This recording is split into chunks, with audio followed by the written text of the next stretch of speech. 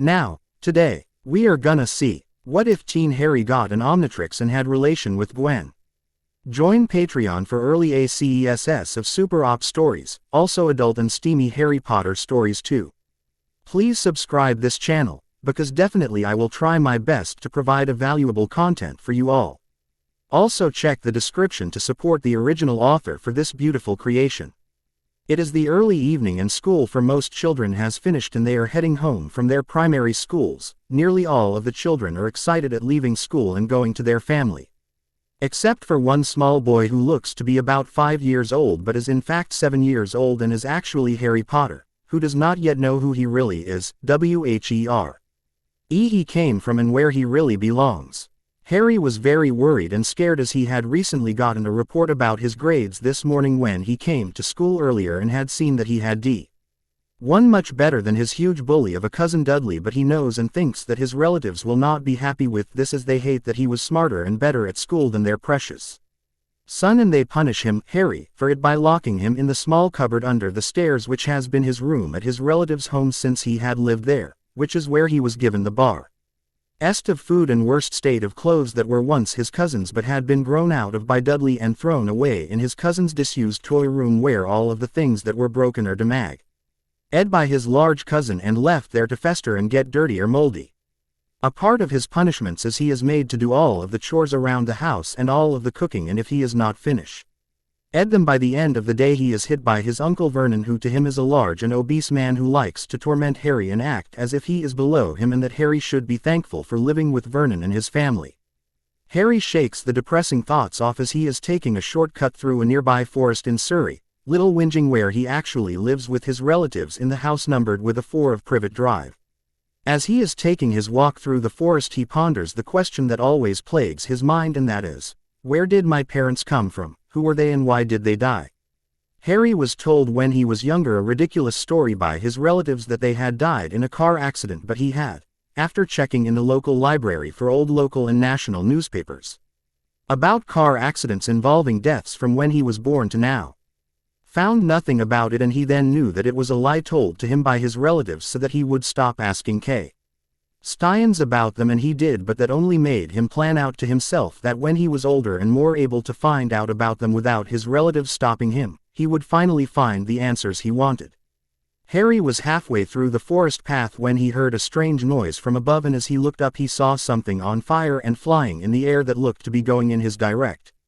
And when Harry thought that it was going to hit him, he quickly ducked behind a nearby tree and saw that the flying flaming thing had landed and passed his previous spot by a few inches and had made a large crash, leaving with a small crater afterwards it had hit the ground. Harry cautiously stepped away from the tree and followed the smoking and flaming trail to where the strange item had landed and saw a green light flashing from inside the crater. Growing even more curious from this, he arrived where the crash happened and saw a large metallic spherical shaped thing which looked to be cooling down as he could see the steam coming from it lessened as the metal faded from being red hot to a cooler temperature, but the strange object gave off a faint glow which he assumed was the light he saw a few moments ago. Harry lowered himself into the crater and slowly walked to the metal thing, and when he placed his hand onto it he jumped back quickly in surprise as the thing began to fold down and open up, and even more green light was released from inside but soon died down to a low glow, giving the craft a more mysterious look than before. Harry moved towards the now open metallic shape and when he looked inside he saw something peculiar, a strange and slim black watch with silver rims and a green hourglass symbol for the face of the watch. Think of the recalibrated Omnitrix in he seasons of Ben 10 when he is 15 years old, but the wristband is inverted in colors, with the green being where the black is and the black where the green is. Next to it was a weird square-shaped device that was the size of a calculator, a medium-sized calculator. Think of a PDA device that to him looked like a small computer, only handheld-sized. Harry moved his hand to touch the devices when suddenly the watch-like thing sprung out as if it came to life and attached itself to his left arm. Panicking, Harry swung his arm screaming, "Get off me!" when he calmed down and saw that the watch-like device would not come off. No matter how much he pulled, and he sighed as he hoped that he would not get in trouble with his relatives for having this thing on him. Harry stepped back up to the metal thing and lifted up the other strange device to see what it was and what it did. As soon as the device was in his hand it glowed, covering the device in a deep bright green-colored light. Strange markings on the side and cover buttons changed to English, and when he pressed the button in the middle labeled Start, and then after the button was pressed it started powering up. A title screen showed up saying, Omnitrix Personal Advisory Device. Harry could guess that the watch was called the Omnitrix and the other thing was a sort of device that advised him how to use it and what it did. This last thought made Harry even more curious about what this watch could do, so he flicked the directional arrow that was surrounding the Start button down to the title, Introduction to the Omnitrix, and selected it, and then the screen was replaced and now showed the information about this Omnitrix and what it did, and the information was very shocking but interesting as it said. Omnitrix is a device that holds the DNA, the information available for building and maintaining a life form's genes, of other life forms of other planets, and allows the user to transform into these different forms. Each form has a different characteristic that would be somewhat supernatural and amazing to a normal person, like superior strength, speed, mental abilities, and etc. Also, the Omnitrix can act as a personal aid device, such as follow commands like protect the user when not using the transformation option by asking it to protect you, say, shield, and then it will surround you in an energy shield field that will protect the user from most dangers like physical harm and other dangers that will cause harm to the owner of the Omnitrix. For using the Omnitrix when not using transformation option in attacking the creature that is causing harm to the owner, they can speak what setting you wish to use, which are: Setting 1. Stun Beam, fires a green energy beam. Hat causes paralyzation the attacker for a time of up to 1 hour or more depending on the amount of power you wish to use, max shot, 10. Setting 2. Sleeping Powder, fires a small pellet that when hitting the attacker it expels a strong gaseous substance that sends the aggressor into a sleeping state that can last up for 3 to 9 hours. Setting 3. Energy Blade, a gray N short blade of energy that allows the user to harm the attacker through stabbing or slicing at the attacker and parrying other sword-like weapons from you. Setting 4. Energy Bullets, attacks by firing small bullet-shaped energy projectiles that will cause a small amount of pain to the attacker or a large amount of pain depending on the power behind the bullet. Setting 5. Power Restraint. Fire a restraint that will capture the person's limbs, arms or legs, rendering the attacker immobile and unable to attack. Setting 6. Punishment Beam. Fires a deadly silver and green-colored beam that can kill or seriously harm an attacker. Warning: this setting is for a last resort and should not be used lightly or for evil, cruel purposes. The Omnitrix can also store new DNA if in contact with a new species of life, but can only be done so by the user of the Omnitrix wishes, along with healing the user and others of injuries that can be of minor to near-death like injuries, and it can fix problems that the owner is facing, such as illnesses, diseases and harmful symptoms of the body by saying, heal, but you must think of who and what you are healing as improperly healing something you do not understand can have dangerous consequences to you or others. You can also change the settings to work with a mental command, your thoughts, if you are unable to speak, to change into an other life form. You must press the small silver and black button which activates the transformation dial, which you can turn and select what form you wish. You are given a starting set of 10 life forms, with each one's having different abilities and aspects. This starting set is so that you can train on how to responsibly use these transformations, and once you have trained enough, the Omnitrix will allow you to access more forms for you to use. For more information on how to use the Omnitrix, select another data file, computerized file of information, from this device. Harry was slightly worried of the last setting of the attack list as he decided to follow the warning of it and use it as a last resort, but he was happy and excited at the other things as these could help him deal with his relative's treatment of him, and it could heal and fix his other problems he had, like his lack of a healthy body, his aches and pains from his uncles and cousins hitting of him, and the Omnitrix making him feel protected from or around them. Harry wanted to try the transformations that was available on the Omnitrix, which he decided to call as it was shorter, easier and cooler to say, but then he noticed how late and darker that it was getting, which made Harry became worried at the prospect of being locked out as he had been locked out of his relative's home before when he had arrived late from school and had to beg to be let in, which was humiliating and annoying for him to do. But then he remembered that the Omnitrix would protect him from this and it may help him live a better life, so with this last happy thought he began walking again to his relative's house with a new feeling of confidence and happiness as he was thinking again to himself, this day cannot get better.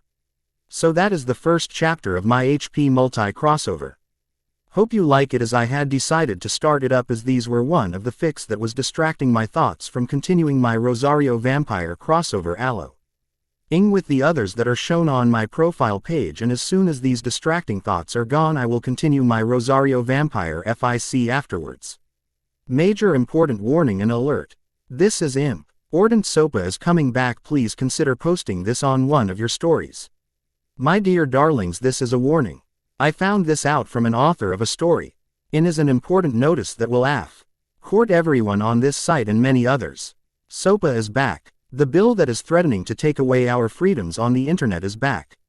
Not only back, but it is trying to be passed quietly so nobody notices. SOPA will guarantee that anybody who streams a video, whether it be on YouTube, a walkthrough for a video game, or a kid singing a song that is copyrighted, they will be treated as a felon. That is one of the highest form of criminal offensives for something as simple as uploading a video game walkthrough on YouTube, playing a song with lyrics of your favorite artist, and even one we all go on, this one right here. I am telling everyone this because it affects us all here, as fanfiction will being attacked as well.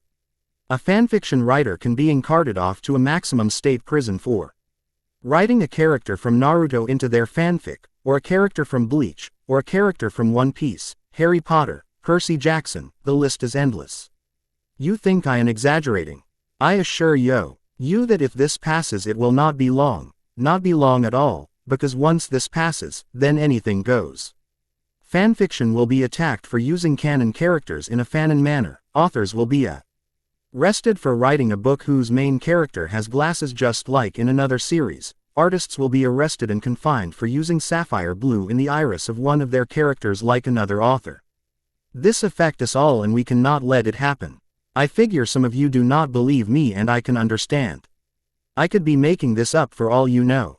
But I provided links below to show you I am telling the truth. Simply remove the spaces below, see for yourself. www. Huffington Post, the 7th of August 2013, unauthorized streaming felony _n_3,720,479. HTML. www. Washington Post blogs, The Switch WP 2. The 5th of August 13, Sopa died in 2012. Obama administration wants to revive part of it. www. TechDirt articles 20,130,805 12,472,124,074. Administration can't let go, wants to bring back felony streaming pro-Science Sopa. SHTML.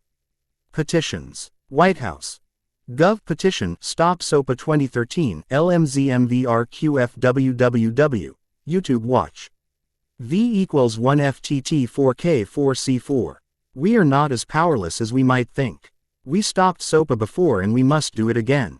Our stories, our ideas, our passion will be threatened. Everything from fan art to YouTube is in danger of being gone forever. I am asking you to spread the word and fight this assault on our freedoms. Because this isn't just going to affect Americans, it will affect everybody across the globe.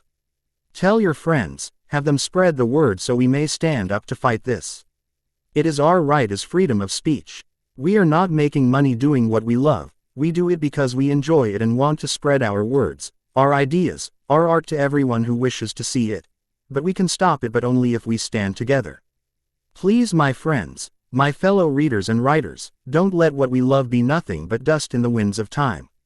Please spread the word and help us be free on the internet like last time we stopped it before. Now let's do it again. Come my comrades, let's push Sopa back and fight for our freedom.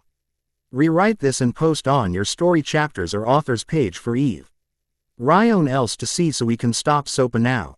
Also for those who will disagree with some of the things written about Harry being too dumb to understand the things in the pad, you will know what I mean if you think about it. It is said in most fics that Harry had hid his intelligence and wisdom when he was growing up with the Dursleys, so he should be able to understand a lot of things and be quite art for his age, and he was shown in other fics that his sanctuary from Dudley and his relatives was the local library where he must have learned a lot of things that normal 7-year-olds should not know.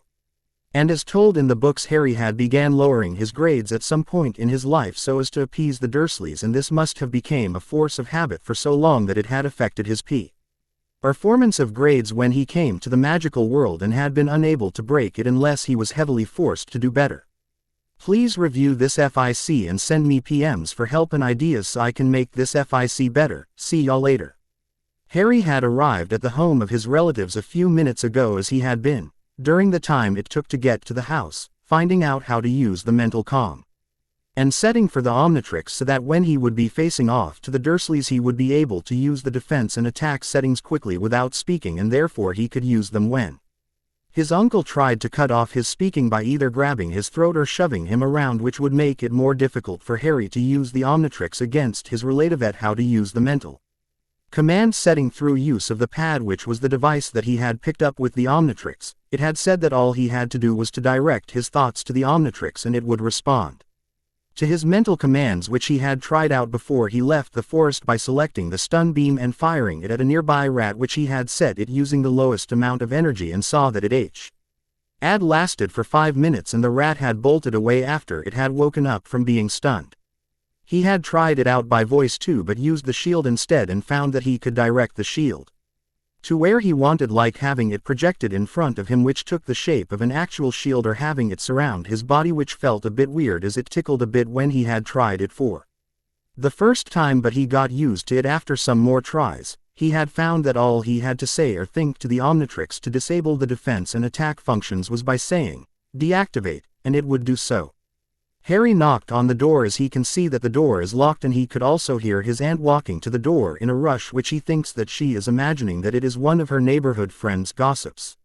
His aunt opens the door and her pleasant expression changed to a one of contempt that she usually wears when she sees him, and she begins whispering harshly to Harry, "What took you so long, you pathetic child?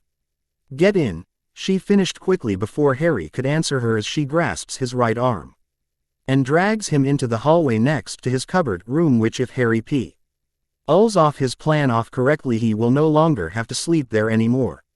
Harry's aunt begins to berate him by telling him he would be punished when Harry's uncle gets home and that he will not complain.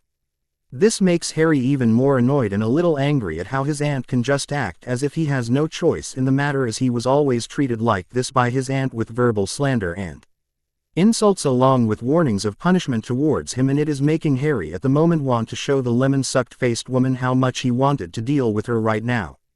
But he tries to calm down and wait for his uncle to get home, which should be soon. By the time shown on the clock from the wall of the hallway, he will not have to wait long, as he will really let his relatives have it so on for their treatment of him over the years.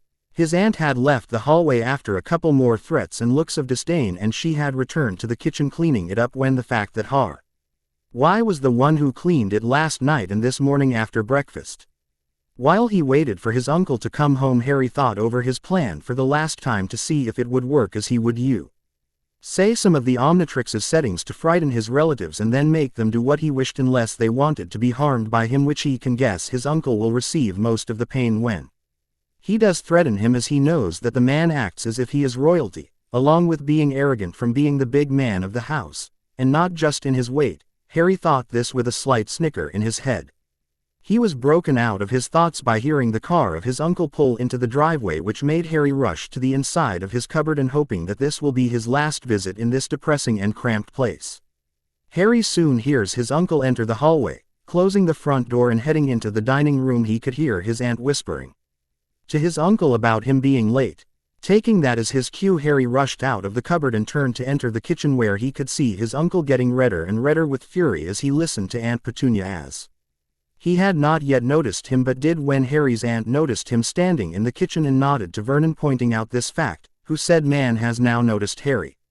Then Vernon turned his anger and fury at young Harry as he began to bellow, "Boy, what did I tell you about being late? You are going to get punished, which freaks like you deserve." Vernon, still red with anger, began to stomp his why towards Harry with his fist raised to strike him, but Harry reacted by turning the Omnitrix towards his uncle, who noticed the device and began shouting again, "You stealing again, boy? I am going to I'll give you a beating that you rightfully deserve." The large man doubled his efforts to get to Harry, but the boy merely smirked and thought, "Stun level 1, and the Omnitrix reacted by opening a SM. All slot on the device that began charging up with a green light, which his uncle very quickly noticed, causing him to pale a bit at the glowing light and then slowed down his pace in fear and confusion. Which was all the time that Harry needed as he gave the final mental command, "Fire."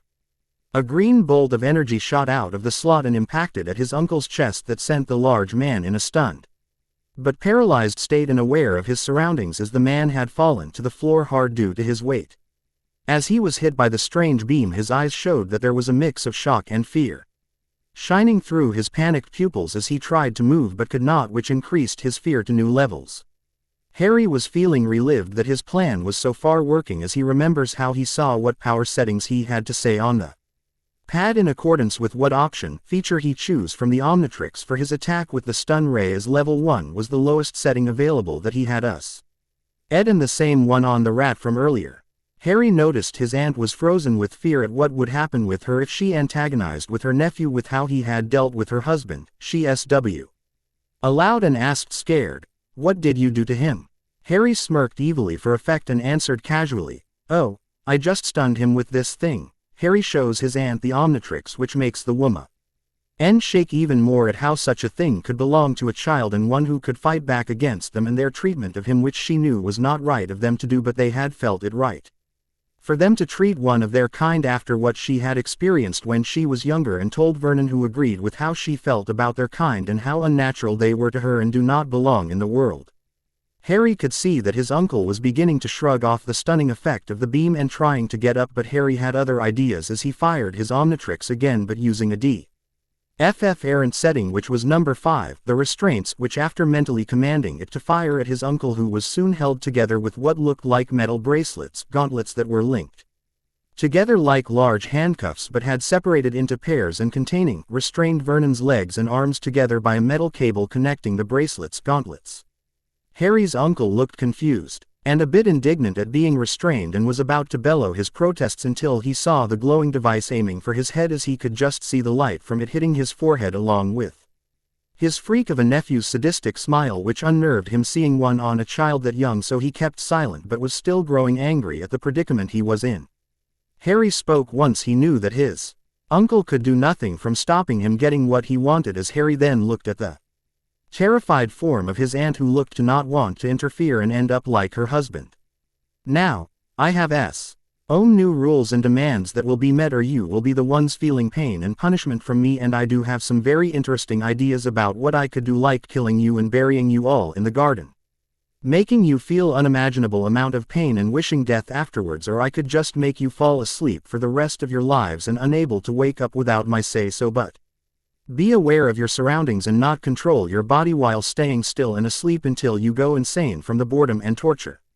Harry pouts. Then he continues talking in his dark and stormy voice.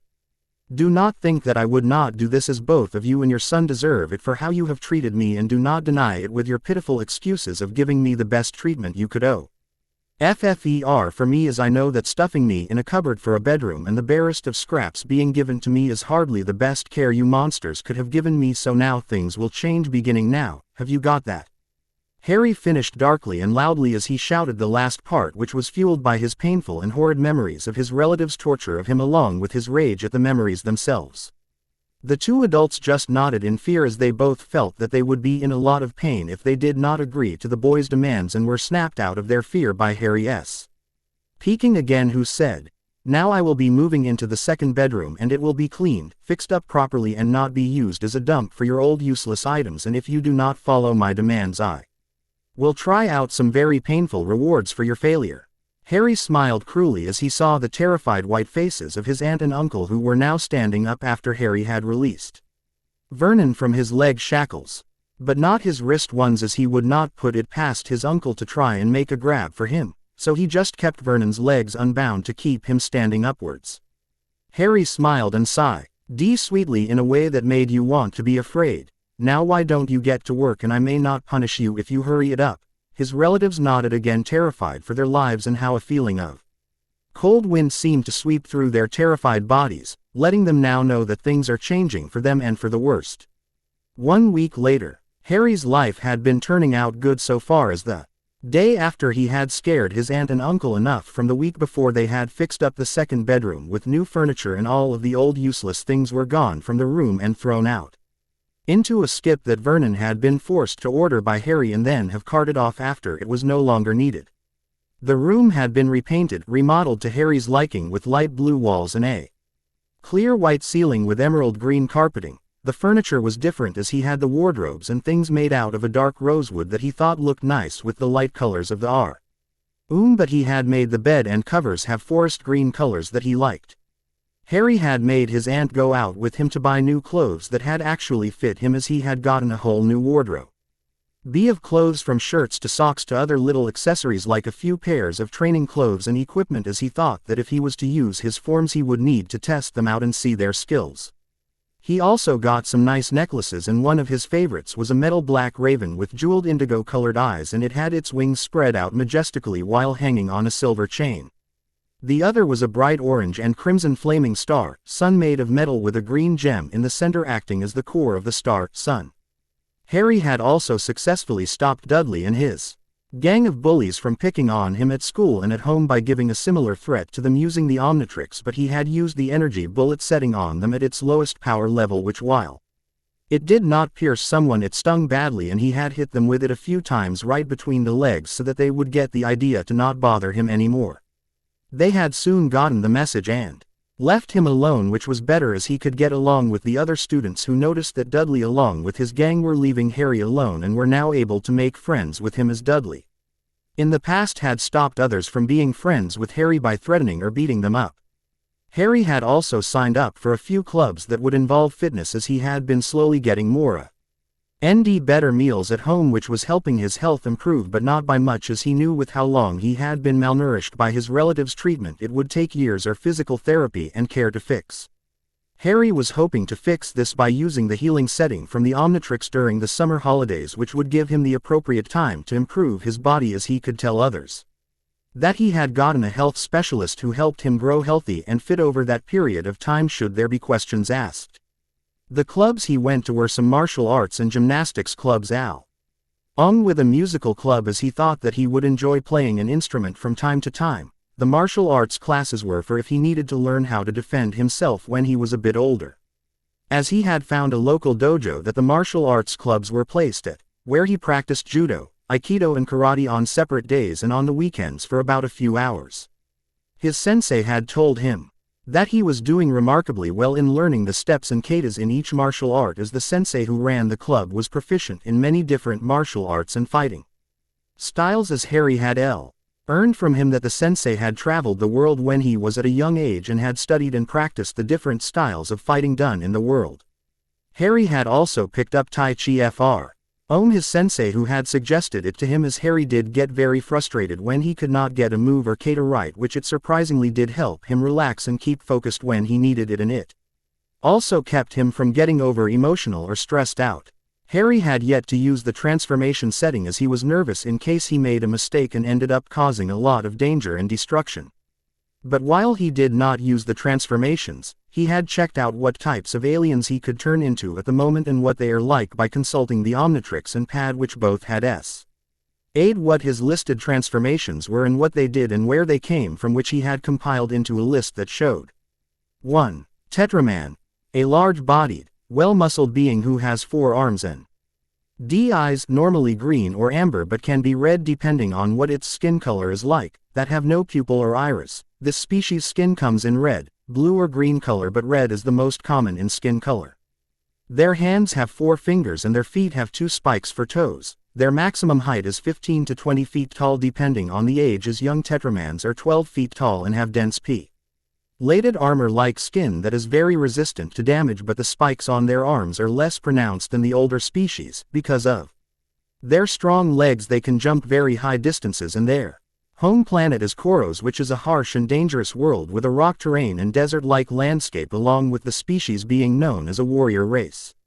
2. Florana. This species resembles a green and tall plant-like creature. It has a single large eye with a white pupil, that can be in blue or yellow, on its head. It has 5 vine-like legs, 4 claws on his hands and Venus flytrap-shaped flaps covering its head. The species can also grow seeds on its back that contain a whole host of substances, both lethal and non-lethal, as well as bombs that are on its upper back while the seeds grow on the lower back. It can extend all parts of its body while retracting most of it and can merge with other plant life such as trees. Its thorns can grow to large proportions as a means of defense. While it can burrow underground, making it easier to merge with other plant life, but this species require water and sunlight to properly survive, as does any normal plant. Its home planets are floors, Verdance and Xenon, which are filled with plant lifeforms. 3. Cerebrocrustacean.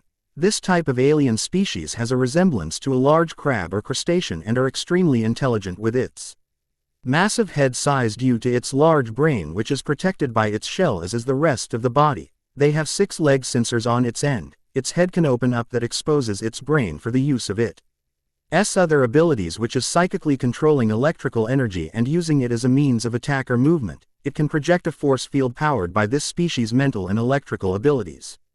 That is very strong and difficult to break through, but it can also direct attacks and defenses through its thoughts, or it can direct the electrical energy through its pincers, but its powers in strength are lessened if done by this method. However, this makes the attacks more precise in hitting the target. Its home planet is Encephalonus IV. 4. Pyronite. This species of alien are mostly made of ardent but still very hot magma with what resemble lava lines running through it, supposedly their veins. Its head is a large ball of flame with a hardened magma skull for its head, and its feet are bright yellow from the heat they give off, which takes the shape of 2 front toes and 1/2 claw-shaped heel. These magma-based species can control and manipulate fire, as their body creates fire and heat, probably caused from a byproduct of their physiology. Also, this makes anything that they touch liable to burst into flames or burn if it is flammable. Its home planet star is a volcanic and dangerous environment named Pyros. 5. Necrophrygian. These aliens are in a similar appearance to moths and other lepidopteran species. They can be blue or white in color. Their wings and antennae can fold in on itself, wrapping the host, making it seem like a cloak or robe is being worn that gives them a phantom or wraith-like appearance. Their eyes are green with yellow pupils when blue-skinned, but aquamarine, and have yellow pupils when white-skinned. They have the ability to shoot icy breath that can freeze most things, along with the ability to turn intangible and invisible, but when they do turn intangible they leave behind a frozen mark. If they are attacking an enemy or prey they can freeze them too with this method. They have immunity to extreme temperatures, both hot and cold, much like one of their home planets Mycadielde, which is a planet that has half ice and half fire for its landscape, but its other home world is Kilmaes, which is a large ice planet filled with glaciers and frozen land. 6. Galvanic Mechamorph. This type of alien species look a lot like a large green and black living circuit of a computer or microchip, and were created some years ago by another species, Cal. Led the Galvans. To learn more, consult your pad, who made this species capable of melding and combining with all kinds of technology and advancing it far beyond its normal programming or settings. The species are made of a special metal that helps with the bonding of their bodies to machines, and can also form their body into different shapes as if it is made of a modifiable clay or a similar substance. And this can be used as a defense, as its attacks come from its one large electronic eye that fires a powerful beam of energy that can be very destructive. However, a galvanic mechamorph can be disabled if they are hit by a strong current of electricity, along with the fact that they cannot control organic life unless it has technology added to it for some reason, and if they are hit by an acidic substance it can be damaging to them. Their home planet is found on Galvan B, which is the moon of the Galvan race who created them. 7. Amperi. This type of alien species are jellyfish-like beings, who have 4 tentacles for their arms and 2 legs. 3 downward connected hood-like parts make up their head and torso, with the uppermost part being the head and the lower 2 parts being the torso.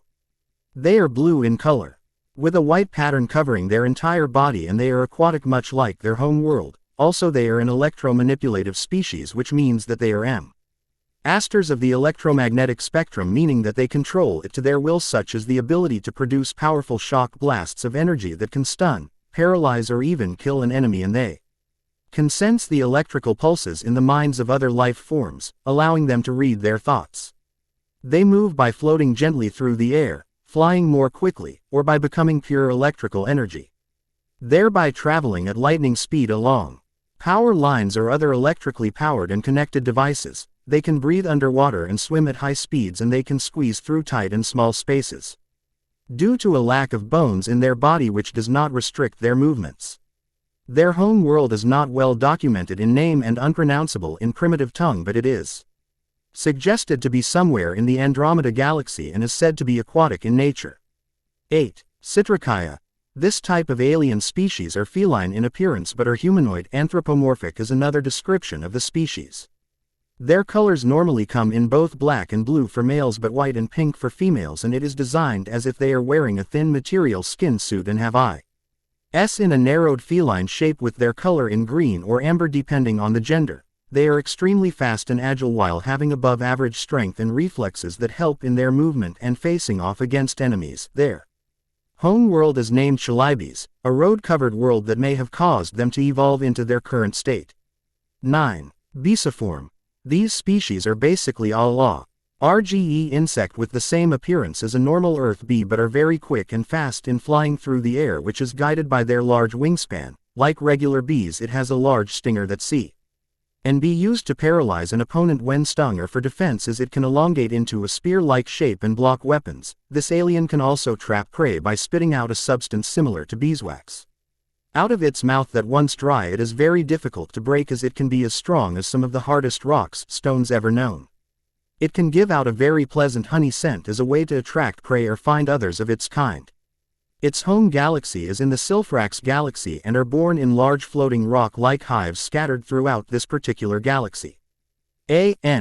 OCAU alien.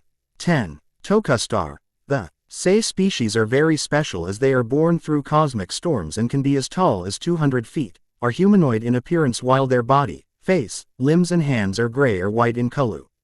And have red stripes on their torso and legs, red spots on their shoulders, red stump-like feet, a red-black finned blade on their head, four-fingered hands, red forearms with pointed elbows and slightly muscular bodies. They can fire large rays of cosmic energy as a side effect of being born from cosmic storms and can create them from their hands by crossing them together in an L or X shape. They have thick skin resistant to most known types of attacks, physical or energy, as well as their size giving them extraordinary strength, also making them able to beat very powerful opponents, lift objects and creatures around their own size with little effort. Another fact is that they can teleport to different places using their own cosmic energies and are very fast for their large size, but they are actually very peaceful beings and are commonly known as the gentle giants. Unless angered greatly or very offended, then they will attack. Harry was excited at the forms he could turn into and what they could do, but he knew that he would need to be in his own best physical condition if it will affect his performance and control of these alien forms. He did not want to chance something going wrong, as he felt it safe to be cautious of how he uses them in case he is stuck in a single form by accident and is unable to change back to normal, but he hoped that it would go fine as he had not long to wait before the summer holidays, which was not till another month from now, so he would keep himself busy by training and enjoying himself as he should be. Summer was finally here for Harry and he was soon ready to begin the healing of his body, and he had planned out how he was to say it that nothing would go wrong for him. Harry was actually in the forest where he had first found the Omnitrix. He was large enough and very secluded from the housing estates around Surrey that he would be not seen by anyone while he finally would test his Omnitrix's capabilities, like the healing setting and the aliens that he would want to try out, like the four-armed one, the fire type and the flying types. Harry was about to begin the healing setting when he remembered what he would say to the device about which parts of his anatomy that needed healing, which was his body and health along with any ailments that needed fixing, and he wondered if this would hopefully fix his eyesight so he would not need glasses at all.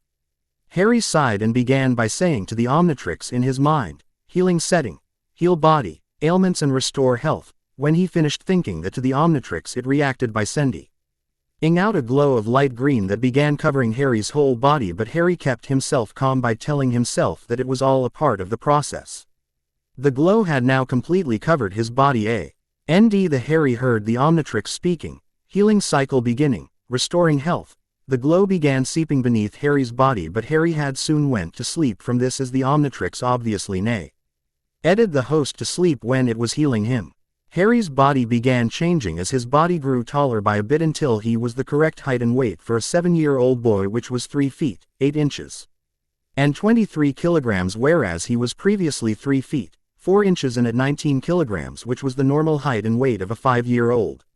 The Omnitrix spoke again as it began its next task, healing body and fixing bodily ailments, and the healing light of the Omnitrix began flashing around Harry's body as it started at the feet where it fixed a few sprained bones and sore muscles, and it began to wrists upwards past Harry's knees where it flashed around there repairing some bruised tissue and rose again fixing the small problems here and there, but as it passed Harry's pelvis it began healing the areas problems like the shrunken stomach that was caused by Harry's malnutrition and lack of food. The damaged lungs from Harry's cousin's hits to the ribs where it repaired some of the ones that had bad bruising. Healing the chest infection in the lungs which could have led to asthma, it repaired the rest of the other organs in Harry's body that needed healing, and lastly it reached Harry's HEA. D where the energy detected a dark and black foreign energy surrounding the child's scar, which was seemingly weakening the child by draining of the boy's energy little by little and causing the boy's bad eyesight, which was also because of the lack of daily sunlight given to the eyes during the child's life.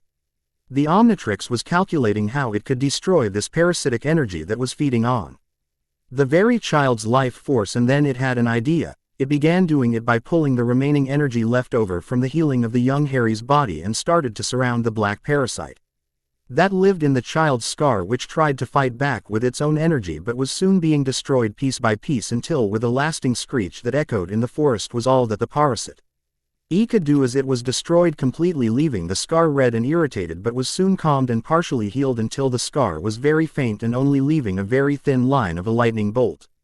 1 hour later, Harry woke up feeling great and in a much better condition than before as he inspected his reflection in a nearby pond, and he liked what he saw as he was taller than he was before.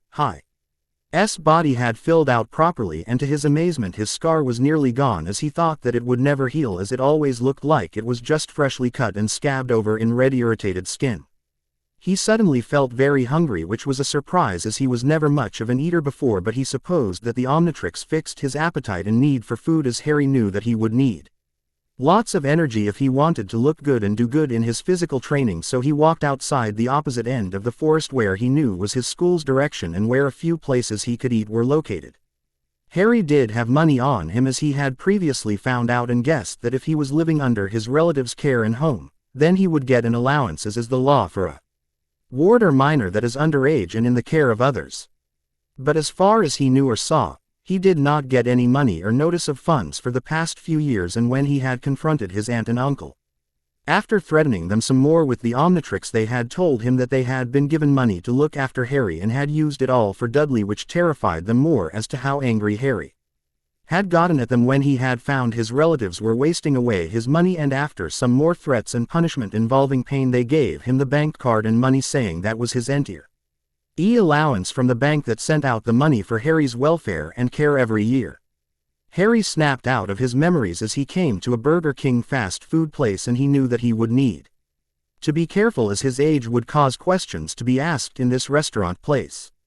So he came in from behind a small family, making it seem like he was with them, and when it was his turn to order the family had finished, he then told the man behind the counter that his family was waiting outside and he was allowed to order himself, which the man bought after Harry said it in the way a cute child would do when he is acting like an adult.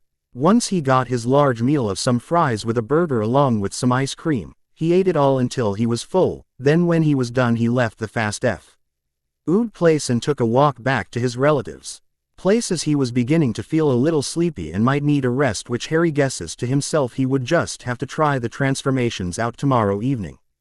The next day, Harry had woken up feeling well rested and refreshed. He was very excited at the chance to finally use his alien forms. Harry had dressed in some loose and stretchable clothing that he used when exercising, as he did not know if his normal clothes would stretch properly, which may end up with a half-naked alien form of Harry, which would have been very embarrassing for it to happen to him. Harry had just reached his forest, which had become Harry's sanctuary of sorts for some time, as it was the one place that Dudley and his gang were banned from by their parents. Harry himself had spread a rumor a couple of years ago about a bunch of drug-addicted gang members hanging about in the forest and causing trouble. which had frightened the somewhat gullible parent. Of Surrey and Privet Drive into stopping any child from entering it, and the good thing was that the forest entrance was now hidden by some large bushes that Harry had replanted to make it look inaccessible, and by placing some signs he made secretly about poison ivy bushes and other dangerous British plants living in the forest to stop other nosy people from entering it.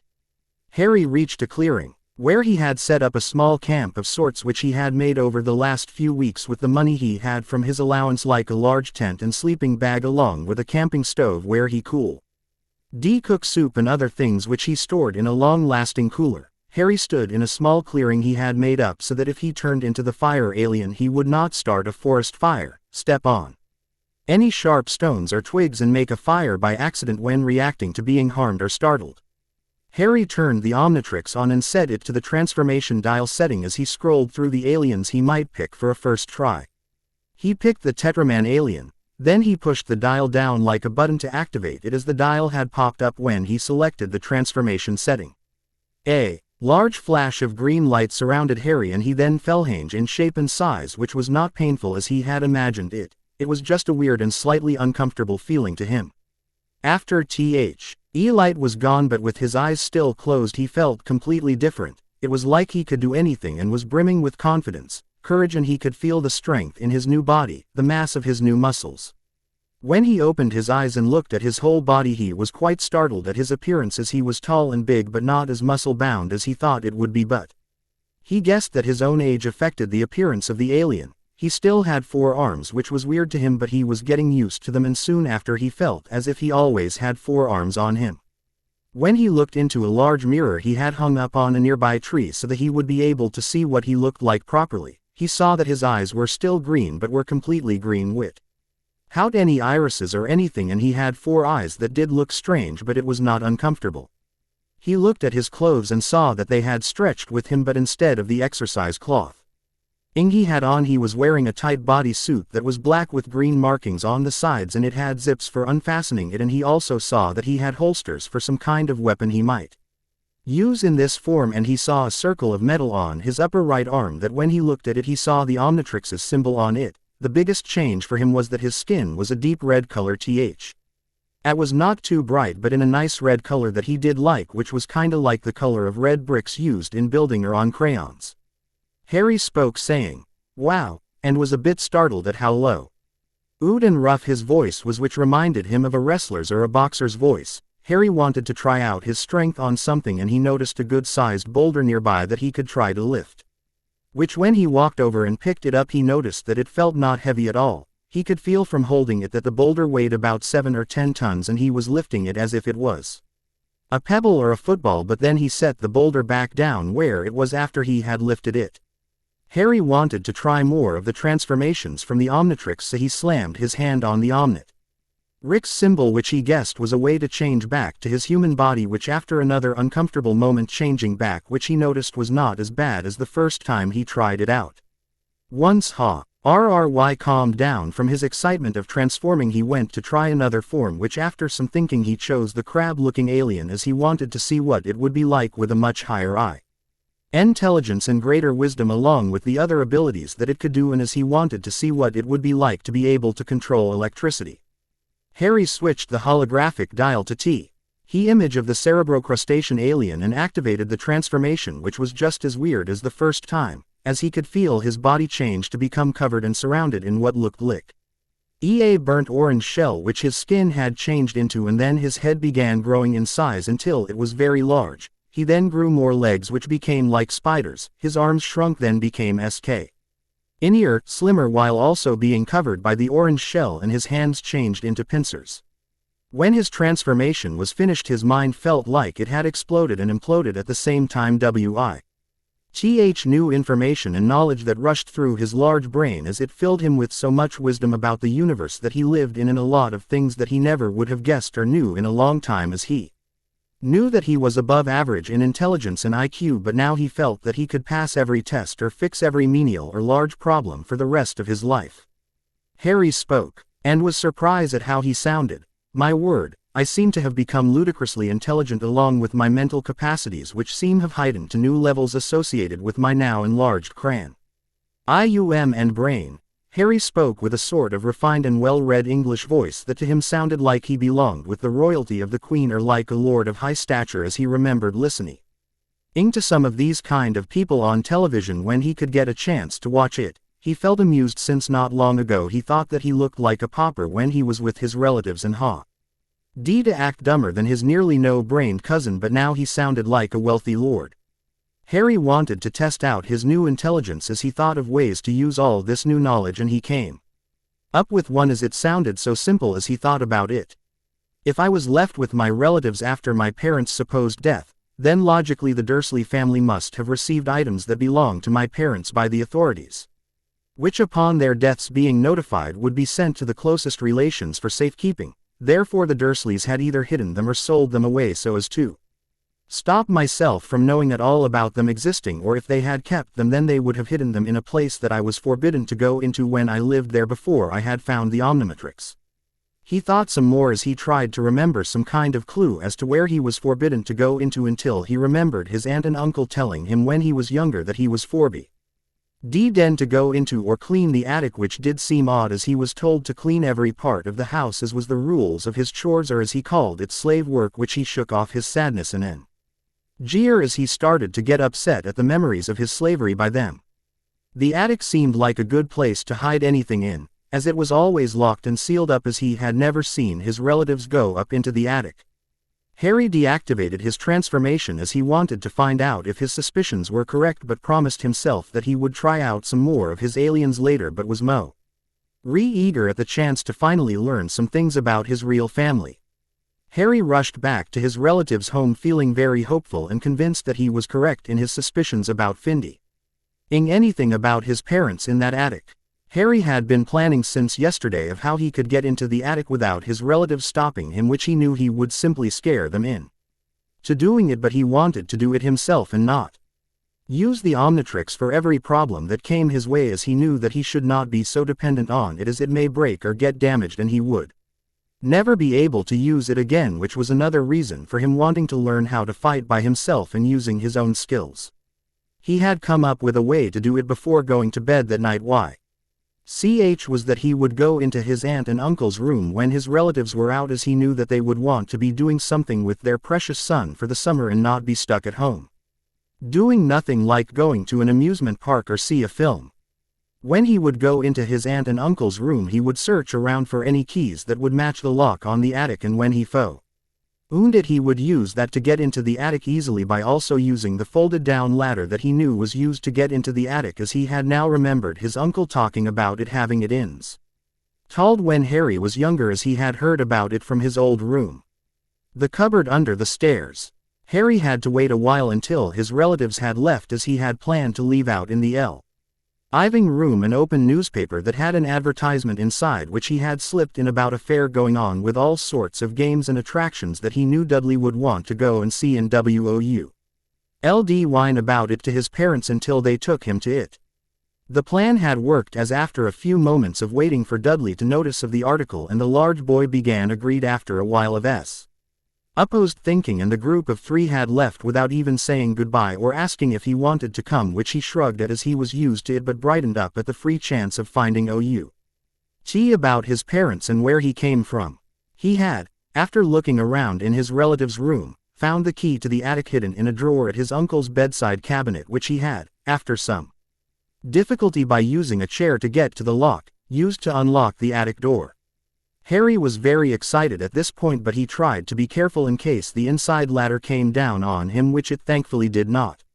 Harry pulled on the cord that would let the ladder down, and when it was down he climbed up it and into the attic. The attic. Dursley's house. The attic was very dusty and covered with old junk and things, which some of it looked like it belonged in a rubbish skip. Harry was very cautious where he stood, as he did not know how strong the flooring was. Harry had began searching immediately. Once he had found a light switch for the attic near the entrance to it. Half an hour later and he was still looking, and he was becoming less optimistic at the chances of finding something about his parents or something of their belongings, and just as he was beginning to think of giving up he saw something. It was well hidden under some old furniture and coats that he almost missed it. It looked like a large trunk that after some digging out for it he found that it had his family name on written in polished white wooden carving. Potter, it read out in large letters, the trunk itself L. Ooped very well made while heavily detailed and had not a scratch or a bump on it for some weird reason. Harry moved it closer to him to see if he could open it, but when he placed his hand on it a SMA LL slot on the top had clicked open, which held inside it a letter that was in what looked like parchment, as he remembered seeing it in old films and things or plays that he saw in school or for trip. He could go on as it was mandatory and his relatives had no choice in stopping him from going or doing it. Hands shaking in nervousness, he picked up the letter, holding it as if it may disappear. For a second he looked at the name written on it, which was his but in a soft and feminine handwriting, saying, Harry, which with a jolt he guessed that was his mother's handwriting, as he could only guess this by how similar it was to how his handwriting is now after he wanted to learn how to write and draw proper by asking his teacher to help him with it. Harry opened the envelope after breaking the red wax seal that had a large P and a lion holding the large letter in front of it, which he guessed was his family's and parents' crest or the Potter one. After taking the letter out and opening it, he was shocked by what it said and told him, Harry, if you are reading this, then I and James have passed on or been killed before you have had a chance to be with us. This letter was made to be a part of this trunk, which is a family heirloom of James's. The trunk was made to store information and contents that are needed for you to know about if you have not been taken in by the list of guardians we had set out for you in our wills, but mainly your godfather Sirius, who if he is not with you or unable to be with you, then he has either been wrongly accused of killing us or sent to prison for being suspected in having a hand in our deaths.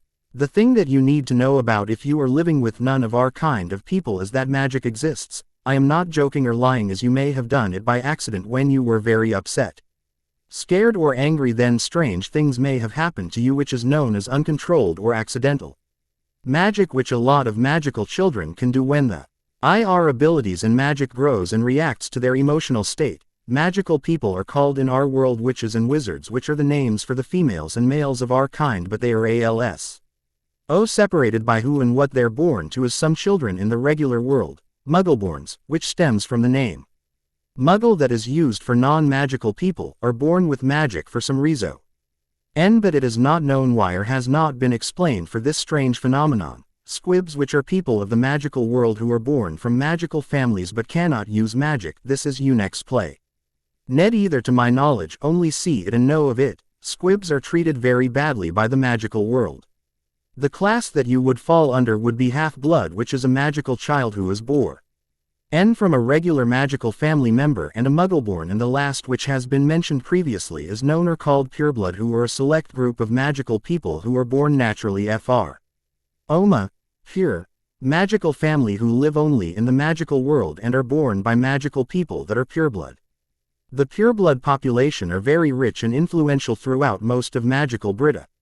In and make up most of the magical government of Britain's political people and top workers of the government, which is called the Ministry of Magic. Some select people of this group are very prejudiced against muggleborns and other beings they have titled non-human, such as the things in horror stories like goblins and vampires, who are all treated unfairly by some of these purebloods, and in response many wars and fights have broken out between them that has been heavily covered up by all magical people who are fearing those of muggle birth like me, as a lot of them know and have families who have been killed in the witch burning and trials mentioned throughout history, therefore frightening magical people of their world to hide and try to keep safe from more prosecution and harm.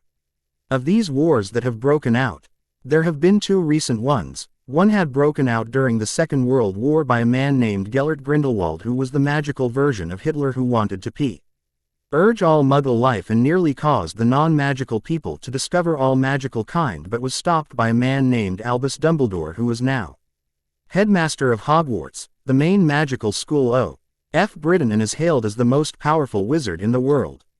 The Second War had broken out a decade or two after the first one, with a man calling himself Voldemort who had similar ideals to Grindelwald, as he also wanted to purge or kill all non-magical life from existence or make them slaves and pets to the pureblood people, of whom Voldemort had vast supporters of those who were prejudiced and hated muggle life too. This may not be very pretty to learn of, but you need to know what you can, as we had died in an attack by Voldemort, who had wanted to kill you for some reason that we did not kn. Alan only the headmaster did but would not tell us anything besides distracting puzzles and words that made us fear for your life, and if you were to survive then you may have grew up not knowing any thing of our world, which is the reason for this trunk. The trunk itself is protected and made through magic, so it would be able to track your own magic and find you wherever you were if you were still alive and until you were able to get it or find it. Inside the trunk it is much larger than you would think, as it has a whole library of books I and James have collected and stored inside to help you learn and adapt to using magic. It also has valuable items belonging to us, like James's journals of his life and time at Hogwarts and my diaries as well, along with our wands, which is what are used by most magical people to use magic, as we had spelled each of them to be stored and kept safe inside this trunk when we had passed on, and if you can find them they may be able to be used by you if the magical tracking charms that are placed on magical children when they are given their wands at 11 years old or younger, so that it is easier to keep track of by the magical government if a non-magica person sees magic and ends up exposing the magical world, have been removed and the wands react to your own personal magical signature and not work for you. Then do not worry, as you will have to get your own wand from the magical world, but until then you will need to learn all you can about magic and its facts, as I do hope that you will be responsible and not do any magic or task without king through, as it may lead to disastrous or dangerous consequences. All my love to my darling Harry, Lily Potter, your mother. Harry was sniffling and tears were rimmed around his eyelids at the end of the letter. Harry was very shocked at what he had learned, as he now knew that magic was real, and he understood why his relatives had reacted the way they did anytime something magic-related had occurred, and why they hated him, as he can guess that his aunt could not do magic and soon treated it with dislike, which she had passed on to his uncle but hidden from Dudley. This also explained why he was treated so badly, as he was seemingly a reminder of his aunt's jealousy and spite against magic that she must have treated towards his mother, and to his uncle he was simply a representation of some thing not normal, as the large man would say, bad to anything that was strange or unusual from his point of view, which clearly showed he did not like it one bit at all. Harry saw that something was inside the slot where he had gotten the letter, which looked like a ring of large keys with each key numbered from 1 to 5, but he saw that there was only one keyhole. But when he looked at his letter he saw that there was something written on the back, but on the very bottom of the page, so he had missed it before reading the part from his mother, as he saw that what was written on the back of the letter was in a different set of handwriting that he hoped was his father's. As he looked at what it said: "Hey Prongslet, Harry, son. It's me, your dad here. Just writing this bit cause your mother forgot to write to you so as to tell you how to open the trunk, which can be done by dropping a single bit of your blood on each of the 5 keys that open the trunk up and the compartments in it. As for CH key you use it open up the multiple compartments in the trunk. A different compartment will appear inside it, but you must close the trunk properly and take the key being used for the specific compa RT meant out, and once it is closed you can use another key that must be placed inside the trunk's lock and unlocked to use another compartment. Do not worry about someone else using the keys or trunka. It can only be used by you or for others with only your permission. If the keys are stolen by someone who is not allowed access, then the key and trunk will not and cannot be used by them, so choose very wisely who you let use this trunk. It also has a shrinking spell that when you place the tip of wand while holding it or your hand at the top of trunk and concentrate while thinking, shrink, then it will change size to make it much more easier to handle, but to make it big again you'll need to place your thumb on the top of the shrunken trunk and think, enlarge, it will return to its original size with all of its compartments intact, which as you can guess has a number of 5 compartments, which are: Compartment 1 Standard storage of school items and sports gear. Compartment 2 Library and journals, diaries belonging to me and your mother. Compartment 3 Family items and heirlooms, family invisibility cloak not included as I had given it to the headmaster for some reason. Compartment 4 Wardrobe items and clothes of the magical world. Compartment 5 Large empty storage room that can be used how you wish, is shielded to hide magic and stop tracking charms of wands so that you see no be tracked by ministry, wink wink. That is it for the trunk, and from me, I wish that you find luck in your life, son. With love from James Potter, Prong's dad. That is it for this chapter, and I hope that you like it, as it had taken me some time to come up with ideas of how Harry should find the trunk and his parents' letters, along with what kind of person Harry was and where he belonged. PLE. ASE read and review and vote in my poll as I need some ideas here. Facts discovered and guidance. Harry Potter multi-crossover, Chapter 5, Facts discovered and parental guidance. Disclaimer. I do not own anyone or anything besides my OC characters and ideas that are in this FIC. FYI. This chapter will be smaller than the other chapters but will have Harry learning what he can about the trunk and what is in it, but the next chapter will have a time skip for a year later to see how much Harry has changed and how different it was since he has learned of his heritage. P.S. Please can I have more votes on my poll, as I did get some for it, but I am going to need exactly 10 votes on either poll question to decide better for my One Piece fix next chapter. Also, this chapter has been edited for mistakes and problems in sentences. Text used in FIC in later chapters. Bold writing. Text of letters, signs, information from Pad and Omnitrix. Bold underlined. Places that are in chapters and their titles along with chapter names. Plain text. Normal speech, English. Italic text. Thoughts of characters and people. Italic underlined. Used for different types of information thought by character. Bold italic. C. Different languages and speech of alien forms. The Dursleys' house a few moments from last chapter. Harry had wanted to open the trunk up right now, but he knew that the attic was not the best place for him to be doing this in, so he went ahead and tried out the shrink function as it would be easier to handle and take with him to his room.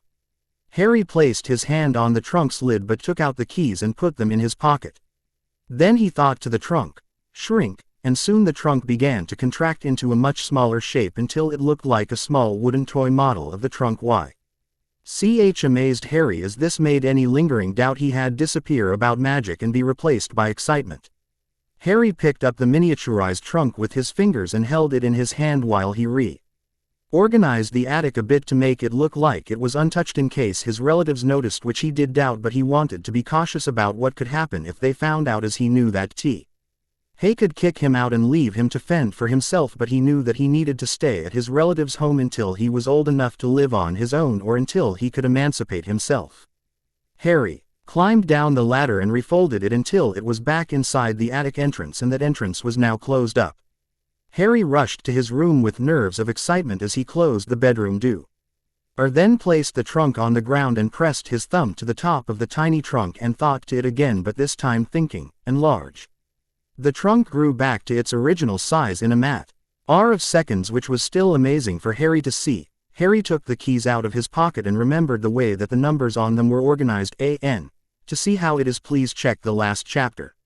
Harry took out a small black pocket Swiss Army knife solder model 1961 that he had kept and taken from some of the things that Dudley had owned in this room before it was redecorated. The knife had been left in the room after, in a fit of anger from cutting himself on the blade of the knife when Dudley was playing with it, he had cast it aside for Harry to find later and keep, as it was some of the things that was not broken and left to fester in the room before Harry had it redecorated. He used the knife and made a small cut in his thumb, which he winced at, but then began dropping blood on the keys, which surprisingly glowed red and then green while it absorbed the blood, and after Harry held some pressure on his thumb to stop bleeding, he then cleaned the blade with a nearby tissue box in his room. Harry opened up the first compartment after placing his key into the hole and unlocked it, which made the locks and gears that sounded like they were moving about inside started unlocking it. Think of how the chest in POTC, Dead Man's Chest, opened and you will get the idea. And with a CL, Harry lifted the lid and saw nothing but some books and other items like to his surprise quills and parchment, along with an old but dusty crystal ink bottle that was covered by a silver, black and brown swirling design. Harry picked up some books and looked through them, which to his surprise had some of the text crossed out and written over with Harry's parents' handwriting, but he saw that the books marked as Transfiguration and Defense had his father's handwriting, while the one titled Charms and Potions had his mother's handwriting in it, along with other little books. But he also found another letter inside the Transfiguration book that looked to be from his father that said, "Hey son, if you have found this letter, then you have just opened the first compartment of the trunk while searching this particular section of the trunk and found my letter to you. I wrote this letter to say that the things in here are just some books that we could not fit or wanted you to find first, so your mother and I had left some of our school books we had used most in classes along ITHR favorites from school for you to read and learn from as your mother and I had changed some things that we both had noticed and made personal notes in them about the subjects that are used with the books, but if you do not know what the subjects are, then you may want to check the library compartment where you may find another letter instructing you how to use and work the library compartment. This compartment will be used for your daily school things to be kept in and stored for safekeeping or when you do not need them, as it has small slotted stacks for school books, ink and parchment. Storage for your writing tools to do assignments and homework along with notes you can make, but lastly it will hold you Quidditch stuff for safekeeping along with your broom, but my broom is in there instead, which you can use when you have learned how to fly on it, and place my broom in a different compartment and replace it with your personal flying broom. If you do not get what I mean, then there are books explaining about Quidditch and other things in the library compartment. Hope you enjoy the rest of the trunk, son. From your dad. Harry was happy at this as he had another letter to keep. That was from his father, which he placed back in the envelope and next to the other letters from his parents which he had left next to him on the floor, but made sure to keep them safe and from harm. Harry was curious at what his father said about Quidditch and what it was. This made Harry close the lid. After placing the books he took out back inside the compartment, and when he closed the lid it relocked itself.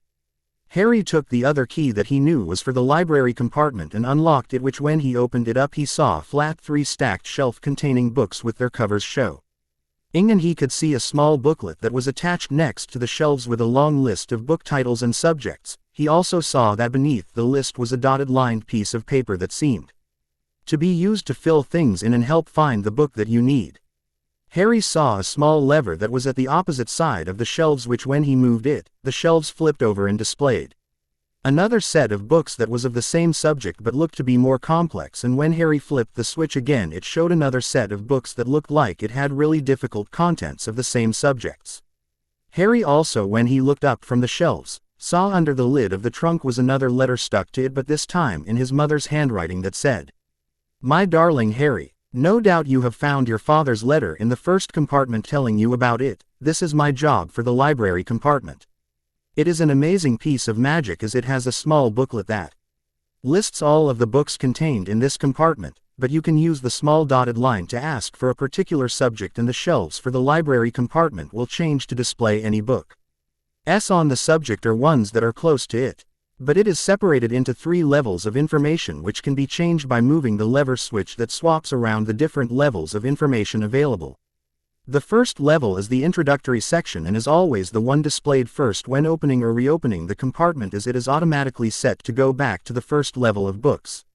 The second section level is for more detailed and informative books that are used when you have reached a better understanding of your subjects or are finished the first level, and finally the T Road section level are the most informative but difficult books that contain very in-depth information on your subject that you wish to study, but some magic in these books are very dangerous and powerful to use, so please do not use them unless you really do need them. The dotted filling line that you see can be used to search for your subject will clean itself after pressing the button next to it, so you can perform a new search, but the booklet will list the books by changing its content. The booklet, when not in use, will reset to its original look with a complete list of the books contained in the library compartment. I hope you strive to learn all that you can, sweetheart. From your mother. Harry was a bit emotional at his mother's letter, but calmed himself down with a few calming exercises he had learned from his meditation lessons that he had learned from Tai Chi classes. Harry took a nearby pencil and wrote down on the dotted line, but after resetting the levels of books to the first level, the introductory section, he wrote, Introduction, down, waited for the books to change, which they did after flipping around and resetting, and once it was done he saw books on different introductions like law and history, school subjects, along with some books on Quidditch. After he looked at the other books in the introduction, and he picked up the books on the subject along with books on different topics, and when he was done he closed up the trunk and lay on the bed to read them. A few hours later, Harry had really gotten interested in the books he had picked, as they had told him pretty much the general but useful information he needed to know, like how Quidditch was actually sport played on flying brooms specially made for the sport. The sport had different players he had listed in his head with their title and job of the game. Keeper, Stays by the goal hoops to guard the hoops from the opposing team's throwing of the quaffle, the ball used to score regular points, and thrown or get past the keeper to score a point. There can only be one keeper per team unless there are reserve players. Chaser, the player who holds and uses the quaffle to score points. Foe are the team and can steal the ball from the opposing team to gain the ball back and score a point. There can only 3 chasers in a team. Beater, the players who use bats and hard enchanted balls, known as bludgers, to knock opponents off their brooms and defend their own teammates. There can only be 2 beaters in team. Seeker, the player who searches for the golden snitch, a small golden winged owl that is very fast and difficult to catch, but if caught by Seeker then the team will get a total of 150 points for your team, which usually allows them to win the game match while avoiding enemy play. And the bludgers attacking the Seeker. There can only be 1 Seeker per team unless a reserve is available. Harry had been excited about Quidditch, as it said in one of his books about Hogwarts that it had its own Quidditch pitch for games done by the school's house teams, which were the houses that were in Hogwarts. They were in a book named Hogwarts: A History, and the houses were named after the school founders that were categorized as Ravenclaw, named after Rowena Ravenclaw, normally the house for the wise and intelligent students of Hogwarts. House colors are blue and bronze. The house symbol is an eagle. Hufflepuff, named after Helga Hufflepuff, normally the house for our king students of Hogwarts. House colors are yellow and black. The house symbol is a badger. Gryffindor, named after Godric Gryffindor, normally the house for the courageous and honorable students of Hogwarts. House colors are crimson, red and gold. The house symbol is a lion. Slytherin, named after Salazar Slytherin, normally the house for the cunning and ambitious students of Hogwarts. House colors are silver and green. The house symbol is a serpent snake. Harry had tried to learn all that he could about Hogwarts, the magical school, and what he had learned was very interesting, and he was very excited at the chance to go there when he turned 11, but he did not know how he would explain how to other magical people about his watch, as he had read that magic made electronic devices not work at all due to the energy given off from magic that interfered with electronics like phones and computers.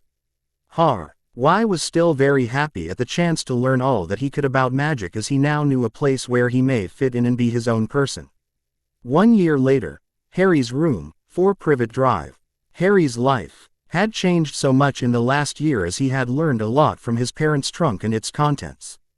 Like how their lives at Hogwarts went for them, from his father's pranks and adventures in the school with his friends to his mother's life exploring magic and learning all she could about the magical world. All of these tales were in both their diaries, Lily's stories, and journals, James's stories. Harry was very astounded at how much his parents did not get on very well at the beginning due to their different personalities growing up, like his father's immature attitude and somewhat arrogant personality, and his mother's studious, sophisticated and hard-working attitude and personality. He had read all of their stories and tales of Hogwarts and their life growing up like his father's parents. Harry's grandparents also, about his mother's life growing up with Aunt Petunia acting mean and horrible to his mother because of how she could do magic, while his mother's parents, Harry's other grandparents, had treated his mother like the favorite child, and his aunt could not be seen as anything special in their eyes. Along with how his mother's main friend Severus Snape had helped and tried to support her, but somehow ended up ruining their friendship by a simple mistake of calling his mother a very horrible word known as mudblood, which Harry had researched through looking at his bouquets in the trunk, and that it was meant as a racist and cruel word for a Muggleborn. The trunk was a true masterpiece and help in Harry's life, as he had now felt a place where he could live and belong to. The books had helped Harry understand so much about the magical world, from its subjects to how the magical world had lived. The 5th compartment of the trunk had been Harry's favorite place to go, and he had made this place his new refuge, as he had heard details of the local council in the paper and TV news that the forest was going to be cut down by half to make more room for new houses, which meant that his favorite place to hang out at would be gone, which he did get upset about, but he is now happy that he had changed places to the empty 5th compartment of the trunk. He had filled the trunk with the things that he had bought for his now old hideout, like his tent and camping gear. He had also used the place to practice his magic by using the wands of his parents, which, after trying out, he had found that his mother's wand worked best for most spells that were apparently commonly used by many magical people, from what he had learned and read from his books. He also used his father's wand for the more difficult spells like Transfiguration and defensive magic, as it seemed to be more suited to those kinds of spells. Harry had a very good understanding of how the magical world worked. Like how its laws worked, as he wanted to understand and know how he cannot get himself into trouble by breaking a serious law or rule without knowing, as he had once read that, ignorance is stupidity.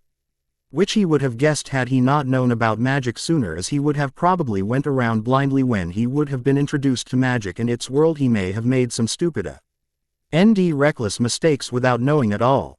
His studies have helped him immensely, as he now knew numerous laws and tricks he could use if he was ever brought up on any charges for any reason, and he had also found a small rule book belonging to Hogwarts that gave a list and explanation of the rules and regulations of the school. Harry had, when he first started learning from his library of magic, tried to find ways of using his magic without a wand, or at least have a better control of it, and he had came across some books explaining how to find your magical core. Which, after some studying in their books, was the actual birthplace of a witch or wizard's magic, and was spread out from the heart to the rest of the body, much like how blood was in the veins and arteries but could not be detected her own normal ways, as the magical energy was invisible to the naked eye and grew in power and control as the person got older and matured in age and body, which was linked to the person's health and living, as it said in one of the books that a healthy body means healthy and powerful magic. Harry had read extensively on the subjects linked to magical control and how to use it best, and had also found that most people's magic matured mostly when they are at an age of 11 or 12 years old, but some people's magic can be what is called late bloomers, which meant that the person's magic takes longer to mature, control and use. The age of when a person's magical power fully matures is at the age of 17 or 18 at the least, depending on if they are a late bloomer in using magic. Harry from this had found some techniques that could help his magic mature a bit faster and allow him better control. One of the best ones to use was meditation and practice of spells. Harry had started out small, like levitation of objects and doing small transfigurations a little at a time while going through different meditation techniques which he had found from a couple of books that was from his mother's pile of books belonging to her, as he had noticed how some books had a symbol of a red lily flower and another had a dark brown stag, which after looking in his parents' diaries and journals he had found that they both had personalized their favorite books with a symbol that had a meaning to them, which he guessed because of his mother's name and of how his father was an animagus, which he found to be fascinating, as he had looked it up on some of the Transfiguration books that directly talked about how to be an animagus and what they are. He had learned that an animagus was a wizard or witch's ability to turn into an animal through their magic, but there was different ways of doing so, like simply focusing your magic with your body and picture your body changing to the animal you wish, using a poti. On that lets you go into a dream-like state that will allow you to find your inner animal that is most linked to your own unique personality, much like how a person who is proud and fierce may turn into an eagle or a lion. Harry was fascinated by it, but he did not want to turn into one, as it was extremely difficult and dangerous to attempt, and from his books there were not many animaguses in the world today, and he had found that for those who had attempted it and failed, they ended up dead or extremely disfigured beyond repair.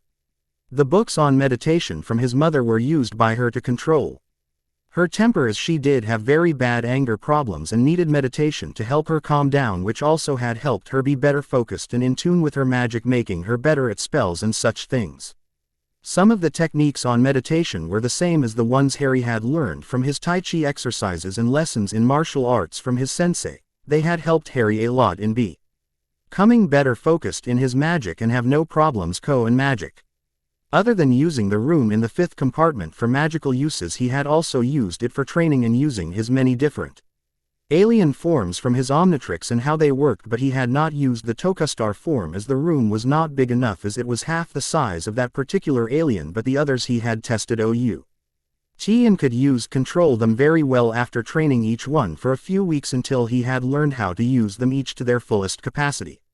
He had also made names for each form, as he thought they needed them to separate each one's uniqueness and talent, and they were: name of alien, species, gladiator, Tetraman Vinewhip, Florana, Cerebro, Cerebrocrustacean Wildfire, Pyronite, Froze, T-Moth, Necrophrygian Upgrade, Galvanic Mechamorph Gelshock, Amperi, Bluebolt, Citricaia Drillbee, Besiform Titan, Tokastar. He had chosen most of the names from their physical appearance and abilities except the last one, as he had only chosen the last name for the 10th alien because of its large size and how fitting it seemed for the giant alien. Harry's favorite alien was Bluebolt, as he liked how fast he could go and the fact that Bluebolt was very strong but not as strong as Gladiator, whom he had named for the sort of warrior feeling that the alien gave off to Harry, but he had yet to find a weapon that was best suited for this form, and Harry could not yet make a weapon from magic, as Transfiguration was not very long lasting unless you used Conjuration, which was one of the most difficult magics linked to Transfiguration there was for a young wizard to attempt, so Harry had resolved to find a weapon maker in the magical world, as he did find that goblins were weapon makers themselves, besides being the ones to control and protect the magical world's money from thieves. But goblins were very picky and not the best of people to strike a deal with when having items forged by goblins. Harry did have trouble controlling Drillby, as it was a very energetic and confusing form to have, as it was the only form he had that could not talk, but he had gotten through it after Saryu's study and training with the form, which had paid off, as he could go very fast when flying in this form, and the stinger of Drillby could change from a long spear to a rotating drill which could be useful in a fight, as it could tear through an enemy's armor with enough force given. Of the different levels of the Trunks library, Harry had read nearly all of the first and second level books, but no a lot of the third levels, as they were too complex and difficult for his mind to understand at the moment, but he hoped that he would be able to understand and have read them by the time he went to Hogwarts or was in his second and third year of Hogwarts. Harry had bought with his money a whole set of exercise equipment, but made sure that they were non-electronic, as anything electrical did not work properly within the magical room of his trunk or had short-circuited while inside the room. The reason for this was that he had wanted to test and train his alien forms properly, which helped a lot, as it made Harry learn of his alien's limits and weaknesses, like how Bluebolt had trouble stopping quickly enough after running very fast, how Wildfire's flames were difficult to contain if he was anything flammable, and how Drillby could not fly when its wings were wet after accidentally flying into a jar of water Harry had set out for drinking after his exercises. Harry had worked through most of the problems with his alien forms, as he had found a way to stop Bluebolt from crashing when trying to slow down, which was having Bluebolt slow down gradually as he moved until he was at a manageable speed to control and stop completely. He had made the Omnitrix change Wildfire's look to having a sort of heat-proof armor or gear that contained his body flames with only his head and neck exposed, but could have the gloves and feet retract by thinking it so that the flames could fire out from Wildfire's body, but it had the Omnitrix's symbol in the center of the chest. Looks like the UPGR aid suit from the Ben 10 and Generator Rex crossover episode, but is red-lined rather than green. Harry had not yet solved the problem for Drillby's wings, but he would try to do so soon. Harry had the weight-lifting equipment to build up Gladiator's muscles and to test the alien form's limits in strength, which was working as the body of Gladiator was growing more and gaining much more muscle. The more he trained and got older, and was beginning to look much like the picture he had of a Tetraman on the pad. Harry had found that the limit of Gladiator's strength was 500 tons at the moment, which Harry wanted to improve on but could not at the moment, as he had no equipment that was heavier than that. He had also found that the form seemed to have some sort of muscle memory when fighting, as when he had tried some martial arts moves in this form, the alien seemed to adapt very well to the techniques and make them work with the 2 extra arms it had, and he had also used some of the techniques with Bluebolt, which worked very well, as with the alien's natural speed and strength it made the moves Kata's extra powerful and made up for the form's lesser strength than Gladiator. Harry had also used his gymnastic lessons to make his attacks when in Bluebolt's form more fluid and flexible, which Harry thought linked to the alien's feline-like attributes made the reflexes and moves more useful when used, and was good at avoiding objects sent at it, as Harry had found an old magical fighting doll in the room when he first went inside it, as it was covered in a cloth and still worked. The doll was controlled by the magic that made and guided it, but could be changed to accept new modes of fighting from the book that was with it that taught the user how to make the doll either fight with spells and magic or hand-to-hand combat. The doll had helped Harry a lot in training himself, as it gave Harry the proper practice he needed to learn how to fight an opponent properly, but it took a bit longer to have the doll learn properly of how to fight without magic, as there were not many spells that could be used for changing how the doll fought, but he had worked around that by changing the Spells wording. As Harry had learned that all or most spells used in magical Britain were derived from Latin, the spells could be changed if the person had enough drive and concentration along with power to do so, and it had helped that he had bought a Latin to English dictionary and learned from it as much as he could to help change the spell to his liking as the spell from the doll's guidebook. K was originally used for combating with weapons that were not a wand but of swords and other weapons like it. Harry had to get the wording of the spell right, as from the book it said that the doll was adaptable to fighting in nearly any kind of fight possible, as it had been somehow programmed magically to instantly learn what it was made to teach and fight with. Harry could not wait for his Letter to arrive from Hogwarts so that he could have his own adventures and maybe make new friends with some of the students. 3 years later, Harry's trunk, 5th compartment. Harry was very excited as this was the year he would be getting his Hogwarts letter. He had studied so much from his books and learned half of all the spells in the entire library compartment, with the rest looked over as Y had been able to learn some things from the last level of books in the library section of the trunk. Harry had to guess he was up to 4th year in knowledge and magic of Hogwarts, but with exception to some of the other extracurricular books he had found in the 3rd level of the library section, like one book about mind protection and mind reading, which was interesting as it had some things to do with his meditation exercises and books, but the mind reading part was actually a spell used to read a person's mind unless they could defend against it with mind protection, known as occlumency, wh. Arias. The mind reading spell legilimency, and the actual spell for it was legilimens. Harry had found from the journal diaries that the mind books both belonged to his parents, as his father, having been trained to be an Auror during the war after his school years, had picked it as it was an optional choice to learn when training to become an Auror, so his father had picked it as a safety precaution on during the war, along with getting the best books for them. Then once he had learned all he could, he had then taught his wife, Harry's mother, about the mind arts of protection, another name for the which in turn made his mother find an old book about legilimency out of curiosity and find out more from the spell so that she could have a better understanding on what she wished to protect her mind from. The books on mind protection, occlumency, each had different methods on what to do and how to protect the person's mind, as some people chose to just hide a person's mind from mind-reading spells behind a magical shield that was to stay up most of the time until it became second nature to have it up and able to protect the person's mind. This method is a useful one but can be distracting and draining on the person's magic when learning it, as it uses up a lot of magic to keep stable and strong.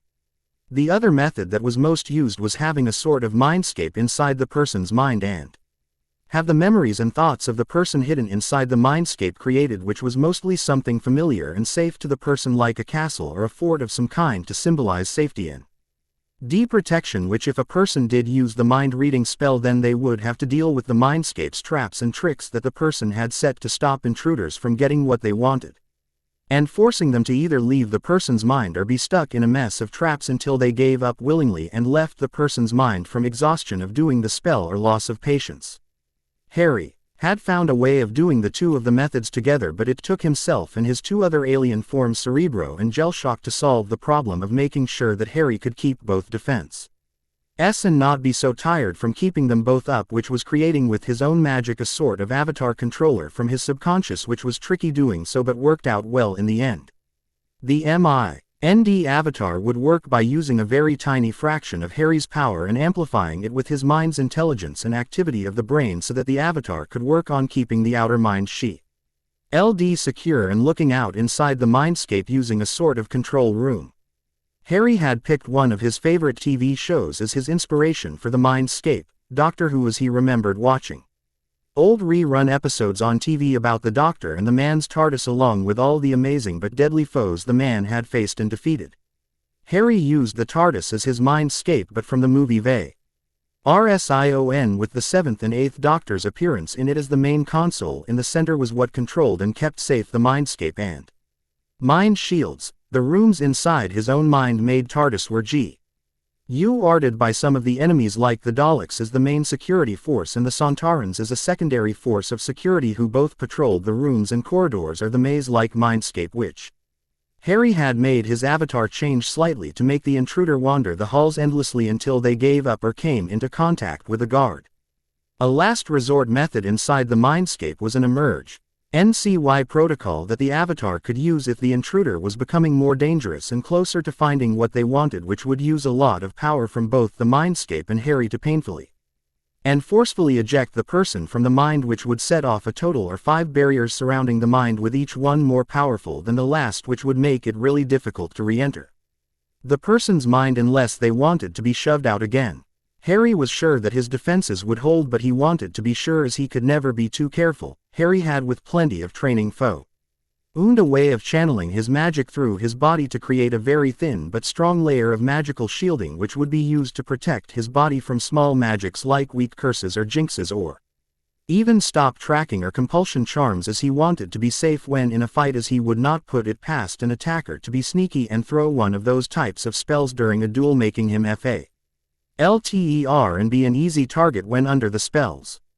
It would not be too draining for him, as Harry had trained his body to use the body shield instinctively when his body perceived a threat or was in contact of opposing magic that would harm or threaten him, so that he would not need to use it all the time and end up draining his power and use of magic.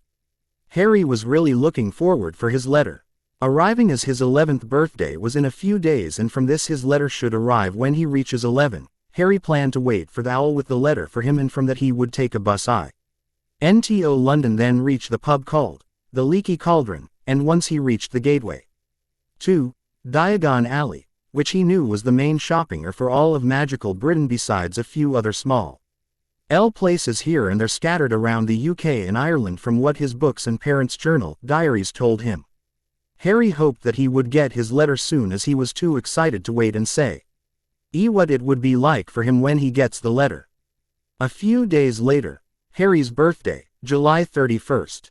Harry had made sure to wake up early and wait outside in the front garden on a nearby garden bench as he waited for the owl to arrive. The last few days for him were stressful, but Harry had dealt with it by using his mental and calming exercises to lessen his jitteriness. Harry was snapped out of his thoughts by a hooting sound as he looked up and saw that a brown and white barn owl was flying towards him with, to his excitement and joy, a letter held in its claws by a piece of string. The owl landed on the arm-rest of the bench and held out its leg for him to take the letter, which he did while stroking the owl's feathers and wings, which it rumbled and hooted in pleasure at the treatment it was getting from Harry.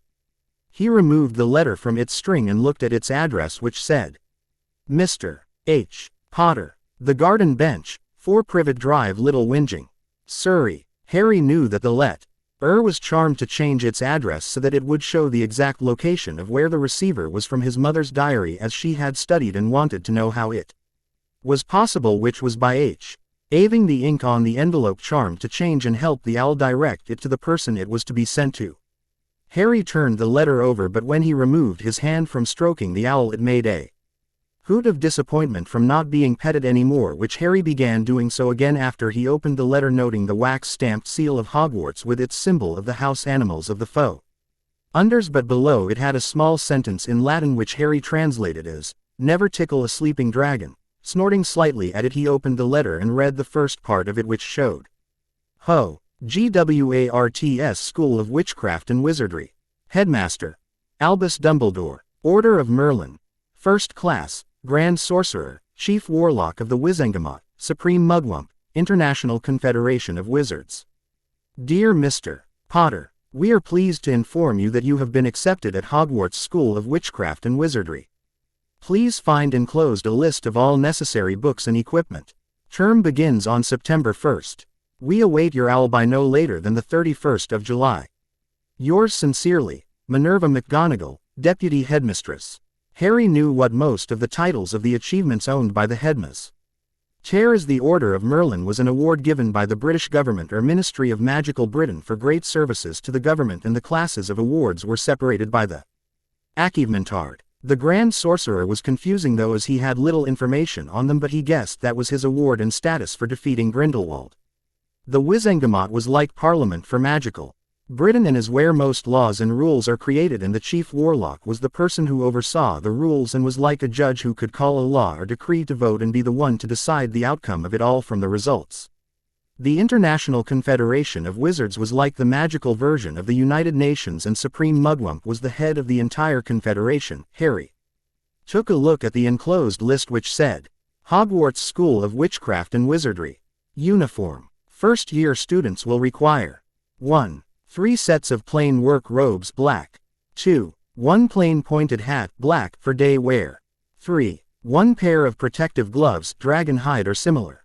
4. 1 winter cloak black, silver fastenings.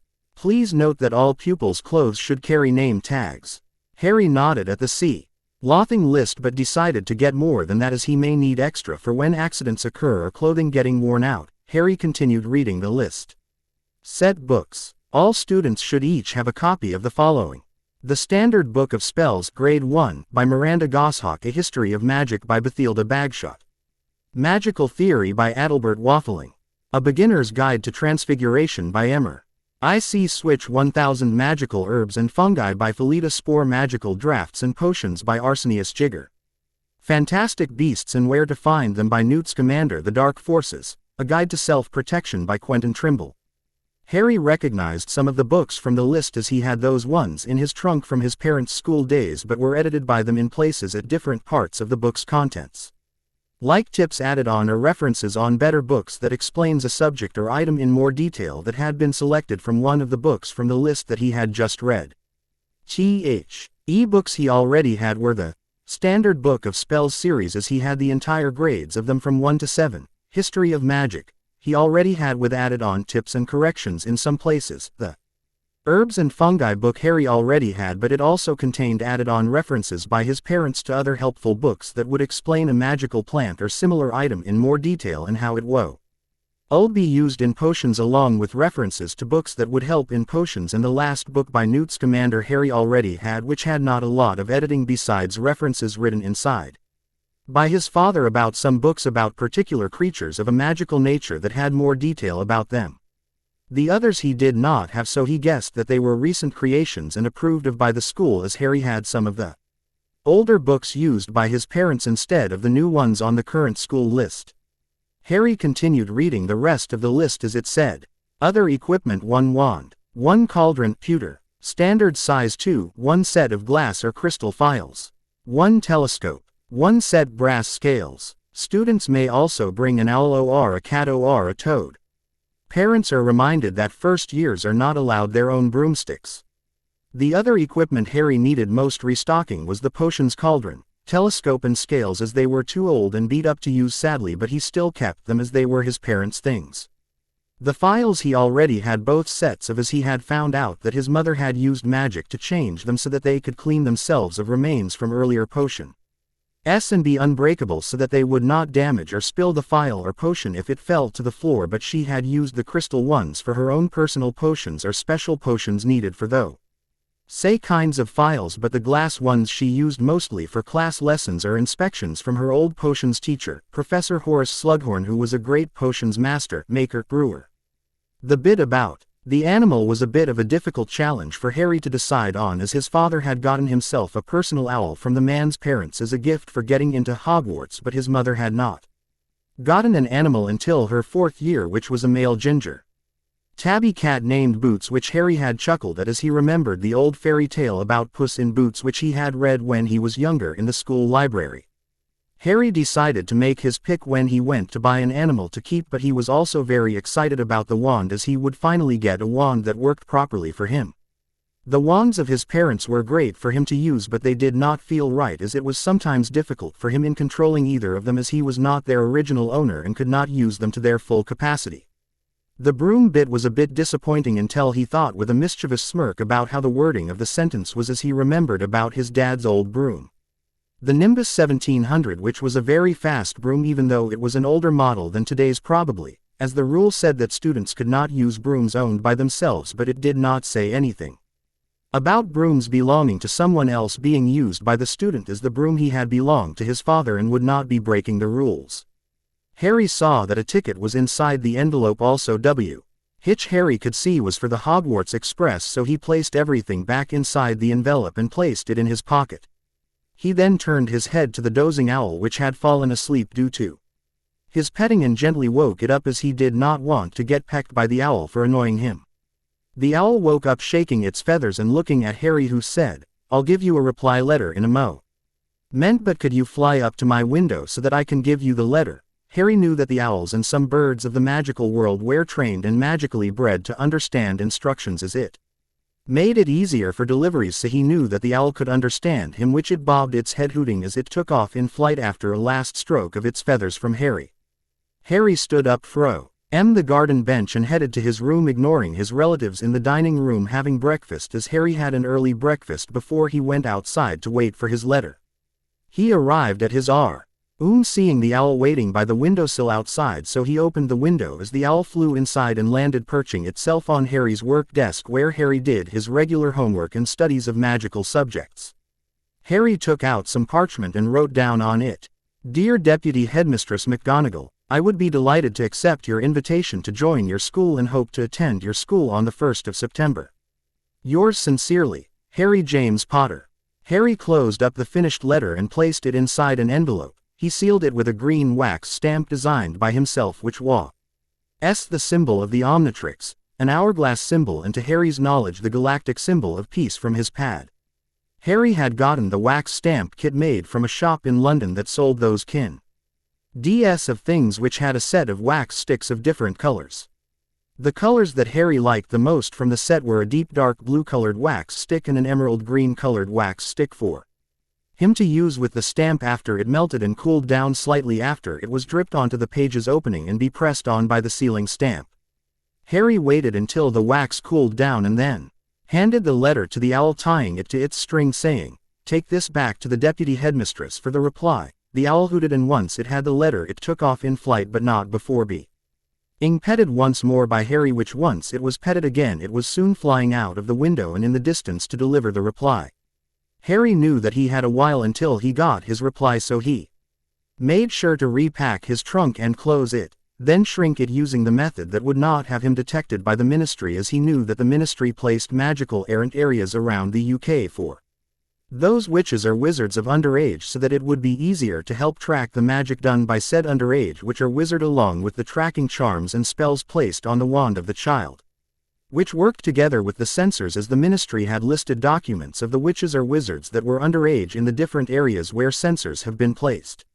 It helped pick out those who were breaking the underage magic rule and endangering the statute of secrecy by narrowing down the list until the real suspect was then warned at first for the first offense, but would need to go to the Ministry on the second charge so that they could defend their case and explain why they used magic and not end up losing their wand and having it snapped, therefore stopping the witch or wizard from ever doing magic again until they got a new one, and if they did so with a new wand afterwards, then they would be banished from the magical world and have their magic cut off from their bodies, eventually killing them or turning them into a muggle or squib and have their mind wiped of the memory of all things about the magical world.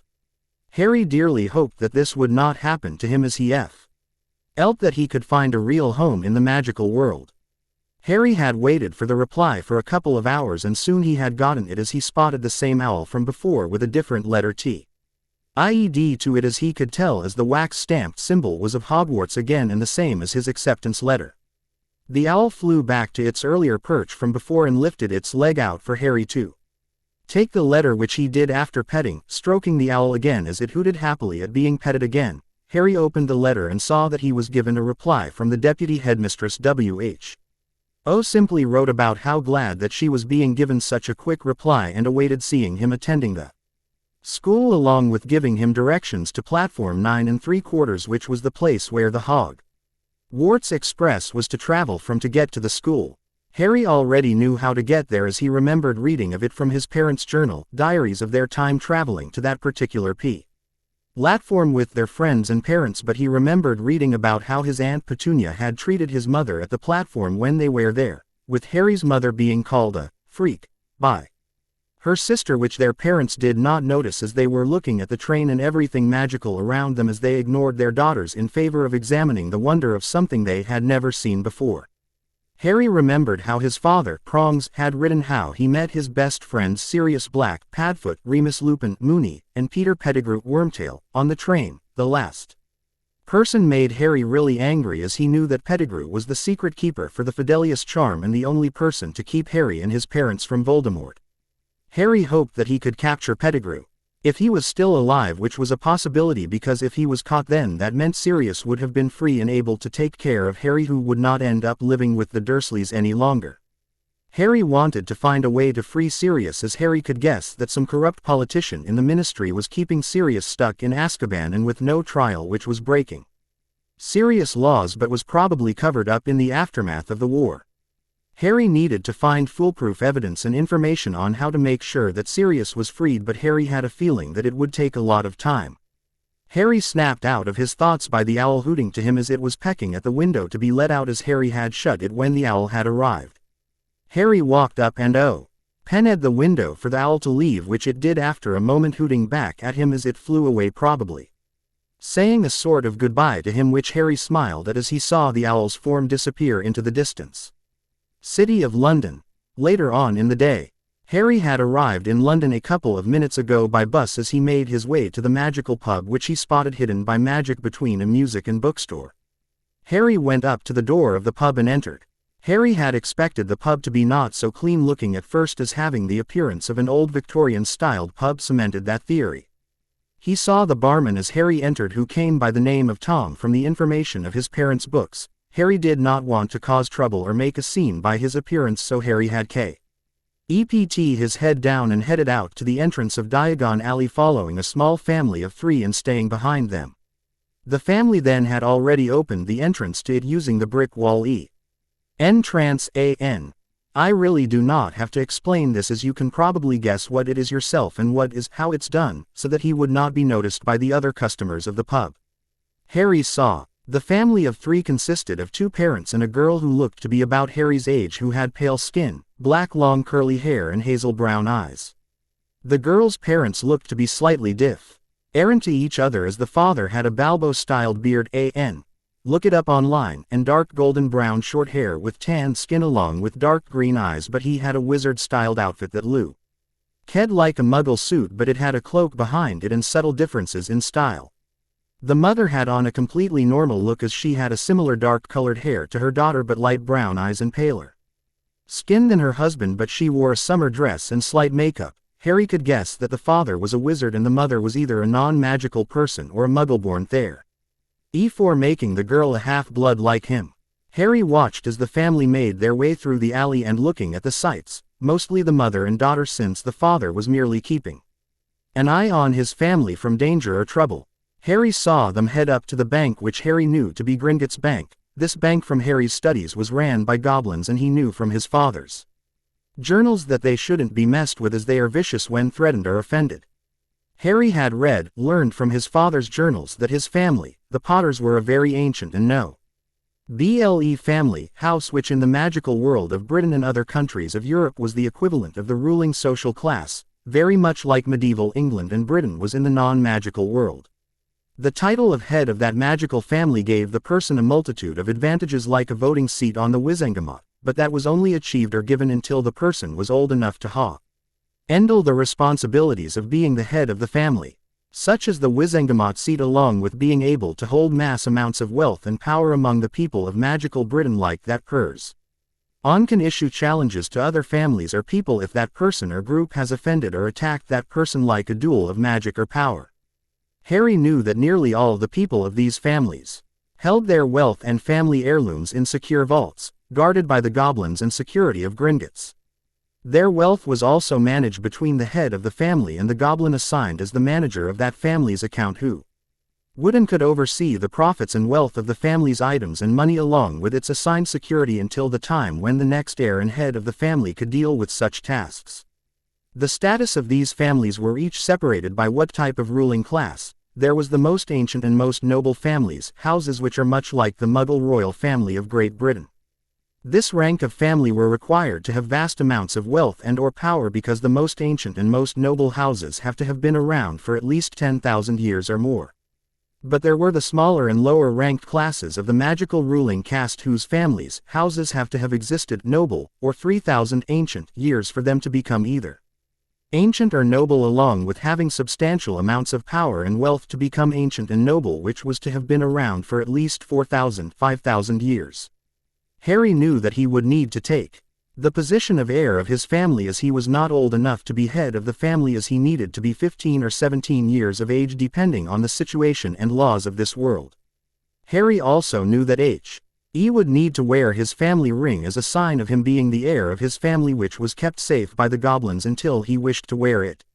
Most families had their children, male or female, depending on whether the family was ruled patriarchal or matriarchal, become heirs when they reached 11 or 12 years of age, but that was decided by the head of the family.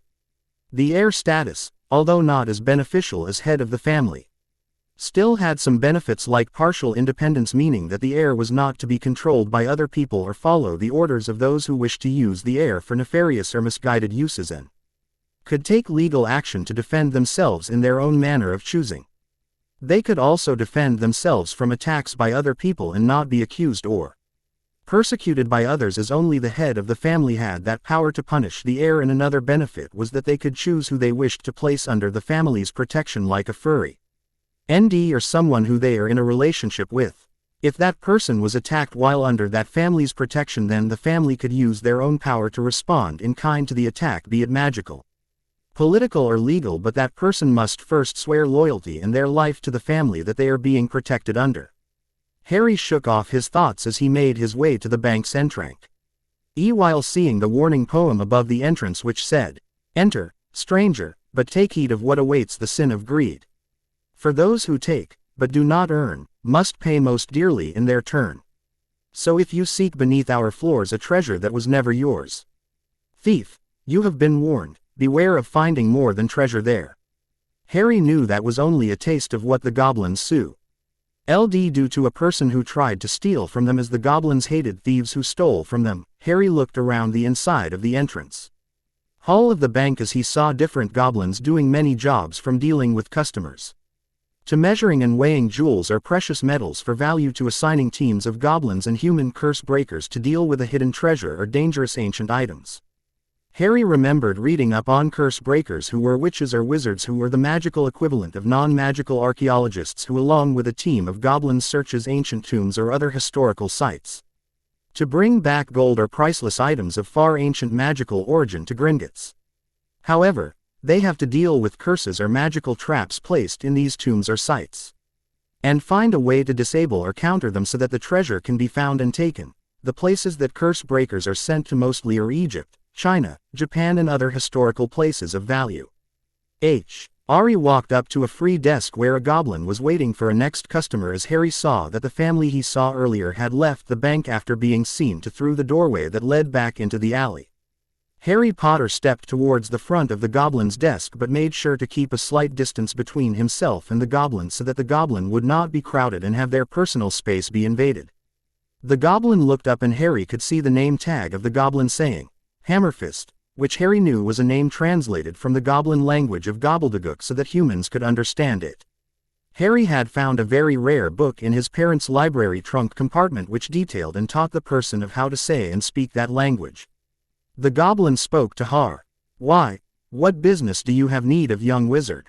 Harry could detect a slight sneer in the goblin's voice, as Harry knew that goblins had a deep hatred of witches and wizards, as there have been wars and discrimination between the two species and races from Harry's studies of magical history. Harry replied politely but strongly to not show weakness, as goblins were known to hate weakness shown to them, but Harry thought to have a little fun as he replied in their language, "Honorable Banker Hammerfist, I am here to meet and discuss my account and converse with my goblin account manager, if that is manageable." The goblin showed shock at Harry being able to speak their language but hurriedly replied back, "It shall be done swiftly, wand carrier, but who is your account manager and what is your name?" Harry replied back to the goblin, as he knew that the goblin was trying to discern that Harry was speaking the truth about who he was by asking those details, as they were usually kept secret between the customer and accountant. "My name is Harrison James Potter, the sole living heir to the Potter family, and my account manager is the goblin Grindbone." Harry knew his true full name, as he had found in his parents' trunk his birth certificate which had his name written down on it, showing that his real first name was Harrison, which he knew was where Harry came from, as it was the shorter version of his true first name. Harry saw that the goblin became even more stunned at the facts said to him, and that Harry was not lying to him was very surprising to the goblin, since it could tell if he was lying. Hammerfist replied back quickly, I shall see if he is available to meet you, please wait here. Hammerfist got off of his seat and quickly went in direction to where the family accountant of Harry's family was located. A few moments later Hammerfist made his way back to his desk and said to Harry quickly but a little out of breath, "Grinbone will see you now, Mr. Potter." Harry nodded as he followed Hammerfist to the office of the Potter account manager, where they soon came upon a large gray metal door that had the manager's name labeled on it. Hammerfist knocked on the door and both Harry and the goblin heard a voice from inside yell out, "Enter." They both went inside and Harry saw a slightly elderly goblin sitting behind a very well granite-made desk with all sorts of files and writing materials covering the desk. The goblin spoke to Harry and Hammerfist with a growling old tone of voice, "Welcome to my office, Mr. Potter." Harry nodded as he watches as Grinbone then speak to the goblin who brought Harry here, "You may go and wait outside now, Hammerfist, while I speak to Mr. Potter." Hammerfist nodded and made his way out of the door, closing it behind him. Harry looked at his account manager and said to the goblin as he bowed his head slightly, "I thank you for being able to see me, Grand Banker Grinbone, and hope that our business from this meeting is most profitable." Harry saw surprise show on Grinbone's face but was soon quickly replaced by a calm and professional mask as he replied back to Harry, "It seems that Hammerfist was not exaggerating with your skill on speaking our tongue. But it is not too odd a sight for myself to witness, as I remember how your grandfather, Charles Potter, would speak our language when he met and spoke with our kind." Harry felt eager as he listened to Grinbone talk of his grandfather, whom Harry knew was a very well-respected man in his time of living, which made Harry so wish to have met him, but sadly his grandfather had died of the magical version of smallpox named dragon pox, which can make elderly witches or wizards very weak and sick until they either passed away or died painfully from the illness. Harry's grandmother also died of the illness shortly before Harry's birth, as they both had died while sleeping and under the effects of the illness one night. Harry shook off his sad thoughts and replied to Grinbone, "I hope that I am as good as he was, if not better, Grinbone." Grinbone grinned, showing his sharp look unnerving to Harry, as he would not like to be bitten by those teeth, but shrugged it off as Grinbone replied, "You speak it very well, Mr. Potter, and while I am sure that he would be proud of your prowess with our language, that is not what we are here to talk about, so if you would like to take a seat, then we can begin." Harry did so as he sat on a red leather chair suited for a human to sit on, as he thanked Grinbone, who showed surprise at the gratitude but nodded back in return. Harry spoke again once he was comfortable in his seat. "I wished to speak with you as I wanted to take my proper place as the heir of my family, but I will need some guidance, as while I am knowledgeable of this world of magic, I have in fact been living in the non-magical world for my entire life with my relatives." Grinbone showed curiosity as he asked, "Who are these relatives that you are living with? As it is stipulated your parents will that you should live with a set of guardians picked out by your parents when they assigned the will." Harry replied back calmly as he knew that T.S. was true from his parents' letters, but was still angry that he was forced to live at his relative's home. "My relatives and current guardians are Vernon Dursley and Petunia Dursley née Evans." Harry saw that Grinbone was showing deep anger and frustration as he bellowed out, "Those are your guardians. It was stated very clearly that you were never to be sent or placed with those monsters." Harry was furious as he asked back with as much restraint as possible, "What do you mean that I was never meant to be sent to those people?" Grinbone nodded stiffly as he growled back, "Yes, as your mother had explained and in detail of how they may treat you if they ever got their hands on you when making the will with myself along with your father before they had went into hiding." Harry's emotions were threatening to overflow as well as his magic, but after some deep breaths and mental exercises he pulled back on his temper and magic and asked Grinbone, "Whom was it that I was supposed to be sent to live with?" Grinbone answered back after calming down slightly, "You were supposed to have lived with the guardians written out in your parents' will or your godfather Sirius Black, but he had been sent to Azkaban for his supposed betrayal of your parents by sacrificing his position as the secret keeper for their protection from the Dark Lord Voldemort." Harry paused as he thought of what Grinbone had said to him and asked hopefully, "Do you mean that you know that Sirius was not their betrayer?" Grinbone nodded, smirking as he appeared pleased at how quickly Harry was catching on, and explained to Harry, "Yes, I remember how your grandfather, as he was at that time the head of the family at some time before your birth, had placed Sirius Black under his family's protection when the young Black heir Having ran away from his original family after he became the age of 16, to protect him from his original family if they tried to bring harm to him, and you know what a person under protection and loyalty of a magical family like the Potters must do and never do to that family. Harry was gobsmacked as he muttered back his response, they must give a magical loyalty oath to never betray or harm the family that they are under protection of as long as they live until that family releases them from their protection. Grinbone nodded in approval of the answer as he said to Harry, that means that Sirius Black would have died immediately if he had let slip you and your parents' location while under the magic keeping them hidden and safe, but he has not, as he is still alive and in Azkaban at this very moment. Grinbone spoke again after taking a drink of water beside him. He could have been freed with the correct evidence given, but the fact that a trial was never made out or Sirius Black, and this fact has been covered up except for the goblins in charge of the Black family, accounts of whom I know of, and has told me of this, as they must be notified if a member of the Black family has been made a prisoner of Azkaban or has died. Grinbone paused for breath and continued speaking. The evidence can be used to free Sirius, but there are those in the Ministry of Magic who would see a goblin's case and demands be not heard, seen, or be ignored by those in charge of the ministry. Grinbone growled this last part out at how his kind had again faced discrimination of their race. Harry could see what Grinbone meant as he answered back, so, that it would have to be myself who could have a chance to free Sirius if I presented my case to the ministry and showed he evidence that you have given me and was backed by those who would be able to help myself with Sirius' case. Grinbone nodded as he said, yes, I think that would help you and your godfather, and think I know who can help you, but first let me read out your parents' will to you, as it was not carried out by the ministry, as the chief warlock at the time had the will sealed until it was voted to be opened and read by the entire Wizengamot. Harry was again angry as he knew who was the chief warlock of the Wizengamot, Albus Dumbledore, and the person that Harry's parents were wary of from our letters to him, which showed true, as Harry really wanted to deal with Dumbledore quickly, but he knew that the old man had too much power at the moment, so Harry would plan out a way to exact his revenge and make the old man suffer. Harry was snapped out of his angry thoughts by Grinbone as he took out a long document which Harry could guess was the will, who said to Harry, this is the real will, as the one that the ministry holds is in fact a copy which one of our spies in the ministry switched with the real one so that we the goblins could have the original one. Harry could hear the smugness of Grinbone, which Harry could agree on, as it was a very clever plan to pull off, but the goblin snapped out of his smug attitude and started reading out aloud to Harry the will, which said, this is the last will and testament of James Richard Potter and Lily Ann Potter née Evans, which so here reads. We the departed parents of Harrison James Potter, leave all of our family possessions bar those Alred in possession of our son, along with our family's wealth and power, as he is the last heir of the Potter family. We also leave him our estates and homes that he may choose to live in with his current guardian.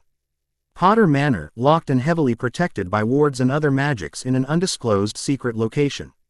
Potter Villas, France, Italy and Spain, secure and protected by wards. Small Family Cottage, Godric's Hollow, southwestern England, currently or soon to be under Fidelius. We give our son money and vaults left over from our family to him. Potter Family Vault 587, large quantity of money and family items documents. Potter Trust Vault 687, smaller amount of money than family vault and to be used as our son's allowance, along with containing a few items belonging to family are to be given to our son when he is 11 years old. List of guardians of our son who are to raise him if we die or pass on before he reaches his age of majority. Sirius Black, godfather. Alice Longbottom, godmother. Nicholas and Perenelle Flamel, friends of Charles and Doria Potter, James Potter's parents and Harry Potter's grandparents. John Greengrass and Angela Greengrass née Dubois, old friends of the family, and Lily Potter née Evans. We state here and now that our son is to be never given to Petunia Dursley and her husband as guardians, ever. This ends our last will and testament, signed by James Richard Potter and Lily Ann Potter née Evans. Witnessed and assisted by Goblin Grinbone, Potter account manager. Witnessed by Albus Dumbledore, head of the Wizengamot and representative to the Ministry of Magic. Harry was a little shocked at the contents of the will, as he knew who the Flamels were, as Nicholas Flamel was the creator of the famed Philosopher's Stone. Harry remembered how Joe HN and Angela Greengrass had been friends of his mother around the time of her Losinger's Snape and both been in Slytherin, John, and Ravenclaw Angela, as was told in Harry's mother's diary but had been neutral in the war against Voldemort to his mother's knowledge. He was also absolutely furious at the revelation of the headbastard of a man having been a witness of the will's creation and still ignored the orders and wishes of Harry's parents, which doubled his determination to see and have the old man punished for his atrocious crimes. Harry shook his emotionally charged thoughts away as he asked Grindbone, "What happened to Alice Longbottom and why were the other guardians bar Sirius not notified of my disappearance? As I know that they should have been told by my parents." Grindbone replied after a moment of thinking on how to answer Harry, "Since the will was not read out after your parents' death, then the people who were to be your guardians would not have been notified of it and Alice Longbottom and her husband Frank Longbottom were attacked by the Dark Lord Voldemort's followers a week after his demise, leading to Alice and her husband to be left catatonic and in a vegetative state by those followers." Harry shook his head in remorse at the fate of his godmother. He asked Grindbone, "Are they able to be cured and how did they end up in their state of condition?" Grindbone answered back, "They were reported to have been supposedly tortured while under the effects of the unforgivable curse known as the Cruciatus Curse, but left under the curse for a longer time than normal until the attackers were arrested and sent to Azkaban after being tried for their crimes." Harry was shocked as he knew of the unforgivable curses, which along with the torture curse there was the controlling curse, Imperious Curse, Imperio, and the deadliest of them all, the killing curse, Avada Kedavra Curse. Harry had found out about it from his books that detailed the curses and why they were banned from use, and anyone using them would be either put to death or sent to Azkaban, where they would be held under the torture of the Dementors, who were emotion and soul-sucking creatures of the vilest nature that left the victim feeling weak, ill and either without a soul or trapped in their most horrible memories of the worst kind. Harry had nightmares occasionally about the curses, especially the killing curse, as it explained his weird dreams he had when he was younger about a green light and a scream that always ended with a high cruel laugh which would leave Harry waking up shaken in fear as his mind relived the experience. Harry looked at Grindbone as he pushed his old memories away and focused on the task of the moment as he said to the goblin, "What can you tell me about the owns from the will, and how will I access my vaults as I have no key?"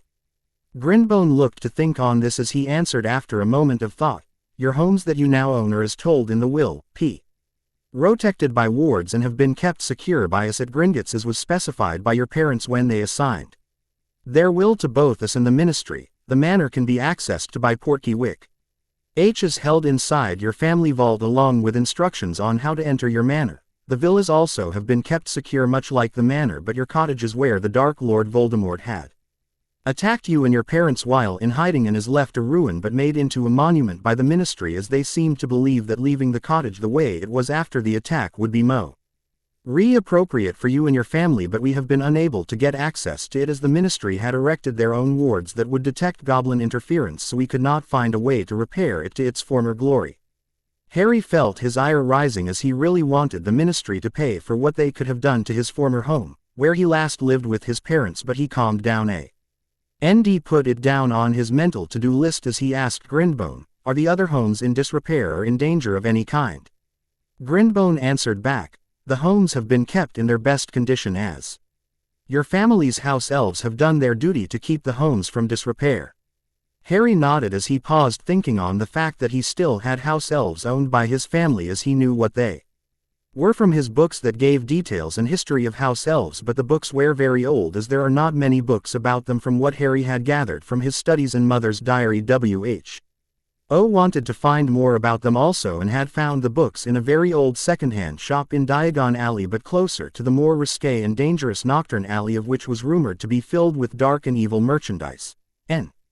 House elves were the descendants of the fabled elven race of fairy tales, but a terrible curse and plague had affected them some years after Merlin's death, which said them to slowly die out or change how they looked from their tall and beautiful looks to small and frail-looking bodies, but those that changed and not died out had made pacts with wizards and witches to become servants to them after a group of them had saved their kind from extinction by destroying the curse, but this left those remaining elves very weak and unable to live long until the S and wizards had created a ritual that allowed the remaining small elves to be linked to their magic, which kept them living and able to serve the witches and wizards who saved them, which after some years, when the elves now turned house elves had made a larger population, these elves had become servants to the rest of the wizards and witches of the magical world, pledging loyalty to them to remain servants and protect their masters or mistresses who owned them for their servitude.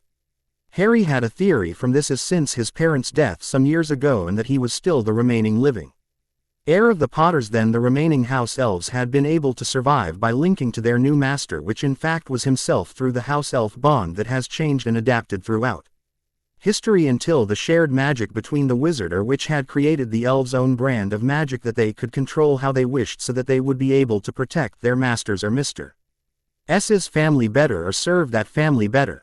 Harry shook his head of his thoughts, as he seemed to be doing that a lot today, but he shrugged it off as Grinbone spoke to him. Your keys you can acquire by donating blood to help create a new set of keys, and the old ones will be destroyed magically by whoever holds them at the moment, as I doubt that you were to be given the key personally by us.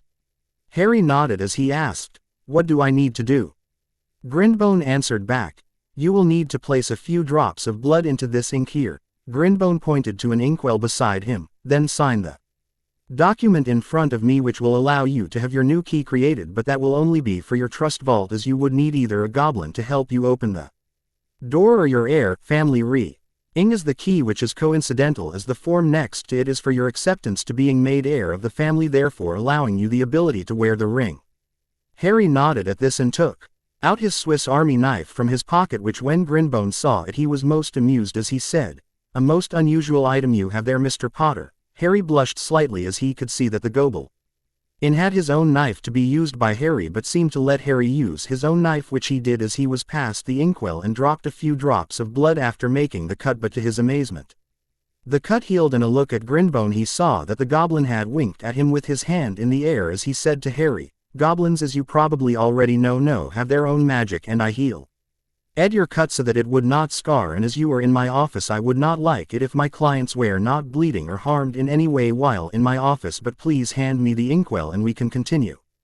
Harry nodded and handed it back, which OSED its cap, then shook it a bit and lastly placed it down next to a quill for Harry to use, which he did as he got off of his seat and took the quill and signed the documents for his new key in acquiring the Potter family heir ring. When he was finished signing, Grinbone waved his hand over the documents. Once they were completed, the documents disappeared, and Grinbone told Harry, those documents will go to our filing and sorting office, where they will deliver and create the new key for you shortly, but first I think that you have been waiting for this for long enough.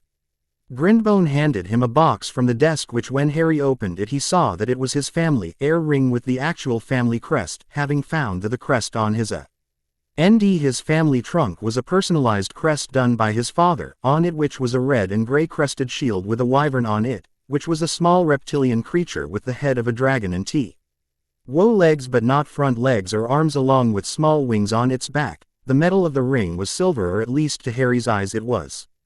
Harry took the ring from the box and placed it on his right index finger, as he knew this from the studies into his family traditions and laws from a book belonging to his father that was in the third compartment of his and his parents' trunk. Once the ring was on his finger, Harry felt a rush of magic and feeling of acceptance along with comfort, as if he was being hugged by someone who cared for him, which made Harry feel pure joy and happiness at the feeling of finally being given such feelings of caring and familial comfort. Harry was nearly overwhelmed by this new feeling as he felt his own magic join with the magic of the ring and seemed to vibrate in harmony. Harry used his mental exercises to calm himself and his magic down. He looked at Grinbone, who said courteously to Harry, welcome Harrison James Potter to heirship of the most ancient and most noble house of Potter. May the family motto live on. Praesidio et virtus est symbolum. Harry thought about the motto and translated it in his head from Latin to English. Protection and virtue is our creed. He felt that it suited his family from what he knew them, as they were fierce and well-known protectors of people and family, along with having the virtues of a good person. Harry was snapped out of his thoughts on his family motto by another goblin appearing from what looked to another side door into another room. The new goblin looked to be not as old as Grinbone, which said Gobbly. Spoke to the newly entered goblin saying, have you finished creating the new key for my client Mr. Potter then, Assistant Griphook? The goblin Griphook nodded and answered back to his superior, "Yes, clan head Grindbone. I have, and the creation has been a success." Grindbone nodded and took a small bag from Griphook, who left after being permitted to leave while closing the side door behind him. ND Bone opened the bag and took out a small golden key with a small green gem in the middle that had a small indentation that was the Gringotts Bank symbol.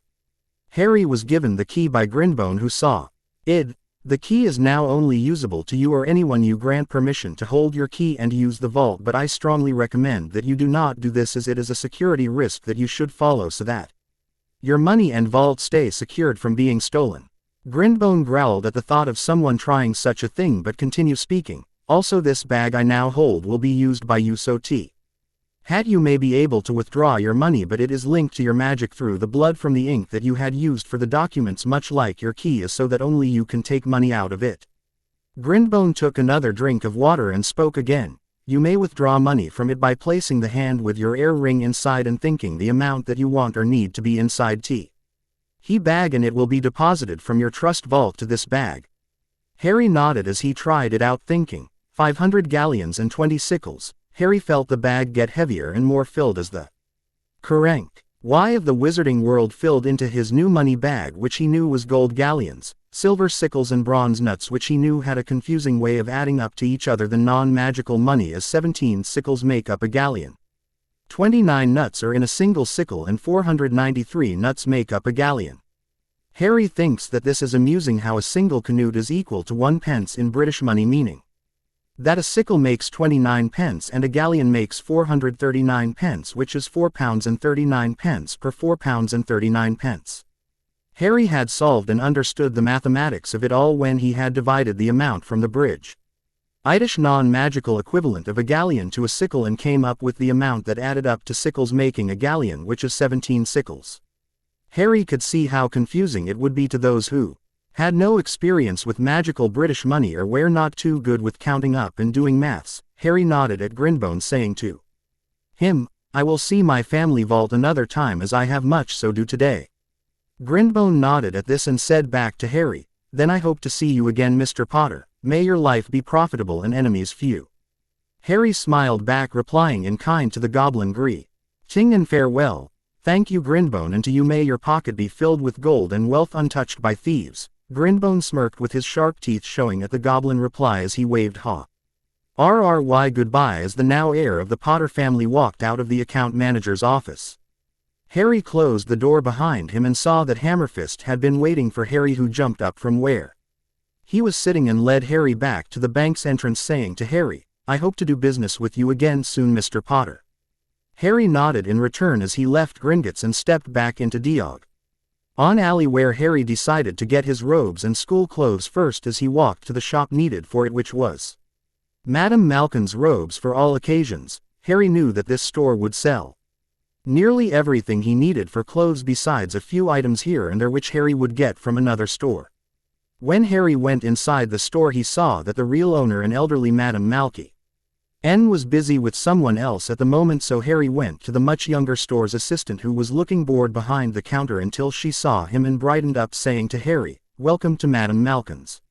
Are you here for your Hogwarts robes and things?"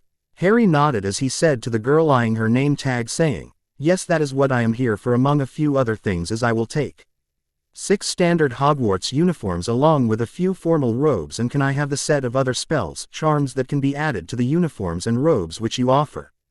The girl looked surprised at the purchase but nodded and said back, asking, "What spells, charms, features do you wish to be added to them?" Harry thought about it for a second and answered back, "The temperature controlling feature charm, the weatherproof feature charm, the stain-proof feature charm for both food and potions work, along with adjustment feature charm, if that can be possible, Elizabeth." Harry smiled as he saw the assistant blushing as Harry said her name. Harry had picked the spells from a brochure of the store in his parents' trunk, which was his mother's, who wanted to see if you could protect your clothing in uniform, as she had trouble keeping her uniform clean when in potions class, until she had found the brochure which had the spells, charms that Harry had picked out from the booklet's list of spells, charms. They were all very useful, as the temperature controlling feature charm was so that the uniform could simply change its temperature from hot warm in cold weather or cold cool in hotter weather, so that The wearer would not feel stuffy or hot on a very warm day and cold or freezing on a chilly day. The weatherproof feature charm was so that the clothes could withstand rain and not get soaked in the wet weather along whiblowing about in very windy weather, as he knew that since Hogwarts was located in northern Scotland somewhere, it was bound to be mostly wet and windy weather, as was the normal Scottish climate. The stain-proof feature charm was pretty self-explanatory, as it helped a student's clothes and uniform from being stained by potion spills, causing accidents or ruining the uniform cloth. He's of the wearer, and this went the same for food stains, which would both disappear from the charm's reaction to said substances. The adjustment feature charm was so that the person would not need to add more robes or clothes as they grew, and adjusted automatically to the person's size as they grew older and taller or larger. Harry also said to the assistant Elizabeth, "I would also like some black dragon hide gloves and comfortable shoes and boots, also in black leather and hide." Elizabeth nodded as he was shown some styles of gloves and boots, and he picked the ones he liked, which were a pair of gloves with a small strap around them so that they would stay on or not slip about, often shoes or boots with an added-on spell that tied the laces as soon as he had them on but made sure to be not too tight. Harry was taken to one of the stools for measuring and fitting, as Elizabeth wanted to get the sizes right, so Harry followed instructions and stood on the stool while getting fitted for his robes. But during that, Elizabeth asked, "What colors would you like for your dress robes, and what would you like them to be styled like or made of?" Harry thought about it for a moment and answered, I would like the first one to be in a dark forest green with black acromantula silk lining and have the cloak, cape black also, and in the same silk as the lining of the suit. The next one will be in reverse with the silk dark forest green but the dress robes in black. The third one will be in royal blue acromantula silk for its cloak, cape with charcoal gray for its suit, and for the rest of the dress robes also will be in dark colors of maroon, silver and gold, with your decision on the styles and matching colors, which I am sure that you will figure out and do splendidly. Harry smiled at the now blushing red Elizabeth, who was feeling embarrassed at the compliments given to her by a boy she is working on, and the fact that beneath the robes she can just feel well-worked muscles and a strong body, but she soon snaps out of it and gets to work on the sizes as she is nearly done with the work. Harry looked at the person who was also getting fitted and saw that they were nearly done as well. Harry looked at the person getting fitted and saw that it was a boy his age but with very pale skin and white blonde hair that was styled into an undercut slicked back style. He saw the bored expression on the kid's face and decided to introduce himself, asking, "Hello, are you for Hogwarts too?" The boy looked at Harry with the same bored expression as he seemed to drawl out, "Yes, I am. What house do you think you might be sorted into?" Harry raised an eyebrow at the boy's drawling voice but answered back, "I think that I would be sorted into Ravenclaw, as it is a great house to learn and find things about the world around me, as Ravenclaw does stand for smart and wise people, but if not, then I will have to wait and see what happens." The boy looked slightly more interested but also had a sneer as he said, "Are you a Muggleborn?" Harry could see that this boy was a pureblood from the question and look on the blonde-haired kid's face as he said, "Muggleborn," told him that the blonde-haired boy belonged with a family of prejudiced magical people, so Harry answered back calmly, "I don't think that is really any of your concern if I am or not what you asked, and for your information, I am not a Muggleborn, but I do live in the Muggle world yet know about the magical world a lot." The boy looked to have no answer, so he kept quiet but still had the sneer on his face until he was released from his fittings and drawled back, "Well, I'll see you at school, I suppose." The boy walked out after paying Madame Malkin and being told when the robes would be done, which soon happened to Harry as he stepped off of the stool and was told by Elizabeth when the robes would be done. "It will take about an hour or more for your robes to be ready, as the features need to be still added on to your order of clothes." Harry nodded and paid for his purchases. When he was given the price of it, Harry walked out of the shop and thought of where to go next until he felt himself getting hungry, so he went to ice cream cafe named Florine Fortescue's Ice Cream Parlor. Harry went inside and got himself a treat, where the owner of the shop greeted him with a smile as he asked, "What would you like, lad?" Why smiled back at the cheerful owner as he answered back, "I would like a chocolate crepe with raspberry sauce and mint chocolate ice cream with lots of rainbow sprinkles." The owner smiled at the order and told him that it would be a moment as he got to work making a fresh crepe batter, mixed with the chocolate sauce inside it to create the chocolate crepe, and after flipping and making the crepe he set it on a plate and added the rest of the toppings and ice cream, then gave it to Harry saying, "There's your crepe, that will be 5 sickles and 4 nuts please." Harry nodded and gave the exact amount for it. Then when he was paid, Harry went to take a seat at one of the tables and dug into his order, which Harry thought was delicious as it tasted very good to him. After Harry finished his snack, he left the parlor and headed to the potions and cauldron shops, where he got the items needed but made sure to double up on ingredients for potions. The cauldrons that Harry got were both a pewter 1L. It said on the list, but Harry also got a brass cauldron as they worked better for some potions and brewed quicker too, but the pewter one was really just a beginner's cauldron for first years, which is why it is on the school list. After paying for the items, which was a bit of a steep price, but Harry shrugged it off as he made his way to the bookstore named Flourish and Blott's Bookstore. Harry stepped inside the shop and went around gathering the books that he needed, along with a few other reading materials like some more recent history books and spell charm books, along with a book on jinx and curses you know the one I mean, as he may need some more jinxes and curses added on to his spell list so that he could defend himself much better from any recent spells and such. When he as done buying and paying for his books, Harry went to the writing equipment shop named Scribulous Writing Implements, where he got replacement quills for his old and broken ones, along with a few new inks that wear different colors like silver or blue and emerald green. Harry was now walking to the pet shops as he noticed that there was a small crowd of children and adults in front of the store's display. That was the Quidditch and Broom store, quality Quidditch supplies, and when Harry could finally see what they were looking at, he saw that there was a new broom out on display which turned out to be the next new model of Nimbus after his father's one, which Harry now owned. It was named the Nimbus 2000 and looked like a very good riding and racing broom, and made of what looked like mahogany and gold stirrups with the name of the model at the handle of the broom. Harry wanted to get it but resigned to see if he would be able to get it or the next model the year after this one. Harry summed his course to the pet stores as he looked inside the magical menagerie, which held animals like cats, toads and other animals, bar owls as that store was called, Elop's Owl Emporium. Harry saw that there was a lot of interesting animals in the menagerie, but they did not feel right at the moment for Harry to get from here, so he went into the owl shop and saw that there was so many species of owls and other birds that made up the store that Harry was unsure of which one to choose. That was until he felt something pull him to the near back of the room, where he saw the most bee owl. Her feet, hers and plumage, were bright and white as her namesake, with dark patches of black lines running with the white plumage complementing her looks and avian body. Her eyes were a golden yellow that meant to shine with intelligence and pride, showing the attributes of this wonderful owl. Harry had to have this owl no matter the cost. When said owl saw him, she hooted and called out to him in a way that an owl should do so.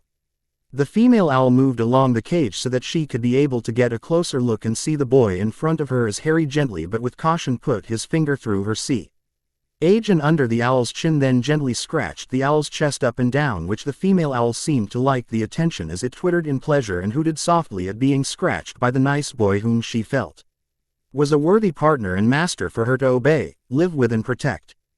Harry saw that her cage was a little small for her, even though she looked to be over a year old or so.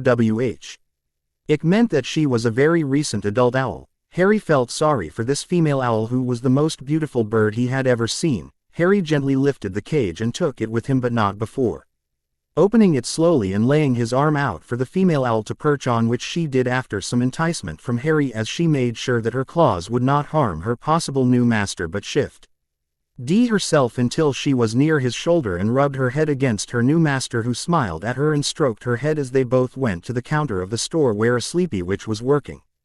Harry set the cage down on the counter, which seemed to snap the witch out of her drowsiness as she saw Harry carrying the female snowy owl on his arm, which surprised her as she says to him, "That's a shock seeing you with her," as she seemed to not like other customers who tried to buy her, who received claw marks and scratches and painful nips from her beak when they tried to take her. "I thought for some time that no one was allowed to be taken by her, until now." Harry raised an eyebrow at this, as he could see how proud she was for not letting those who she thought were unworthy of herself have her for themselves. Harry looked at the witch and said, "How much for her, and can I get a larger and more comfortable cage but with added-on charms that can be offered for it, like the shrinking and enlarging charm feature along with the self-cleaning and freshening charm feature to keep it clean?" Also, can I get a long, large perch for her that has the same charms bar the freshening charm? The witch nodded but raised her eyebrow at a customer who knew what he wanted but shrugged it off as she said to the boy while she got the supplies, "What kind of material for the perch would you like?" Ha! RRY thought of it as he knew that a wood one would be nice, but it would be scratched a lot and splinter easily even with charms added on, so Harry said to the witch as he made his choice, "A flat top. D black stone perch if you would, and can you have a small bowl attached to it that is refillable with water and non-spill-able?" The witch nodded as she went around the shop looking for the items that the boy requested. When she retrieved the items she said to him, "I will need time to add in the features required as it will take about 10 or 20 minutes to do them." Harry nodded as he said, "That is okay with me, but I think that I will carry my new owl with me until you are ready to hand me my purchases, which should be." Harry left the sentence unfinished as he clearly asked for the price of the items. The witch answered back saying, "The owl for finally getting an owner of her I will sell her for 7 galleons and the rest of the items for 13 galleons, so in total it is 20 galleons altogether." Ari smiled and quickly paid for his purchases, then left the store saying he would be back for the items soon.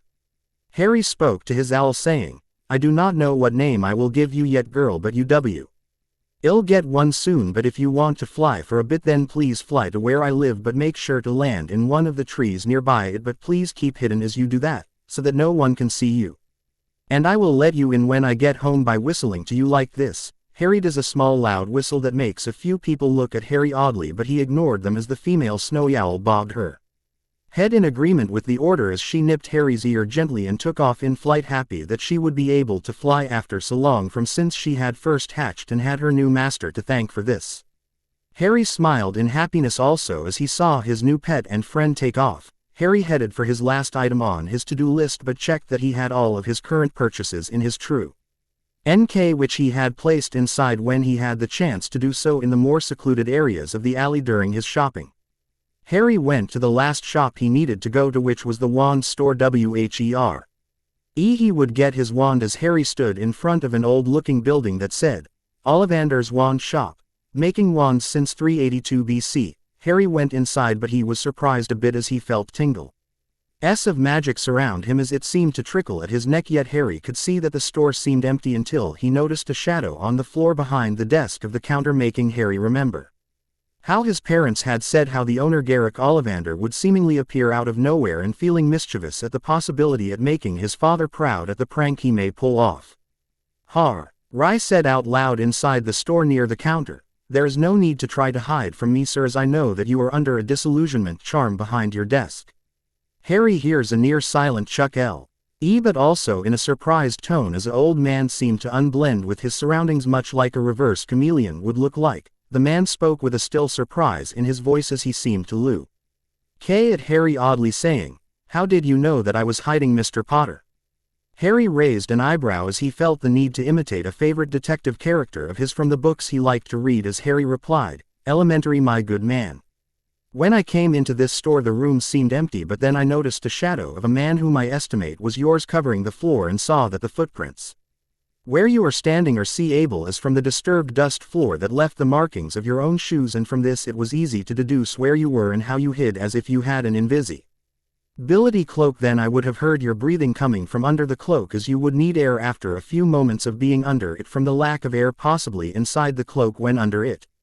Therefore a disillusionment charm would be your only option of magic to use so that you would hide and surprise anyone who came into your store, but I would like to know how you came to know my name, as I have not told you of it." Harry really wanted to laugh at the amazed and gobsmacked look on the shop owner's face, which soon disappeared as the owner, Garrick, said with a chuckle, "You truly are a remarkable young wizard, Mr. Potter, and I am sure that your parents would be proud of your talent and observation skills." Harry smiled as Garrick continued his speech as he said, "The reason that I know of you was because of your popularity within our world and history of how you survived the attack from he who must not be named and the killing curse cast by him." Harry showed interest but also as he listened to this as he said back confused, "What do you mean, and who is this wizard you are talking about?" Garrick seemed confused also as he answered back, "Do you mean you do not know of your fame and legends made of you?" Harry felt shock take him as he shook his head in negative, making Garrick pity the boy as the man thought to himself, You poor child, this will be difficult for him to understand and get used to. That is it for the moment, as I will do the next chapter soon, but maybe after I have done another one for a different FIC or my magical ninja fic, which I hope to have its poll filled up quickly.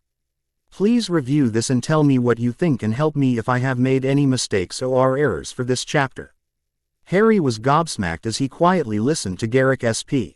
Eak and explain about the legends surrounding his fame and his parents' death from Voldemort, whom was given a different name from fear of speaking it, as if it was a bad omen and luck to speak of it.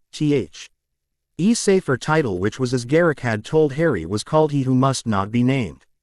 Harry thought it was a little ridiculous, as he remembered something he read about fearing a name only makes the fear of the thing greater than itself. Harry wondered if people had profited from his fame by copyright and use of his name illegally in books and such things. Then if that was the case, then some PLE were going to be very surprised and scared when Harry was done with them. Harry was snapped out of his thoughts by Garrick, who said, "Now that you have been informed about your fame, let us get started, shall we?" Harry nodded and Garrick spoke again, asking Harry, "Which is your wand arm? Are you left or right-handed with it?" Harry answered back saying, "I'm ambidextrous, meaning that I can use both hands for a wand." Garrick raised an eyebrow at this but did not comment on it, as he knew it would be a very useful for the young man to have with how much danger that he may get into. Garrick replied after a moment, saying, "Well, let's have you check then," after taking out a long silver tape measure and set it out for Harry to be measured by it. After tapping it with his wand, the tape measure seemed to come to life and began measuring nearly every part of him while floating in the air, doing so while Garrick spoke to Harry as he searched with his hands for the supposed wands that may suit Harry. Every core of an Ollivander wand has a powerful magical substance from a magical creature. Most used cores for wands made by me and my family are unicorn hairs, phoenix feathers and dragon hair. Strings, along with some other odd core substances in case of there being no match to the three main substances to the witch or wizard, but that does not happen a lot. Harry noticed that the tape Mizu was trying to somehow measure his ears and nostrils, which made Harry snort as it tickled him. Garrick tapped the tape measure after noticing this, saying, "That will do," and so the tape measure stopped moving and was grabbed by Garrick before it fell to the floor and then placed on the man's desk. Garrick set out a small selection of boxes on a space located on the desk and got to work handing to Harry, speaking as he did it, "Let's try this one first, beechwood and dragon heartstring core. 9 inches, nice and flexible, and now just take it and give it a wave." Harry took the wand and waved it but felt no connection as he shook his head, saying, "No, this doesn't work for me." Garrick took it from Harry and placed it back in its box, then tried again. "Very well. Then try this one, which is maple wood and phoenix feather core. 7 inches, also quite flexible." Harry tried it but did not get a reaction, so he shook his head, giving it back to Garrick, who repeated the process again and through different wands, which did not get a good reaction to Harry, who was getting a bit bored with all of this, until he was given a holly wood and phoenix feather cord wand, which Harry got a tiny reaction to it but nothing else, as he told Garrick, who nodded, looking a bit disappointed but saying about how the core was the same one in the Dark Lord's wand, which did disturb Harry a bit and make I am glad, as it would be troublesome if he did use this wand and that it got out of how he was connected to Voldemort. After a few more minutes Garrick spoke, saying, "I cannot think of any of the wands that would suit you, as we have gone through so many of them, and I really do not want you to use a wand that has so little reaction to your own magic and does not allow you to wield it, as that would be horrible of me to do, and the only thing that I can think of would be." He paused in his speaking as he pondered to himself, "I wonder." Garrick went into the back room of his shop, thinking of the wands that he had made but as an experiment, using different wand cores than he usually sold and used, along with rare woods used in wand making. He lifted a glass case which contained 5 wands he had experimented and made. Then he took them back to the front of the shop, where he set the case on his desk and cleared the rest of the wands that had piled up from testing with Harry. He spoke to Harry, "As I was saying just a moment ago, the wands that are placed in this store would probably not work for you, as they are fairly ordinary, and I feel that you will need a much different wand than ordinary, which is why I have brought this here." He showed Harry the wands as he opened the lid of its case. Harry could see that the wands were slightly different, as the woods and patterns for them were Unique as some wands had designs showing of animals and weird symbols that Harry vaguely recognized as runes of some kind. Garrick spoke as he picked out the first wand. This one was made from an old cedar tree in Australia, and its core is the heartstring of a Norwegian ridgeback, 11 inches strong and resilient. He handed the wand to Harry, who felt a minor reaction to it similar to the holly wand from before, but he noticed that this wand had the design of a dragon for its handle, with its mouth open like it was spitting out the end of the wand, which was very nice as a design with the golden red color of its wood complementing the wand's look. Harry placed the wand back into the case and shook his head, saying, "That didn't feel right to me." Garrick nodded and then tried again with the next wand. This one is made from African mahogany, or otherwise known as Madagascan mahogany. Its core is of a griffin's claw and is 12 inches long, with it being durable and resistant to harm. Harry took the offered wand and felt a much better connection than before, as he felt like his magic was accepting of the wand, which was designed to have the bottom handle of the wand to look like a griffin's head, along with its wood being a coppery red color. Harry wanted to try out the other wands when he had an epiphany, as he said to Garrick, "This wand feels much better, but I just thought about something, and I was wondering if it would be okay for me to do so." Harry saw that Garrick was curious about what he meant, so Harry explained, "I have recently become the heir of my family, and I do remember made that an heir of an old family can have 2 wands if they wished, and hoped that this law is still in effect." Garrick seemed to pause in thought as he spoke. "Yes, that law does still exist, but it is a very old and mostly forgotten law that most people do not use, as it is not so well known and they prefer just one wand for use." He spoke after a pause as he said, "I can allow this to happen, but I will need to have a letter sent to the ministry so that if you are caught using it, you will have a way to defend your claim if you are accused in any way by having and using 2 wands, along with being sent a license from the ministry after my letter has reached the proper department, where it will be sorted, checked and approved." Harry nodded and said, "Then I will take this wand and another one, if it chooses me." Garrick nodded and said, "Then let me suggest this wand, as I feel that this one may be the best but most dangerous wand of the set." He took the wand from the end of the row which was the 5th, and to Harry it looked very nice, as its wood was very dark brown but had deep black stripes running through it, complemented its design, which was a set of carvings along the handle that made to twist around the handle, yet the wood was very smooth. The carvings were of a sort of lion, but Harry could not tell what kind. Garrick spoke about the wand, 14 inches, from a very rare Monterey low tree for its wand wood, and the core is of a manticore's hair, which is a very dangerous creature and one of my most terrifying such a substance without being harmed by such a ferocious and intelligent creature. It is incredibly strong and has an unyielding loyalty. Harry was carefully given the wand when he felt a sudden rush of power course through him, as he felt a true and wondrous feeling of his own magic and the wand's power connect together and sing to his very own body, which the wand with the joyous connection fulfilled set off a multitude of sparks of nearly every color imaginable. As he heard Garrick shout in joy, giving a whoop of delight, the happy man spoke with pride but now caution along with it, "Wonderful, absolutely fantastic, but please be careful with this wand, as it is a very dangerous and powerful one, with how it has reacted to your own magic, which shows how powerful you may become if you use this wand wisely and to the best of your abilities, which I have no doubt that you may do so." Harry nodded as he listened to the wand maker, but was still fascinated with how much power he felt with his new wand that seemed to thrum in his right hand as he paid for the wand, which was quite a lot, but he expected this as both of them were very rare and expensive from their contents. Harry was given a free set of wand holsters and a care kit for his wands so that they be in their best condition from Garrick, who said, "Those are for giving me such a challenge in matching a wand to yourself." Harry nodded as he was shown how to use and where to place the wand holst. While the care kit had a small book inside its leathered case detailing how to use the kit.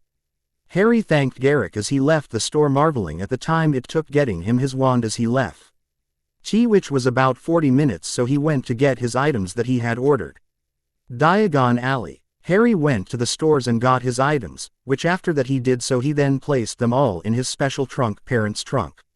Harry wanted to check some more stores as he needed to get his telescope and other little items, but he did not know if those telescopes were better than non-magical ones, but he held his judgment when he would try them out. Harry went into the store for his items, which was named Wiseacre's Wizarding Equipment. Harry saw that inside there was many different items for his astronomy classes, along with a few items for potions like extra vials for potions and scales, which he got both the brass and silver scales in case of one set breaking or him needing a different scale for a certain potion ingredient that cannot be weighed by the first set of scales.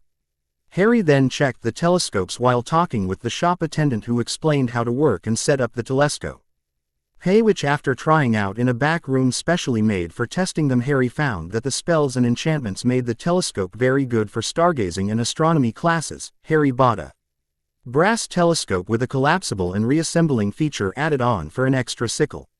Harry then went into a few other bookstores like Wizard Books and Obscurus Books, and got his different needed books that were not in the first bookstore he went into. He also got a few other extra books that looked interesting, like some subjects on transfiguration, dueling, battle charms and ward defense, along with detection and censor spells. These were so that he could make sure that anything he ate or drank was not tainted by potions or spells, along with being able to detect any added spells, NXES and curses were not placed on his things without his permission. He remembered how his father wrote in his journal about others pranking him and his friends by doing those kinds of tricks or things to them, like jinxing their shoes to always trip them up or spelling their food and meals to make their hair or body change into something else. Harry wanted to be cautious about this, as he felt that he may get the same treatment from certain children whose parents were followers of Voldemort and might try to get back at him for supposedly destroying their master. Harry, done with his shopping for the day, decided to go back to his temporary home, as Harry wanted to move out and try to find a way of living in his family's manor home, which he hoped to do so as he desperately wanted to see it live where his family had once lived together, besides the cottage which he decided to try and take back from the ministry and have fixed up, repaired by the goblins and some hired witches and wizards who could do construction and building. Harry was now on his way back to 4 Privet Drive to learn and wait until it was his time to go to Hogwarts King's Cross Station. Harry had learned as much as he could from his new books and had memorized most of it, with a few things added on to his own little book he had created himself on different useful spells he could use and how to do them, of which he liked. Harry had also decided to live in Potter Manor maybe around Christmas time when he went on the season holiday, or after his first year. He had gone to his family's vault, which was massive, and he had found some things like a pensieve which allowed him to view his memories so in detail, a few weapons that he saw he liked, which was a sword, and a few daggers which were both enchanted to never dull and always stay sharp. But the sword had an extra feature that made it unique, which was that it could change size and design until it looked to be a completely different type of sword, from a long sword to a katana, which worked great as he had found a way to equip it to Gladiator, who made use of the sword by changing it into his namesake, which was a Roman-styled gladiator's sword that was gold and black with the white-like metal. It was the same metal of his family ring, and after conversations with Grinbone over letters he had explained that the metal was in fact the actual fabled metal mithril or mithril, depending on the person's preference of pronunciation, from Tolkien's books, of which Harry enjoyed reading and learning from, as some facts fit in them connected closely with the real magical world. Harry had learned from this and decided that mithril was the magical equivalent to non-magical titanium, platinum, tungsten, or a combination of the 3 metals made into an alloy that has the same properties of mithril from the fables about this wondrous metal. It was light in weight, extremely strong, very dense, and had a white, bright silver color. Mithril also had amazing magical properties that could absorb spells and work well with enchanted items, like the sword that was in his family vault, which had small gems of red rubies and green emeralds along with white diamonds on the handle, grip, pommel, and the guard of the sword, as the gems, jewels, each held the enchantments, spells, and power of the sword's magical and unique properties. Harry had thought that there was a transfiguration or conjuration spell that allowed you to create or make mithril, but it turned out that from many searches in all of his books there were few books in existence that had the actual spell, and the why were all said to have been lost or kept secret from the magical world because of the metal's value and properties. Harry was now going through King's Cross Station, pushing a luggage trolley holding his trunk and other items like his snowy owl Hedwig. The name for his owl was tough for him to decide, as he really liked both the names Hedwig from a saint and witch in his History of Magic book, along With the name Athena from the Greek goddess of war and wisdom, as his owl was very clever and amazing, along with being a proud owl much like a proud warrior of war. Harry had made Hedwig decide the nom's through having separate pieces of paper separated from each other and have her fly to one of them, therefore having her names decided when she flew to her piece of paper and gave it to him to read out for her, which as she is now called Hedwig. The answer was obvious, to you readers, that is. Harry reached the correct portal platform but made sure to wait for a family of redheads to go through. First, whom the mother and one of the children around Harry's age seemed to be waiting for, so meet them. But when the mother saw the clock, she whispered to her son, who nodded, but Harry did not like he greedy look flashing in the boy's eyes as he and the mother went through the gateway to the magical platform 9 3/4. Harry promised to watch out for the boy and family of redheads as he waited for a moment until the coast was clear. Then he rushed through the wall portal, feeling a tingling sensation go through him until he reached the other side, opening his eyes and was astounded at what he saw. Parents, families and children were running about the platform, and students in black robes were getting on to the trains with their animals and trunks being placed on the train with them. Animals made their own distinct noises to each other and their owners as they were placed on the train. Harry handed his ticket to the attendant, who stamped it and handed it back to Harry, who placed it in his pocket. He then went towards the train, hearing many people talking about Hogwarts and other subjects. Harry noticed a round-faced black-haired boy that looked familiar, but Harry could not place him as he saw the boy talking to a stern and elderly-looking woman who wore a very strange hat that was decorated with a stuffed vulture. Harry thought back to a couple of photo albums from his parents' trunk and family vault and thought that the round-faced boy looked familiar until he remembered the photos of Alice and Frank Longbottom in the albums and noticed that the boy looked a lot like Alice Longbottom, his godmother. From this, Harry could guess that this boy was the Longbottom parents' son Neville, and the old woman must be the grandmother of Neville and mother of Frank Longbottom, Augusta Longbottom. Harry felt that he should get to know Neville and make friends with him, as Harry remembered in his mother's journal that she was made Neville's godmother, making them sort of godbrothers. Harry saw that the boy looked nervous and shy in front of his grandmother, which Harry could understand as he remembered how his father spoke in his journals about how strict and stern Augusta was with people she knew, along with being a bit too prideful and stubborn. Harry felt that Neville must have had to deal with his grandmother's attitude and personality a lot and felt slight pity for Neville. Hogwarts Express. Harry shook his thoughts away and made his way to one of the passenger cars and entered it, making his way to one of the compartments and closing the door, but made sure not to lock it as he wanted to see if any people wanted to meet him and become friends with him. After waiting 10 minutes reading from one of his many books, he had bought a satchel that was expanded spelled to hold books and items for his classes and homework for him to carry around the school castle. He felt the train begin to move from its station, leaving Harry filled with excitement at the fact that he was now on his way to Hogwarts. After some time later, Harry heard a knock on his compartment door, so he opened the door and saw that it was Neville Longbottom standing there, looking quite upset as he spoke with said emotion. "Sorry to bother you, but have you seen a toad at all?" "It belongs to me." Harry shook his head, then said quickly before Neville could get more upset, "What does he look like and what is his name?" Neville calms down a bit and answers back, "His name is Trevor and he is a common toad with dark brown skin." Harry nods and says to Neville, "There is a spell that you see and do for finding lost items or pets." Neville looks nervous as he says, "I have never used my wand before, as my gran never let me use it until I got it the other day." Harry could see why he was nervous, as Neville seemed to not know if he can do the spell, so Harry says, "Well, why don't you try, and if it does not work for you then I will do it for you." Neville looks indecisive as he says, still nervous, "Oh. Okay." Neville reaches into his pocket and takes out his wand, which to Harry's eyes looks quite old and beat up. Harry says to Neville, "That wand wasn't originally yours, was it?" Neville looks embarrassed as he stammers back, It was my dad's. My gran gave me it to use instead of getting a wand for myself." Harry nods as he watches Neville about to use his wand but asks Harry, "What is the spell I have to use?" Harry takes out his small spell book and flips through it until he finds it, the lost and found spell, as he tells Neville, "The spell is Inventor and you say who you wish to find. But you need to concentrate and focus on what you wish to find while doing the spell." Neville nods and tries it out. "Inventor, Trevor the Toad." his wand makes a spark of white light but it shorts out before it does anything, which makes Neville look and feel depressed, but Harry claps him on the shoulder saying, "It's okay, you tried and it nearly worked, but let me try something." Harry hinks to his lesser wand which he had tried out, the one with the good connection but not as good as the other wand of his, as he knew that some wands worked better with certain people, and so he takes his lesser wand from his second wand holster on the back of his belt and says to Neville, "Here, try this one and see if it will work better for you."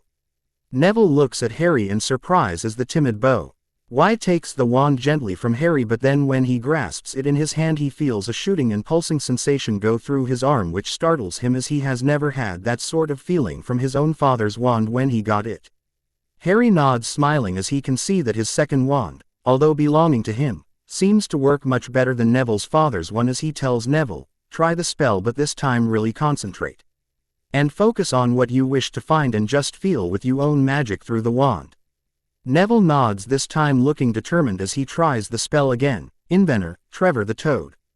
The wand's end lights up white and shoots out a spell, making a flashing line come from the wand and led out of the compartment door and along the corridor walkway of the train, which after Harry closed the compartment door and followed the line along with Neville, the line lead to the back of the train. As they were in the middle of it, the line had lead them to the luggage carriage, which after entering and traversing the multitude of extra trunks and cages filled with pets sleeping, they had found Trevor hiding in a dark corner of the carriage croaking away and trying to make an escape, as Neville picked him up, but Neville held him tightly, but not too tight that Trevor might get hurt, as the two boys made their way back to the compartment that Harry was in previously. Harry said to Neville, "Why don't you get your things and come back to this compartment where we can chat more, and you should probably get a small tank or something that keeps Trevor from getting lost or him escaping."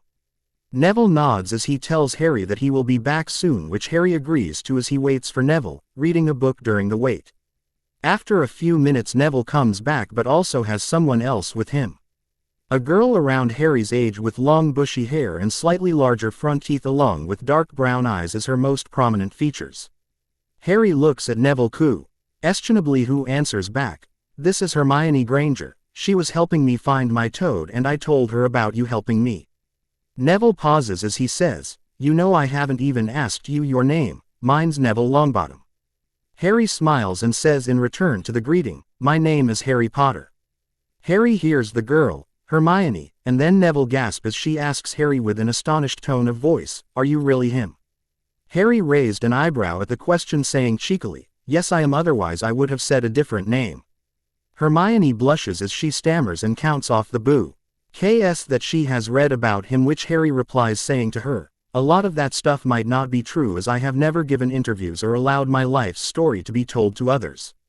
Hermione looks to be offended by this, as Harry can guess that she is a hugence that they could not be wrong. Harry quickly says to them, "Before you reply to that, maybe the both of you should sit down and listen before you react." Neville sits down and encourages Hermione to do so, which she does after a momentary expression of puzzlement and indecisiveness as Harry explains, "You know how some facts and info can be false until they are proven." Hermione nods in agreement but is still showing confusion on her face as Harry continues, "That is what it is like for me, as since I have never made an interview or given out my own details about my life and apparent fame along with the details of it, then the authors are merely using rumors and false information to fill in their own thought-made-up facts. From this some books will contradict another on those type of facts that have been made about myself as great wizarding events of the 20th century and modern magical history, each have different details about my fame and supposed defeat of Voldemort, as the first book said that I and my parents were attacked during the day, but the second book said that it was at midnight or late in the evening." Hermione deflates a bit as she seems to be remembering those details and weakly speaks to Harry asking, "Then what about the rise and fall of the dark arts?" Harry paused as he considered his answer. "That particular book has the least mistakes in facts, but they are minor, like it saying how the date of the attack was Christmas, Yule and not Halloween, Samhain." Hermione huffed in frustration and asks, showing her frustration, "Why would the authors make the books not completely true and factual?" Harry answers back simply saying, "For the oldest and most known reason, profit and obtaining money." Neville speaks shocked after a moment seemingly silent befuddlement during the whole conversation, "You said the Dark Wizard's name?" Harry looks at Neville saying, "A Roman philosophy. R once said, if we let things terrify us, life will not be worth living." He continues speaking as he says, "The showing of fear when uttering Voldemort's name is the thing that holds back a person f.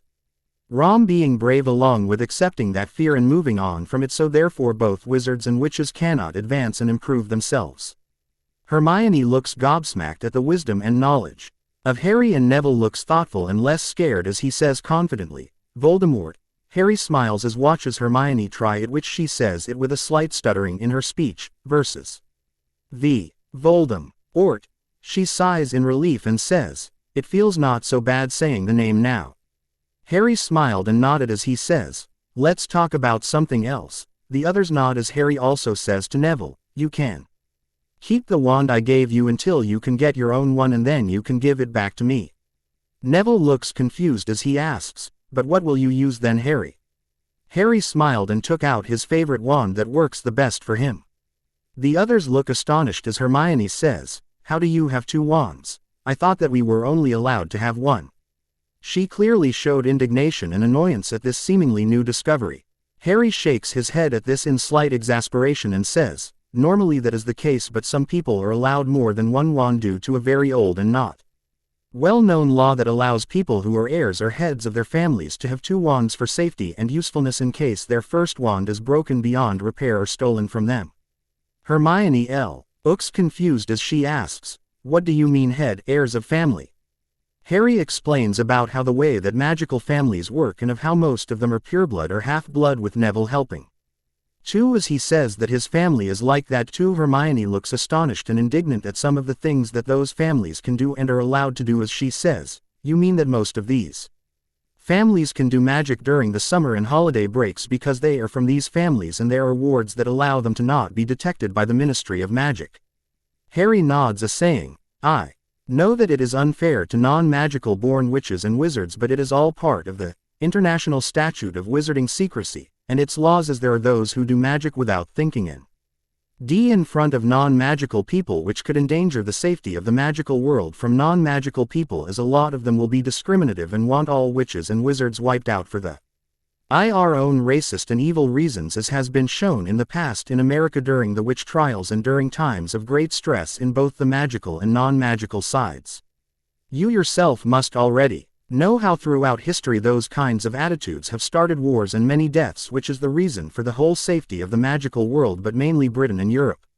However, some counties are more strict in their laws like America, as there are many magical people who use magic to completely separate themselves and hide away from those who are non-magical, as they are sworn to never reveal the truth of magic to any no-mage. That's the American term for muggles, by the way, unless they already know of it, like parents of no-mageborns, which, as you can guess, is the term for muggleborns. There have been many groups of no-mages who have banded together to seek out and eliminate any trace of a person of magical heritage, be they family or stranger. Hermione is gobsmacked at the information, but she pushes on as she says, "I can see why that is needed and how important it is to keep magic secret from those who wish to destroy it." Neville speaks up as he seems to think on a need for a change in conversation and asks, "So what house do you think you both would like to be in?" "As I would either be Hufflepuff or Gryffindor, but my gran wants me to be in Gryffindor as my parents were in that house." Harry replies back, "Actually I was stuck between Ravenclaw and Gryffindor, as they are both good houses, but like you, Neville, my parents were in the latter house, but I have heard and read that Ravenclaw house has their own personal library and study area for students of that house." Hermione's eyes seem to light up and says with excitement filling her voice, "Really? Hogwarts a history never mentioned that." Harry smiles and says, "I have books from my parents' years in Hogwarts, and my mother was friends with a few people in Ravenclaw and she often was allowed in their common room." That makes Harry remember as he tells Neville, "By the way, I forgot to say, Neville, it turns out that your mother was my godmother and my mother was yours." Neville looked slightly gobsmacked as he says, still astonished, "Gran never told me about that. I wonder why she didn't say." Harry shakes his head at how Augusta must treat her grandson and how arrogant she must be around Neville. The rest of the train journey was spent with conversations and discussions about Hogwarts and its subjects, along with laughing and enjoyment. That is it with this chapter, and I will do the next one soon. Also please, if you have not already voted on my poll, then please do so, and please review my chapter. Also, some of you may have noticed minor changes made to this chapter as I wanted to add details I got from seeing the Fantastic Beasts film, which I have to say is one of the best films I have ever watched in ages. Top 10 I say, with it being right up there with Lauder and other book-turned movies. The Castle, Sorting in House. Harry Potter multi-crossover, Chapter 9, The Castle, The Sorting in House. Disclaimer: I do not own Harry Potter or Ben 10 along with any other copyright property. As they both belong to their respective creators, the only thing that are mine are my OC characters and ideas. FYI, thank you my loyal readers, as I have received compliments and alerts for my story becoming more popular for readers and the like. Also, if you have not made a vote on my poll, then please do so, as I really want to continue my other FIC, Magical Ninja, The Beginning, soon. Also I have edited this chapter slightly and fixed sentences. Text used in FIC in later chapters. Bold writing. Text of letters, signs, information from Pad and Omnitrix. Bold underlined. Places that are in chapters and their titles along with chapter names. Plain text. Normal speech, English. Italic text. Thoughts of characters and people. Italic underlined. Used for different types of information thought by character. Like a list of a subject in the character's mind. Bold italic. Different languages, translations and of speech of alien forms and people. Underlined text. Spells and magic. Scotland. Harry stepped off of the cold and dark station that the Hogwarts Express had recently stopped at. Behind him were Hermione and Neville, who looked at the station in wonder and amazement as they were all shepherded together with the other first-year students. The three children were in their Hogwarts robes, but Hermione and Neville were cold and freezing as Harry was not, which they asked him about as they were all being led to a set of rowing boats and being led by a large man by the name of Hagrid, who Harry remembered from his parents' journal diaries about how Hagrid was a large but kind man who was loyal to Dumbledore. Harry replied to his new friends as he explained about the spells that he had added onto his robes, which made Hermione and Neville complain about how they had not thought of asking Abu. That, to which Harry replied, "I can place a temporary warming charm that can help you keep warm." The two of them nodded as Harry took out his wand and cast the charm. Temporary Calor, a lightly red-ish glow smoothly layered itself on both children and friends of Harry. They both gave a sigh of relief as they thanked Harry, who nodded in return for their gratitude. The three of them got onto a boa with another student who Harry vaguely recognized as the girl he had seen at Diagon Alley. The little boats soon set off with a shout of "forward" from Hagrid, which made the boats begin to somehow automatically move across the water's surface all by themselves. Harry turned to the girl beside him and said politely, "Hi, I'm Harry, what's your name?" The girl turned to Harry and said back, smiling, "Hi, my name's Lisa Turpin." Hermione introduced herself, and so did Neville, as they all talked about what they wished to see and what house they would like to be in. They were halted from their conversation by Hagrid as he called out, "Right then, y'all get her first sight o' Hogwarts in a sec, it's just round the bend here." After a moment there was a chorus of oohs as all of the first years saw the castle for the first time. Harry thought that the description did not do it justice from the book. The same was thought by many of the children in the boats. Harry quickly caught Neville as he nearly went over the side, which the round-faced boy had blushed a bit at and thanked Harry for the assist. The castle was amazing though, as the narrow path had opened suddenly onto the edge of a black lake and perched atop a high mountain on the other side, its windows sparkling in the starry sky, was a vast castle with many turrets and towers. Hogwarts. Harry watched as Neville's toad River tried to make an escape into the lake, but Harry quickly grabbed him and gave him back to Neville, who berated the toad for his mischief, which the toad responded with a long croak which made every one in the boat chuckle at the scene as Harry said to Neville, "About the tank for him, you might want to ask one of the teachers like Professor McGonagall, Professor Flitwick, or both of them for help, as I am sure that they would oblige if you asked them nicely." Neville nodded as he kept a grip on Trevor so that he would not try and escape again. Harry would have done it for him, but he did not want to reveal how much he could do with magic, as he would slowly show his skills so that there would not be any suspicion and have many of the people think that he was simply a good student with a lot of talent. Harry and the now group of 4 saw that they were nearly at the castle as they saw a low arch which Hagrid shouted about saying, "Hides Gewn, and dinny try any funny stuff, Harry and the Grow." Up followed the order as they ducked their heads down from the low arch on the lake, which afterwards the boats seemed to lead through a small dark tunnel that led towards a harbor at the bottom of the castle's cliff face. They all got off of their boats when Hagrid told them to, and soon followed the large man to a stair passageway that seemed to connect up to the castle. After a few moments EY had reached the top of the stairway and were now passing through a large metal gateway that had a large H on the top, and as they all went through it the gate's door closed up behind them.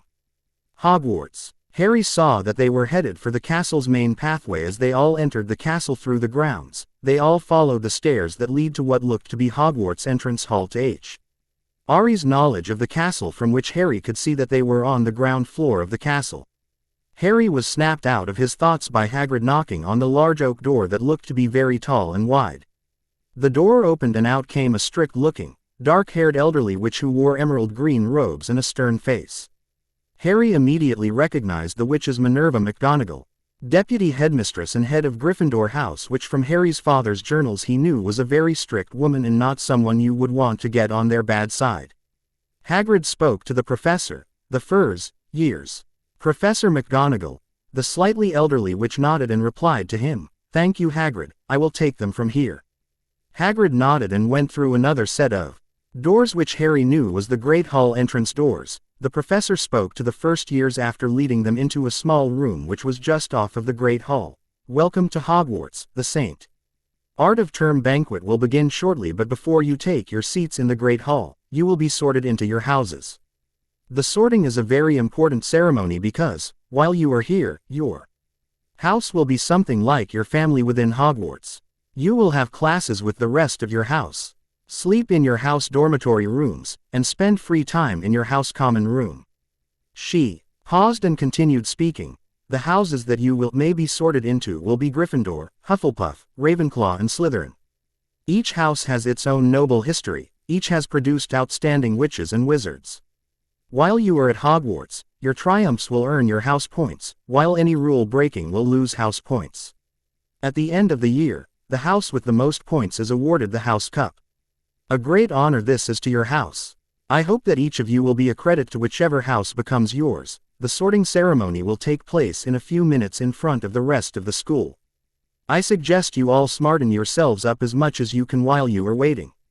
Her eyes seemed to look over other students that had less than presentable looks, like the red-haired boy which Harry remembered to watch out for, and another boy with his cloak around his ears for some strange reason.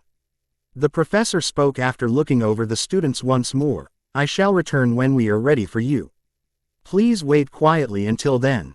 She left the chamber after that, leaving the other students to talk to one another as Harry heard the red-haired boy with a now noticeable brown smudge on his nose say loudly, "My older brothers told me that we get sorted from dealing with a troll." The students were getting more nervous and scared after hearing this, which caused Harry to roll his eyes, thinking, "How stupid do you have to be to believe that kind of joke? The idiot probably was being fooled around by the kid's older brothers. Anyway, we have to get sorted by the magical hat created by the founders themselves, but mainly Godric Gryffindor, so that the student can be helped, assisted in making their choice of house or be immediately sorted to said houses from their most ominous, which will correlate with their house's standards." Harry was snapped out of his musings by a shout of surprise as they all turned and saw a whole group of ghosts, which some of the children were frightened to see, but Harry was not, as he knew that the ghosts would not harm any student, as is their rule not to. Harry listened in on their argument, which seemed to be about the resident pranking poltergeist Peeves, who Harry knew from his father's journal entries about the pranking spectral life form. Harry saw that the group of ghosts seemed to have noticed the first-year students, as one of them in monk-styled robes spoke to them all, smiling cheerfully. New students attending and about to be sorted then. A few students nodded as he introduced himself. "I am the Friar, or Fat Friar, as said by some students. Hope to see some of you in Hufflepuff, as it is my old house, you know." Harry decided to be courteous as he stepped forward, drawing some odd looks from others which Harry ignored as he spoke to the friar, bowing slightly at first. "Honorable Friar, we thank you for your introduction, and I know that your noble house will have many great witches and wizards in its future and today." The friar nodded and bowed as he said, Your gratitude is appreciated, young wizard and pupil of Hogwarts, and I hope to see you while you attend this magnificent school." Harry stepped away, nodding back, and saw that Professor McGonagall had watched the whole conversation with a raised eyebrow as she shook her head and said, "Move along now, form a line and follow me." Harry followed along with the oath. Students who some of them still gave him odd looks. The students arrived at a large golden crafted double door back in the entrance hall. The doors opened automatically to show a magnificent hall tea. Harry watched amazed as they all walked through it, as it was lit by thousands and thousands of candles that were floating in midair over 4 long tables, where the rest of the students were sitting.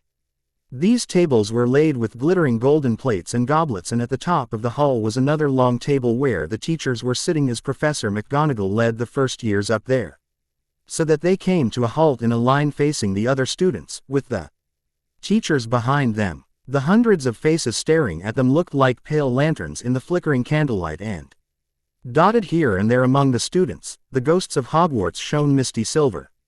Harry looked upward towards the ceiling as he remembered something about it in his books. The sky seemed to open up and show a black sky like the outside was, as there were many shining white stars twinkling below everyone, which made it look spectacular.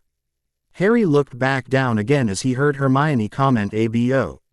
Oot, how the sky was enchanted to look like the outside sky," and where she read it as Harry whispered, "You may want to hold your comments until we are sorted, as some people are looking annoyed at your interruption of them all looking around." Hermione blushed and muttered back an apology. Harry looked ahead of the crowd of other first years and saw that Professor McGonagall had returned with a stool.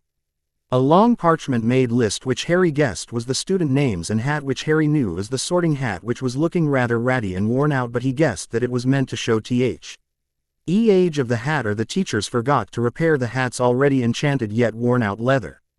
The hat bellowed out a song of its own, basically outlining each house's creed and what they meant, and after that Harry heard the red-haired boy speak in a slight whisper that Harry was able to pick up, which sounded furious. "We've just got to try on a hat. I'll kill Fred for telling me that we had to fight a troll." Harry covered up a snort with a cough as he was amused at the prank placed on the red-haired boy by the boy's older sibling, as he would like to meet him. Harry listened as Professor McGonagall spoke to the first years. "When I call your name, you will put on the hat and sit on the stool to be sorted." She paused as she shouted out the name of the first student on her list by saying their last name first. Abbott, Hannah. A pink-faced girl with blonde pigtails stumbled out of the line of students and placed on the hat as she sat on the stool. The hat was covering the girl's eyes. The hat shouted after a moment.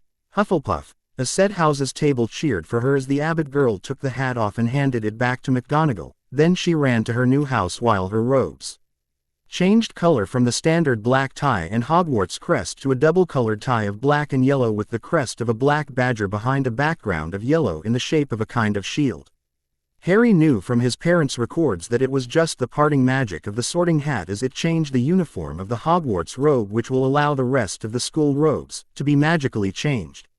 That belong to the sorted student, as it uses the magic of the castle's wards and the surrounding ambient magic to gently alter them so that they do not need to be rebought. Professor McGonagall continued her list of each new first year as they were sorted into their school houses. Harry made sure to make a note of each student with his occlumency powers, and soon after it was Hermione's turn as she eagerly made her way up to the stool and took the hat, placing it excitedly onto her head, which after a while the hat shouted, "Ravenclaw." The house cheered as Hermione made her way to House's table while handing the hat back, and Harry cheered for Hermione as the noise quietened down and McGonagall continued her list of students. After another round of students, it was Neville's turn as he walked up, slightly nervous but determined, as Harry had helped him with his choices and confidence a bit while they had talked on the train, also telling him that he needed to show that he was not weak in front of others, which might cause Neville to be bullied by those who wished to do so. Neville sat on the stool and had the hat placed on his head, which after quite some time the hat shouted, "Ravenclaw." Neville took the hat off, seeming relieved, and handed the hat back to the professor while making his way to the cheering house of Ravenclaw students as Hermione hugged him as he sat down next to her, which made Neville blush as he was hugged. Harry turned back and listened to the sorting as he saw that the arrogant blonde-haired boy from the robe shop, whom is now known as Draco Malfoy, appeared to swagger up to the stool like some sort of snobbish prince of royalty and sit on the stool as even before the hat barely touched his head it shouted, "Slytherin," as the boy smirked an ag. Ain swaggered to the Slytherin table to join his housemates.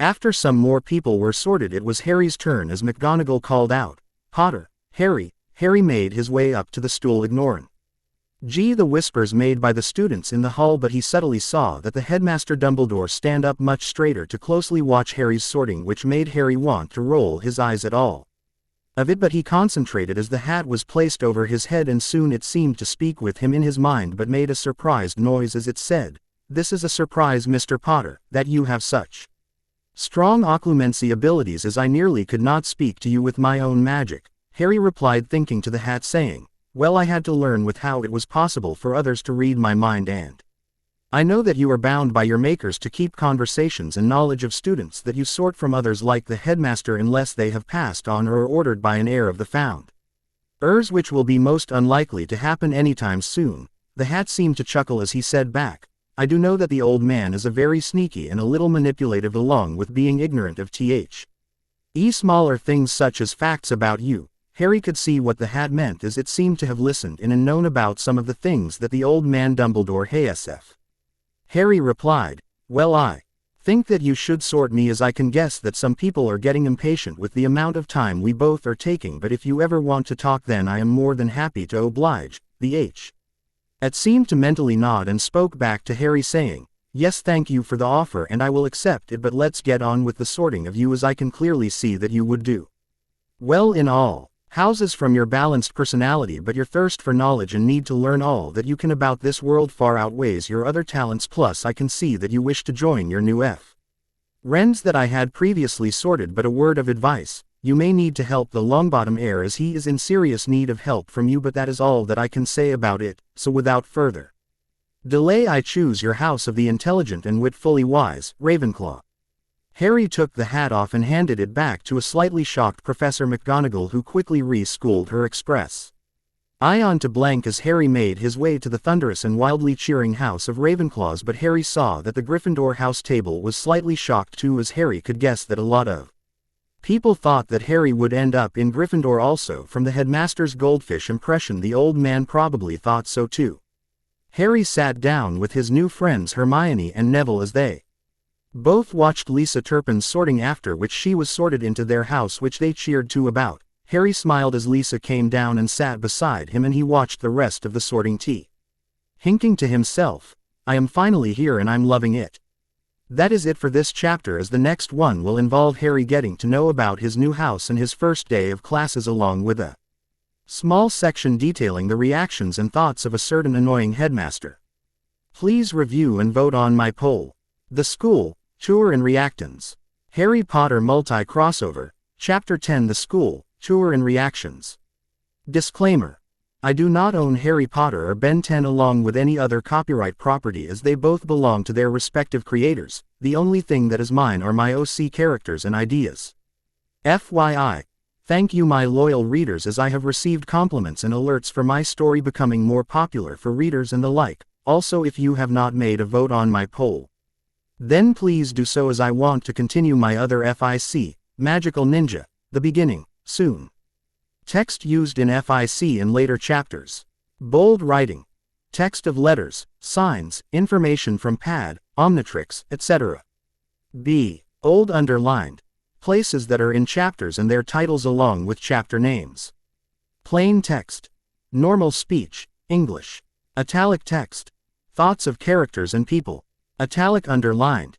Used for different types of information thought by the character, like a list of a subject in the character's mind. Bold italic. Different languages, translations and of speech of alien forms and people. Underlined text. Spells and magic.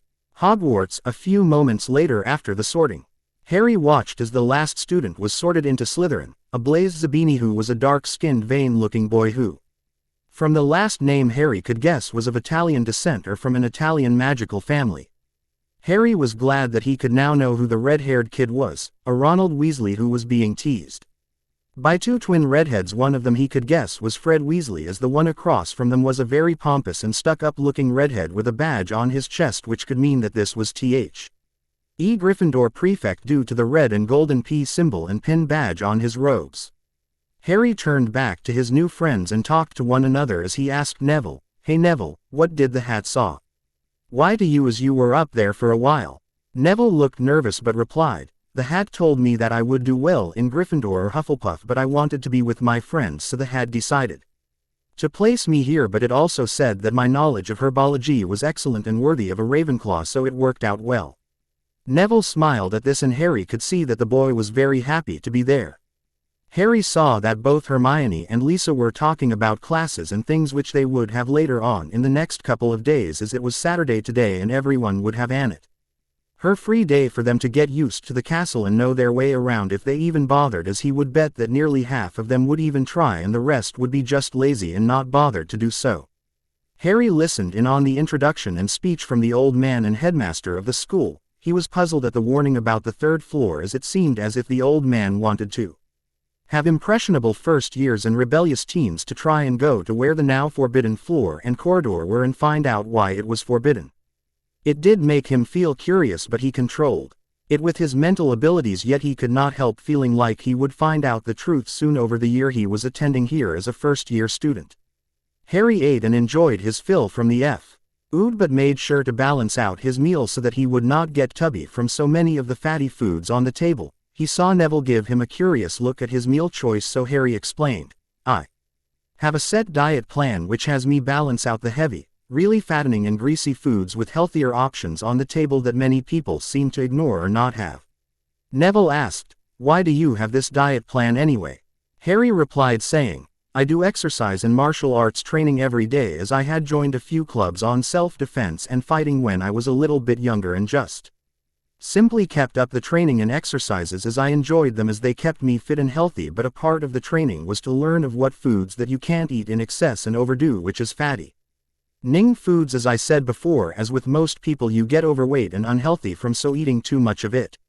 Harry continued after a breath, "Also the exercise helps build up your stamina and speed, along with your strength as you continue doing the training, but it will take a long time until you can become a master in your style of martial arts that you pick, much like wizards and witches have study and learn a certain subject until they become a master in that subject, much like many teachers here who had studied the subjects that they had learned during school time and gaining their mastery under either apprenticeship of another person who is already a master of the subject, or many different tests set by the Ministry of Magic's team of masters or mistresses who were at the top of our field of subjects from the Department of Magical Education in the Ministry, which is a division of the Department of Magical Law Enforcement, which is at the moment run by its head of department, Amelia Bones.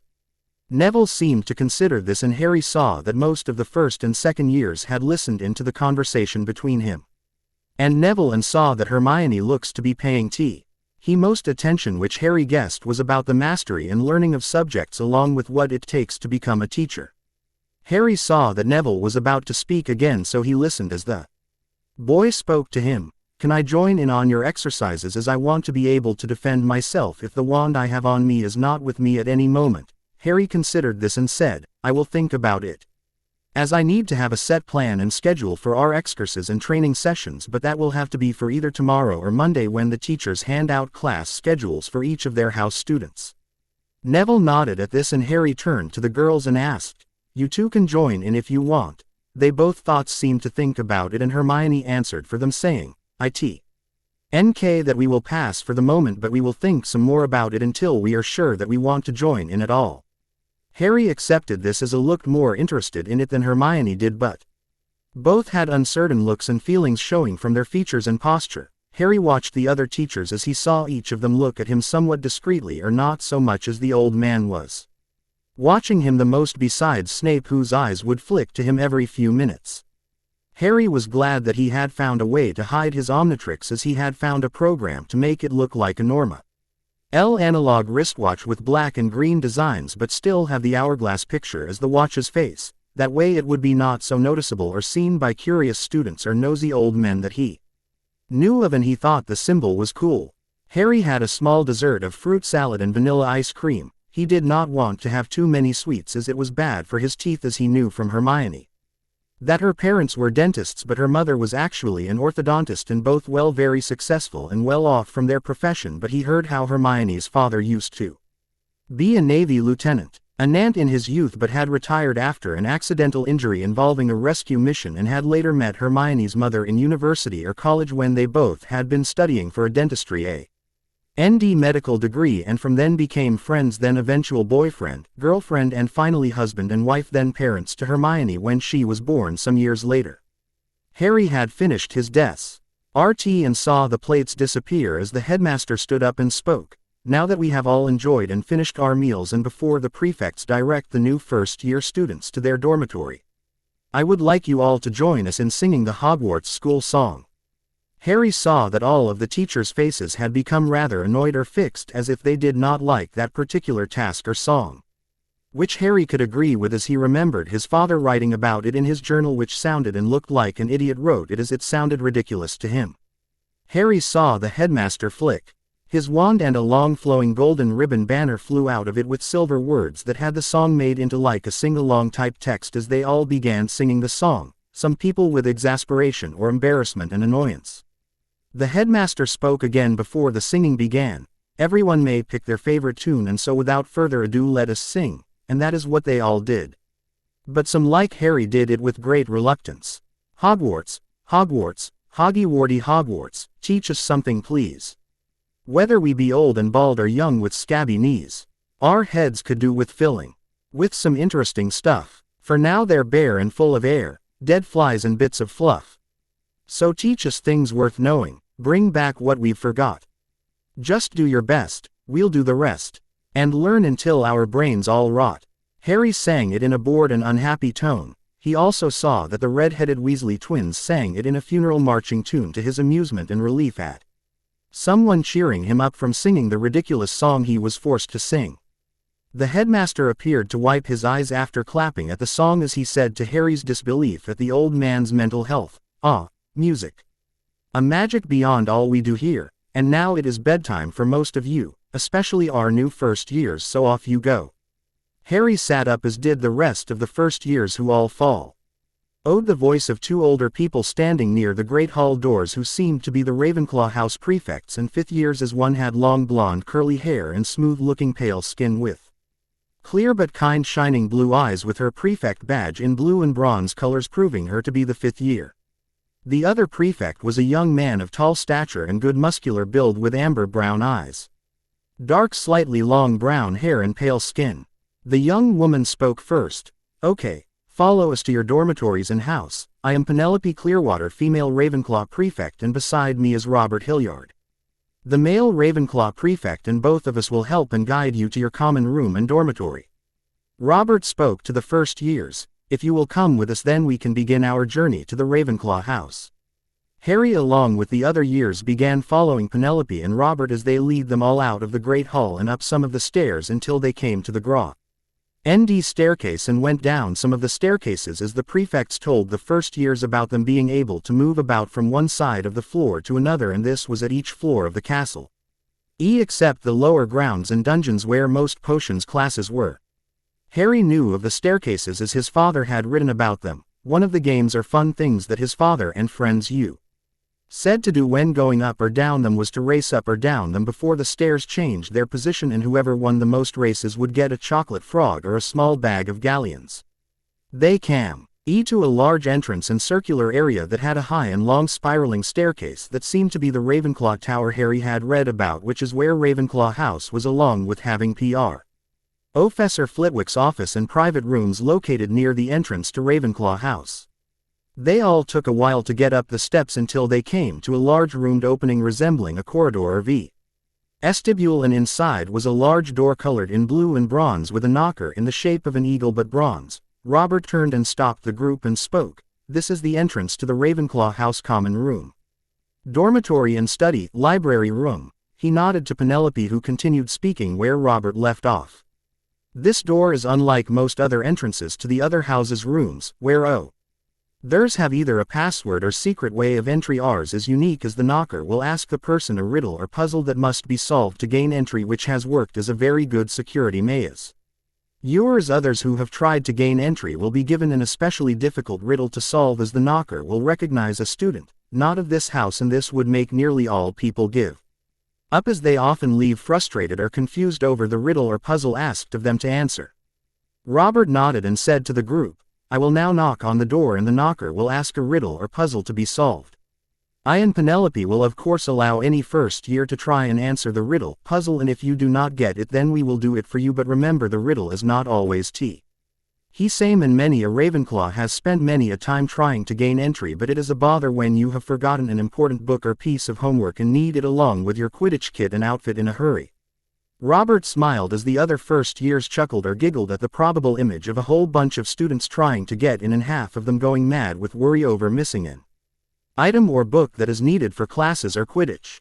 Robert turned to the door and knocker on the door, which made the knocker seem to come to life, which made some of the new first years gasp and har. Rai looked more interested, as he can guess that it was an enchanted knocker to be able to do what it does. The knocker spoke in an intelligent and calm tone that sounded vaguely female. To gain entry you must answer my riddle puzzle. I am the beginning of the end and the end of time and space. I am essential to creation, and I surround every place.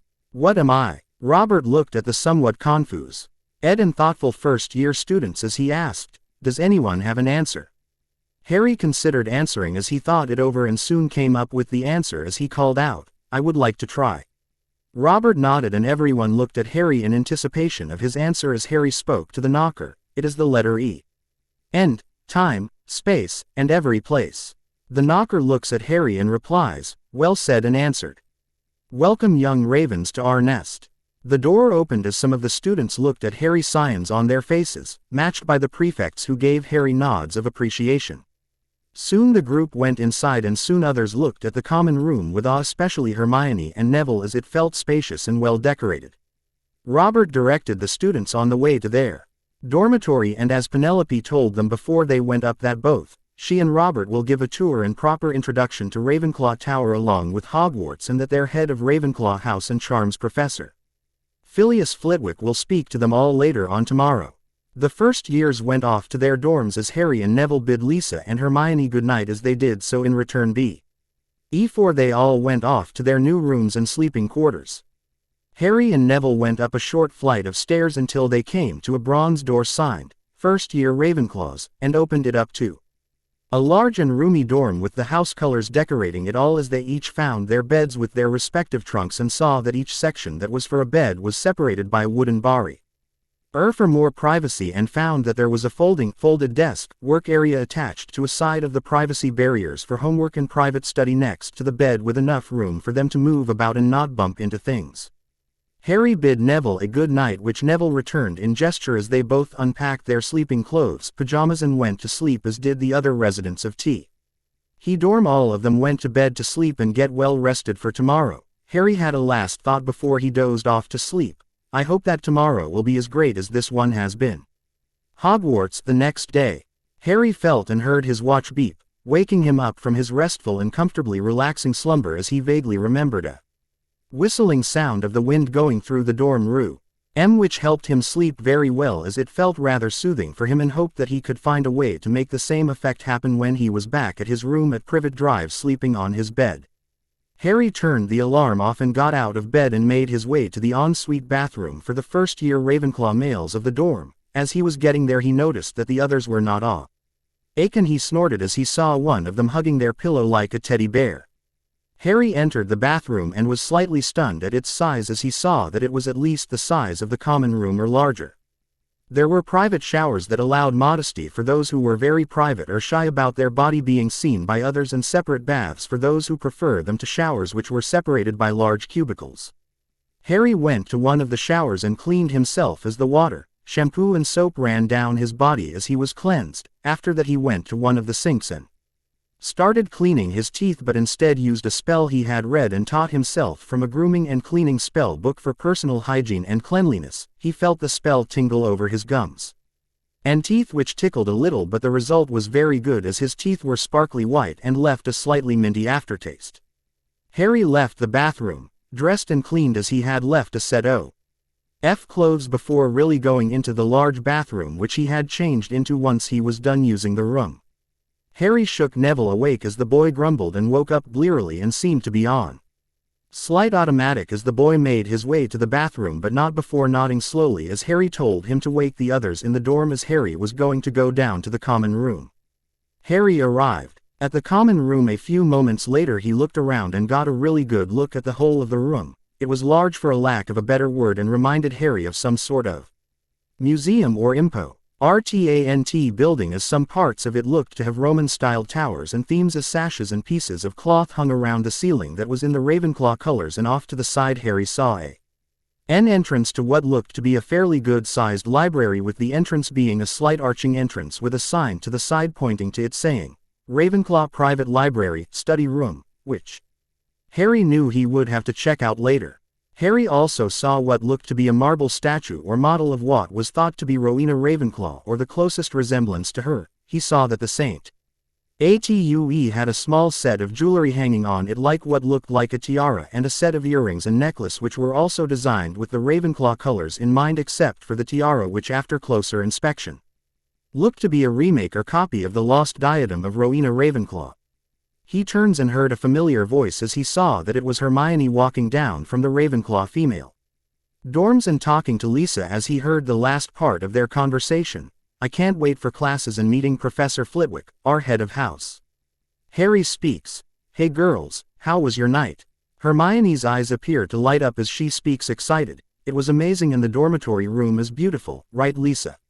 Hermione asked Lisa as said girl answered back. Yeah, it was nice and I liked the breeze that went through the dorm. Harry nodded and said, yeah, I liked it too. Harry turns as he hears grumbling and mumbling as Neville walks down, still a little tired but awake, as he greeted the others. Later on, when all of the first years are awake and ready for their tour, Robert and Penelope appear and Robert speaks to them all. Okay, today is your tour day, so keep close and watch OU.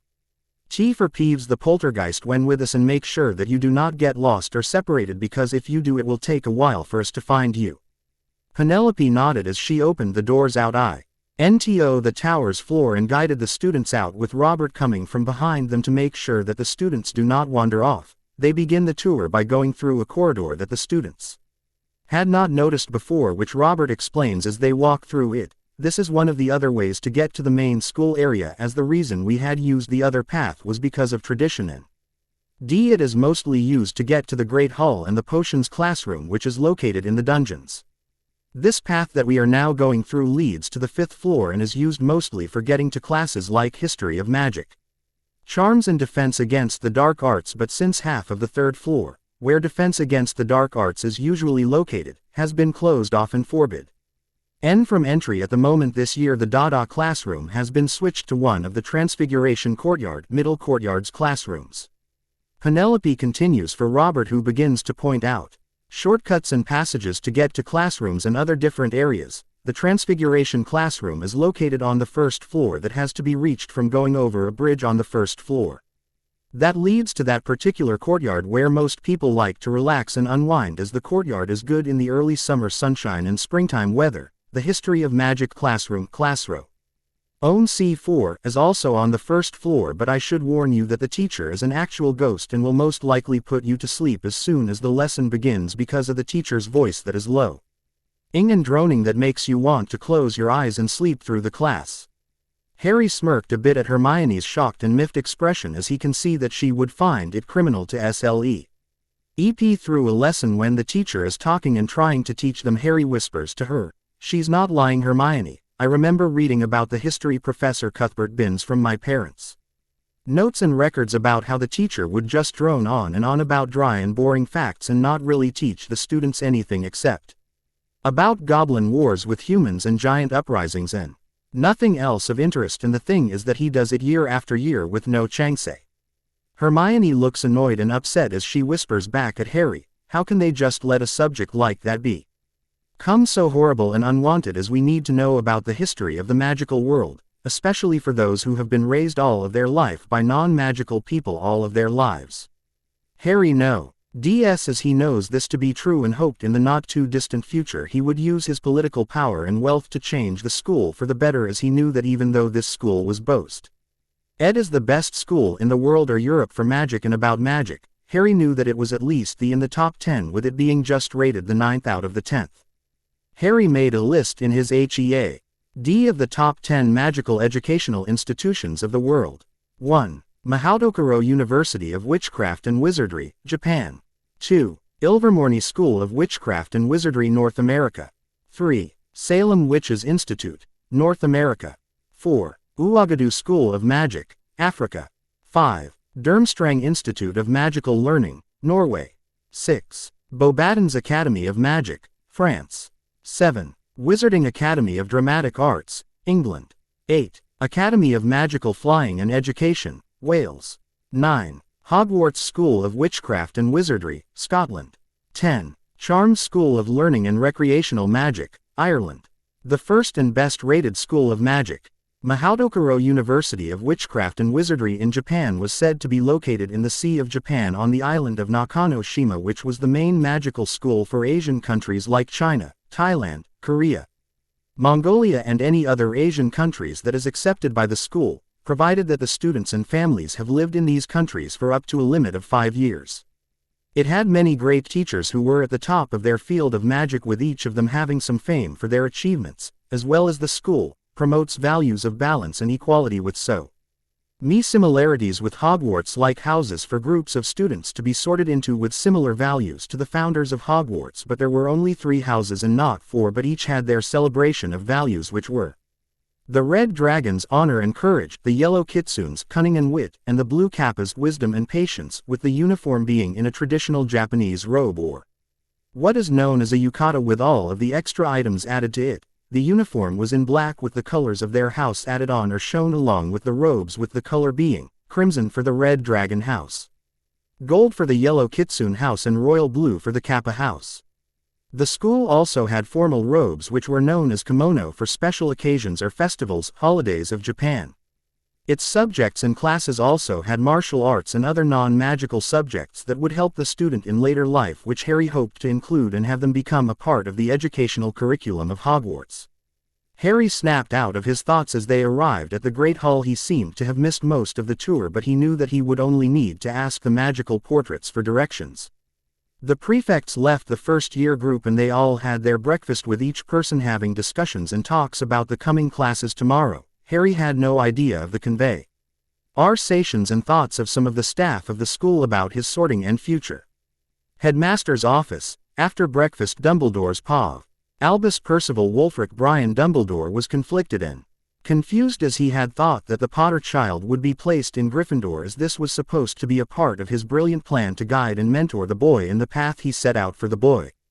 But the change in houses caused him to feel uneasy and not so sure that he could do what needed to be done, so that when Tom, or as he now called himself, Lord Voldemort, would return to wreak havoc upon the magical world, the Potter child would follow willingly and do as instructed by him, so that when the child faced Tom they would kill one another and he, Albus Dumbledore, would be rewarded with prize for his help and guidance of the Potter child, therefore leading the magical world to a new era of peace and wonder, of which he would rule, as he would be known as the man who helped end the war and plan its ending. The reason was that most, if not all, people thought of him as the next Merlin and followed his words and knowledge without question or hesitation, as it was for the greater good, as his once friend and former lover Gellert regularly talked with him about their cause, of how they would either control or rule the magical world in their image, but when they had both each sought more power over the other, he ended up fighting with Gellert over it, resulting in the man to be locked up and beaten in Nurmengard, of which they had both built as the location of their once secret operation, of which he had turned into a prison for Gellert to keep him away and unneeded until a possible chance that he could use him in his great plan. Albus was sure that he had made it near impossible for the Potter child to learn more than he wanted about the magical world and laws, traditions, which could lead to him losing the child to someone else who would guide the boy in a possible way that he did not want. He had also orchestrated the sealing of the Potter child's family will set out by James and Lily Potter, with a few well-placed compulsions, obliviations and political maneuvers to make that the will was not read out and enacted after the deaths of the Potter child's parents.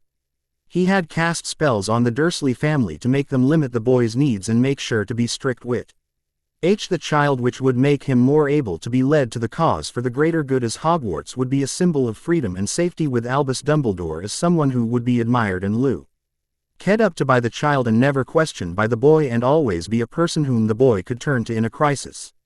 He needed to find out how his plans could be saved and changed to fit his needs as.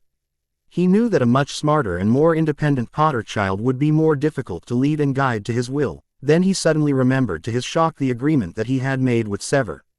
As about if the Potter child was in Gryffindor, then he would need to be isolated slightly and made out to be a target for those who would cause the boy harm, which would then make him Albus Dumbledore. Act and save the boy from the pain and ridicule of others, which would further indebt the boy to him. That was why he needed Severus, who would be his spy and tool in making the child isolated and targeted. But he remembered how the agreement went, as Severus could treat the child like any other student if he was in any other house but Gryffindor, and to make sure that Severus would agree to do what he wished, he had made an unbreakable vow that would make Severus act like he hated the child and treat him with near-bullying tactics and insults. He just hoped that his plans would be able to still work out in the end. It was for the greater good that they had to work. That is it for this chapter, as I have had a bit of writer's block with this one and had trouble coming up with ideas and things or this chapter, which you may notice is not my best work, but if you can review and help improve this chapter, then I would be happy to listen and read on your comments and advice. P.S. I've just now edited this chapter with the help of Grammarly. I also changed a school for another one, that being Uagadou, and swapped one of the schools I previously listed with Ilvermorny, as I realized I may have edited to fix it up with a couple more recent additions to the HP canon and history, as much as I can, with this being a bit of a self-indulgent FIC at the time I was making it. So review this chapter, place ease and vote in my poll if you have not yet. C and P. Harry Potter Multi-Crossover, Chapter 11, Classes, Confrontations and Potions. Disclaimer. I do not own Harry Potter or Ben 10 along with any OT. Her copyright property, as they both belong to their respectly thing that are mine, are my OC characters and ideas. FYI. Thank you, my loyal readers, as I have received compliments and alerts for my story becoming more popular for readers and the like. Also, if you have not made a vote on my poll, then please do so, as I really want to see what you think of what my up and coming HPOCFIC, OC Dimensional Journeys, World of Harry Potter, should be like. P.S. Please forgive my short to long time hiatus from this and other fix, but I was really having problems coming up with some of the chapter's content for this FIC, along with having to deal with a few sad funerals of some close relatives and daily grievances like job searching, college, and busted laptops that may have needed their own funeral and regeneration. Phew. Anyway, this chapter will be extra long so as to make up for my long hiatus from FF writing. PPS. You may have noticed that I made a small edit which fixed a small mis. Take in this chapter, as mentioned by my many readers and followers who reviewed this chapter. Also, I want to dedicate this chapter to Alan Rickman, who sadly passed away a short time ago. I hope I can do his character he played in HP justice. Text used in FIC in later chapters. Bold writing. Text of letters, signs, information from pad, Omnitrix and etc. Bold underlined. Places that are in chapters ND their titles along with chapter names. Plain text. Normal speech, English. Italic text. Thoughts of characters and people. Italic underlined. Used for different types of information thought by character. Like a list of a subject in the character's mind, or silent casting of spells. Bold italic. Different languages, translations and of speech of alien forms and people. Underlined text.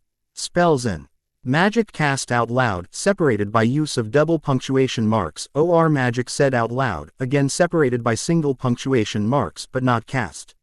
Simple, not punctually marked words are not spells.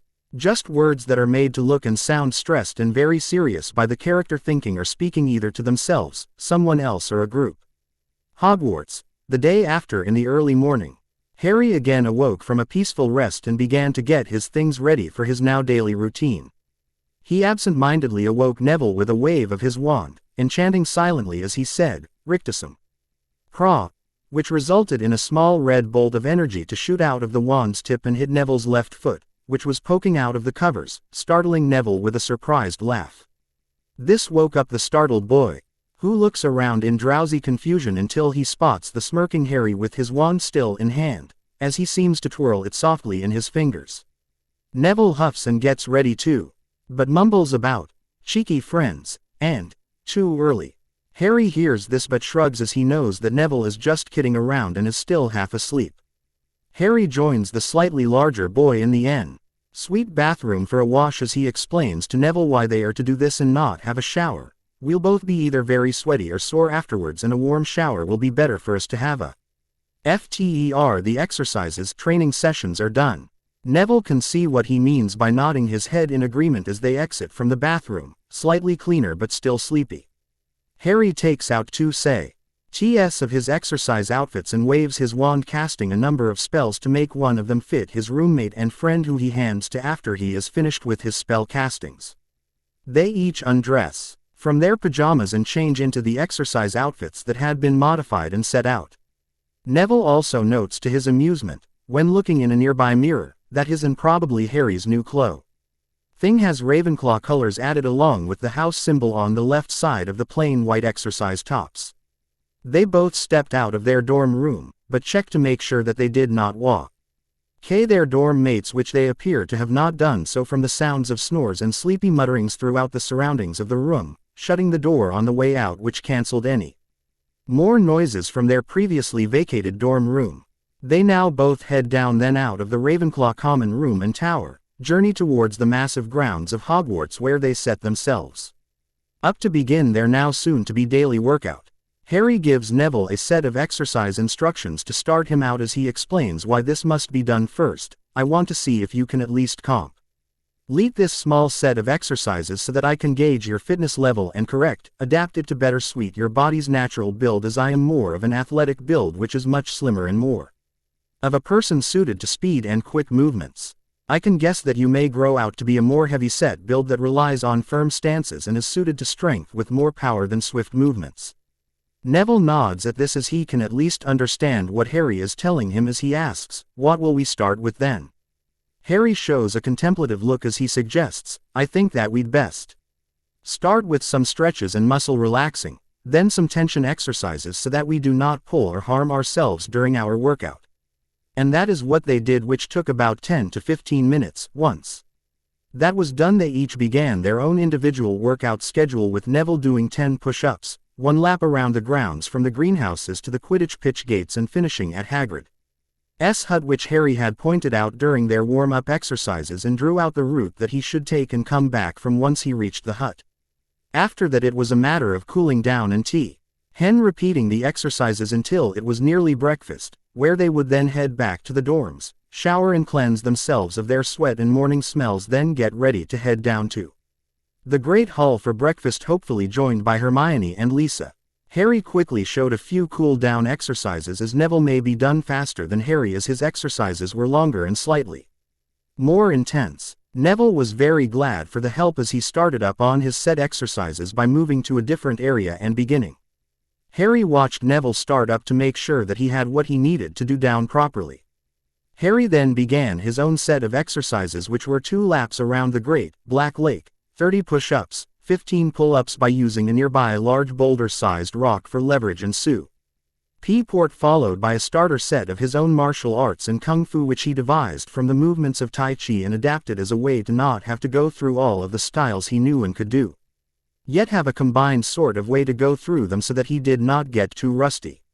This all together lasted about an hour and a half until Harry's timed alarm spell he set up rang, meaning that they had about half an hour or more to get back to their dorm room and get cleaned up and ready for the rest of the day. Harry and Neville joined together as they picked up their things left over from the IR exercises. As Neville says, "I really enjoyed that. It was sore and tiring, but it feels good in a way." He finished with a slightly befuddled look as he tried to explain his feelings, but Harry just nods at him, showing that understands what he means. They both make their way back to the dorms and get cleaned up, then dressed into their uniforms, then both grab a bag, satchel, then put a number of books that they may need for the day inside, which both appear to be magically expanded from the inside and had an extra charm on them to automatically find what you need, so that you just need to simply reach inside and you will have what you want in hand, then just bring it out as normal. Harry had not studied or read about this charm yet, but could see the uses that it had. But if he could find the spell and a book on it which he didn't think he had in his special trunk. Harry then joined Neville down in the common room, who appeared to be talking with Lisa and Hermione. Harry joined in chatting about the excitement of as they all left the room and the tower and headed down to the Great Hall. They arrived within a few minutes after some directions from some of the portraits and assistant from Harry's own limited knowledge of the castle and its hallways. They found a seat near the top end of the table and sat down, while noticing that the other Ravenclaw first years were already there as well, eating and laughing together with the other years. They picked a few of their own selections of foods for breakfast, with Harry picking fruit and nut muesli, wholemeal toast with raspberry jam, and decided together with a cup of tea, Earl Grey of course. Neville picked buttered crumpets with a small number of fruits, pumpkin juice and a bowl of hot porridge with honey. The girls had similar dishes with some of the fried foods available on the table added to their meals. When they were nearly done, Harry noticed that the heads of the houses were leaving the teacher's table and heading down with small stacks of papers in their hands, as they each handed the schedules out, starting with the first-year students, given them first and onwards till all the years had their schedules. They each nked Professor Flitwick for the schedule given to them, to which they received a small bowing nod and warm excitable smile in return. Harry took a careful look at the schedule while finishing his breakfast. Class schedule. First years, Harry James Potter, Ravenclaw House. Monday.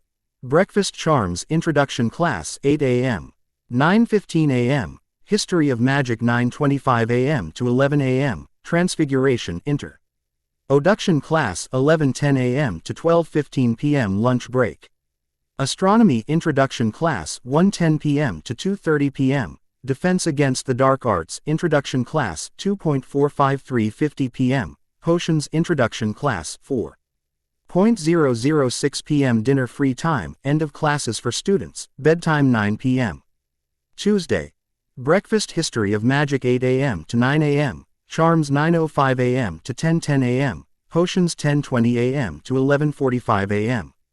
Herbology 11:55 a.m. to 1 p.m. Lunch break. Transfiguration 2 p.m. to 3:15 p.m. Defense Against the Dark Arts 3:20 p.m. to 4:10 p.m. Magical Theory 4:08 p.m. to 5 p.m. Dinner Free Time, End of Classes for Students, Bedtime 9.00.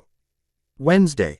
Breakfast Transfiguration 8 a.m. to 10 a.m. Herbology 10:10 a.m. to 11:05 a.m. Charms 11:15 a.m. 12.10 p.m. Lunch break. Potions 1:05 p.m. to 2:15 p.m. History of Magic 2:25 p.m. to 3:15 p.m. Flying Lessons 3:30 p.m. to 4 p.m. Free Time and Dinner. Supper Astronomy Tower Classroom 12 a.m. 1 a.m. End of Days Classes for Students, Bedtime. Thursday. Breakfast Herbology 9:12 a.m. to 10 a.m. Transfiguration 10:10 a.m. to 11:05 a.m. History of Magic 11:15 a.m.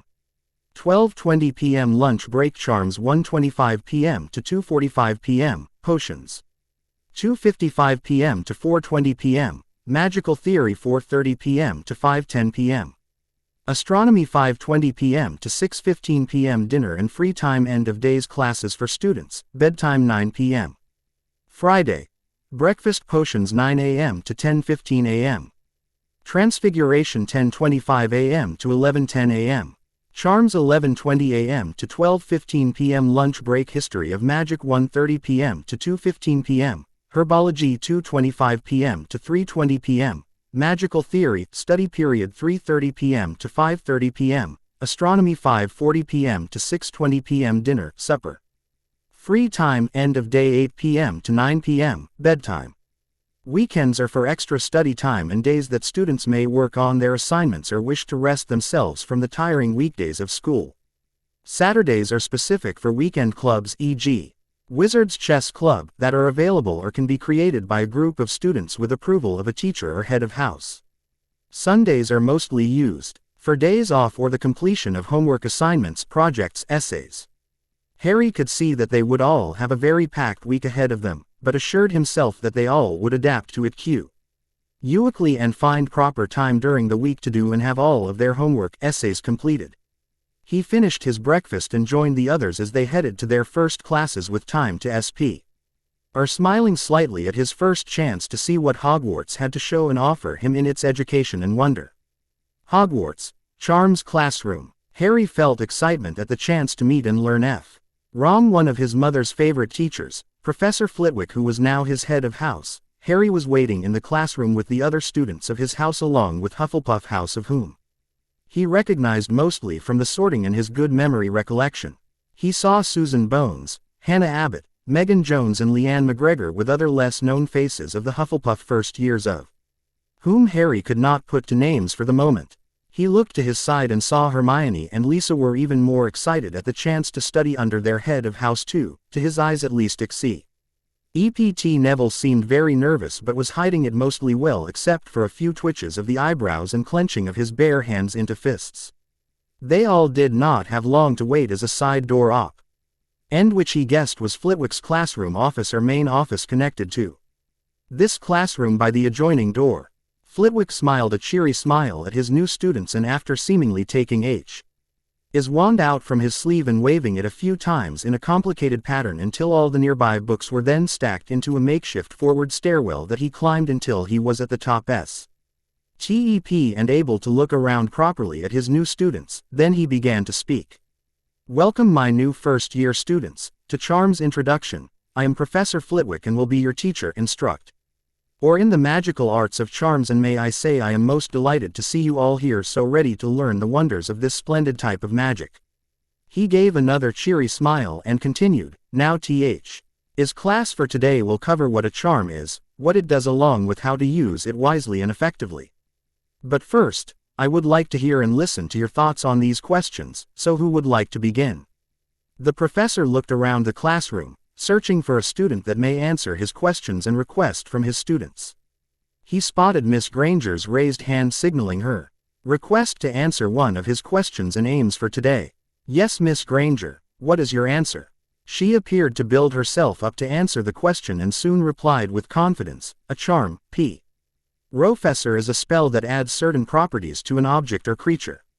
Flitwick smiled even wider, if that were possible, and replied with enthusiasm, "Oh, well done, Miss Granger, very well said, and please take 5 points to Ravenclaw." He calmed down slightly and returned his attention to the entire class. "Now does anyone else wish to answer the second question?" He looked around until he spotted Neville Longbottom's raised hand and asked, "Mr. Longbottom, do you wish to answer the question?" Neville nodded and replied, "A charm can be distinguished from transfiguration in that a charm adds or changes properties of an object. It focuses on altering what the object does as opposed to what the object is when using transfiguration." Flitwick felt elated at the well-thought-out and slightly detailed answer as he replied with enthusiasm, "Well done, Mr. Longbottom, that is absolutely correct. Please take 10 points to Ravenclaw." Mr. Longbottom looked elated as well from receiving such praise, and awarded points in the first class of the school year. He saw Mr. Potter smile at his supposed friend, then clap him on the back in congratulations for doing so well. He was taken back to another point in time when he had taught Lily Evans and saw a similar grouping between Alice Kingsley, now Longbottom, and the young red-haired Gryffindor so many years ago. He sees this similar pairing Harry Potter and Neville Longbottom, who the latter does resemble his mother more greatly than his father Frank Longbottom. He hoped that Harry was as bright and inquisitive as his mother Lily. He snapped out of his wandering memories as he noticed the students looking at him with confusion, which made him return to his lesson. Now who would like to answer? The last ooked around for a student to answer his question. He spotted a few raised hands in the air, including to his excitement Mr. Potter. "Yes, Mr. Potter, do you have an answer to my query about charms?" Harry appeared to pause before replying in kind. "Yes, Professor. I believe that a charm can be used effectively and wisely in almost any situation. For example, if you have lost a certain item of great importance, then you can use a number of charms to locate this item, such as Lumos, which is commonly known as the wand lighting charm, which, as its name suggests, lights the end of your wand in a small ball of light illuminating a darkened area like under a dark desk, bed, or a darkened room which said item has fallen under or inside and is hard to see because of the lack of light from the obstruction of the dark." Flitwick was as astounded at the child's deduction and reasoning as well as his knowledge. He gleefully replied with joy, "Oh my, wonderful answer, Mr. Potter. Really well put, I could not have said it better than myself. I award 20 points to Ravenclaw to you, Mr. Potter. He saw the small smile and nod in appreciation from the young lad, to which he nodded back to in return. Now let us begin with the rest of our lesson, as we have a lot to go over today so that you may be prepared for future classes. Now, as Mr. Potter mentioned, the Lumos charm is one of the spells you will be learning in your first year along with a small number of other useful charms. Also, with each charm there is the magical theory and guidelines for these individual charms, which assist and help you in understanding the spell itself. He took a breath and continued, thus it does show how it works, how to do it, and why you have to do it in a certain way for it to work properly. He explained some more finer points and demonstrated small examples of said spells that each student would be learning this year. This made the students more excited about the class and what it contained. Alright students, you all will start off by opening your charm and theory books and reading the first few pages in each book. For those who have read ahead, then you may continue reading a few more pages until I deem you all ready for a small test to gauge how much you all really know and what we can work on together. Then once you have completed said test, I will grade them all and give out the results at the near end of the class. After about 15 minutes of turning pages of the students' books, the professor had them all take the test. He waved his wand and a stack of parchment papers rose up from the small desk beside his book stepla. DDER and directed each parchment to the students at their own desks. Harry, once he was delivered his test, set out his quill and ink, and with a call of "Begin," from the small-statured professor, a flew RRY of parchment and scratching of quills permeated throughout the classroom. Harry reviewed the questions on the test, which asked, Q1. How did the Lumos charm first come into existence? Q2. What are the 3 important needs for a charm to be successful? Q3. What is the incantation for the unlocking charm? Q4. Who was the creator of the levitation charm? Q5. What did this person do with this charm? Q6. What is the wrist action to help accomplish this charm? Q7. What charm makes items rubbery and bouncy? Q8. What does the incendio charm do? Q9. What reaction does Tarantalagra cause to objects or people?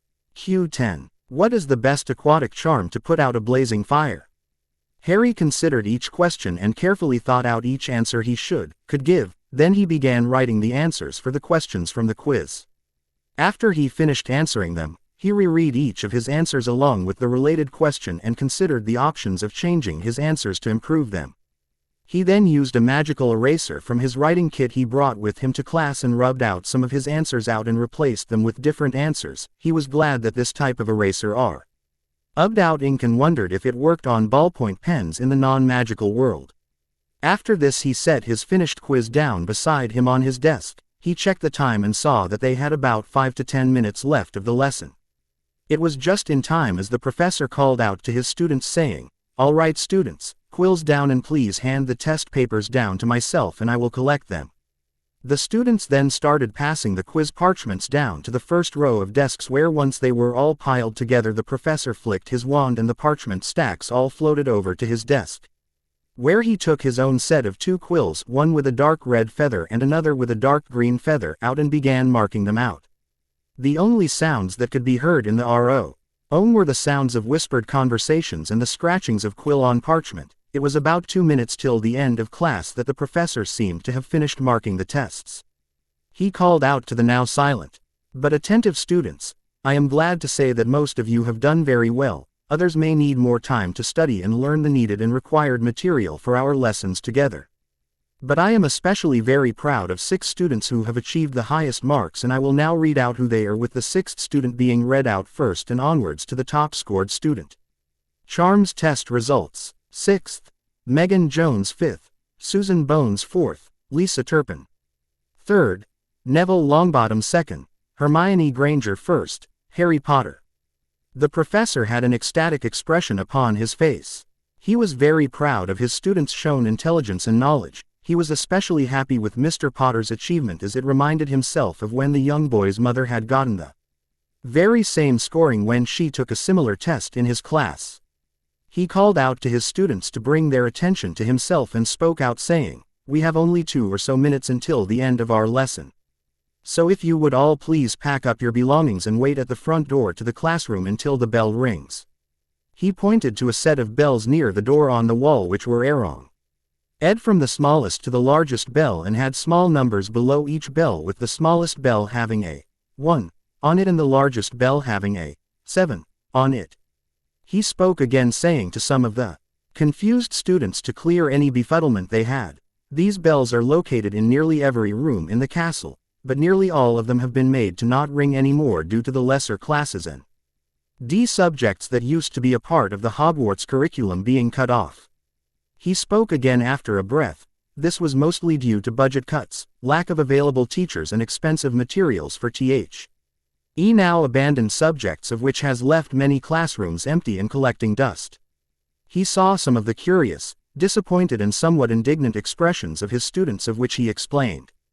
"To placate their feelings, I know many of you are either saddened or annoyed with the fact that this school has not been offering its full potential, but we all do try our best as the last remaining teachers of our respective subjects that are still available at Hogwarts, so please do not think harshly on us, as we are only doing our utmost best at teaching you what we can at this time." He saw that his students were satisfied with his explanation, so with a look at his small pocket watch he counted down the seconds until the lesson ended. 10, 9, 8, 7, 6, 5, 4, 3, 2, 1. Ding, ding, ding, the noise of the bell now being rung, the students left their classroom with a farewell from their professor and a "have a good day" of learning students as well. Corridors of Hogwarts. Harry was in contemplation over his charms teacher and head of house's explanation of how Hogwarts lost its once great reputation as the best school in Europe or the world. He could understand the lack of funding and loss of subjects due to no known teachers who would teach the other now defunct subjects, as he now remembered his father Complas in his late third year about some subjects being dropped like ancient studies, Ghoul studies, and having some subjects merged into one single class like Muggle art, music and Muggle music into Muggle studies, along with some subjects being moved to be taught until either 6th or 7th year classes and curriculum like alchemy. What he could not understand was why did some families not provide charity and fundings from their own vaults, as it was all about their children's education, and nearly all of the Hogwarts Board of Educational Governors had children of their own in this school, so they must have known of how bad it had gotten for Hogwarts in the passing years. Unless, Harry thought, Dumbledore had hidden these facts from them or bribed the governors to not do anything when he became the headmaster, but why would he do this? He did not avenue any clues or answers at the moment, but he would find out. He also saw that his friends were seemingly thinking similar thoughts, but he speaks out to them, snapping them out of their deep thoughtful contemplations. "I think that we'd best be heading to our next class." They nodded as they headed to History of Magic, which was on the 4th floor of the castle. Charms was on the 5th floor, so it was not a very long trip to reach the main staircases, only they had to find different ways of getting there as the stairs switched very randomly, so it took about an extra 5 minutes off of their allotted time to reach their next class.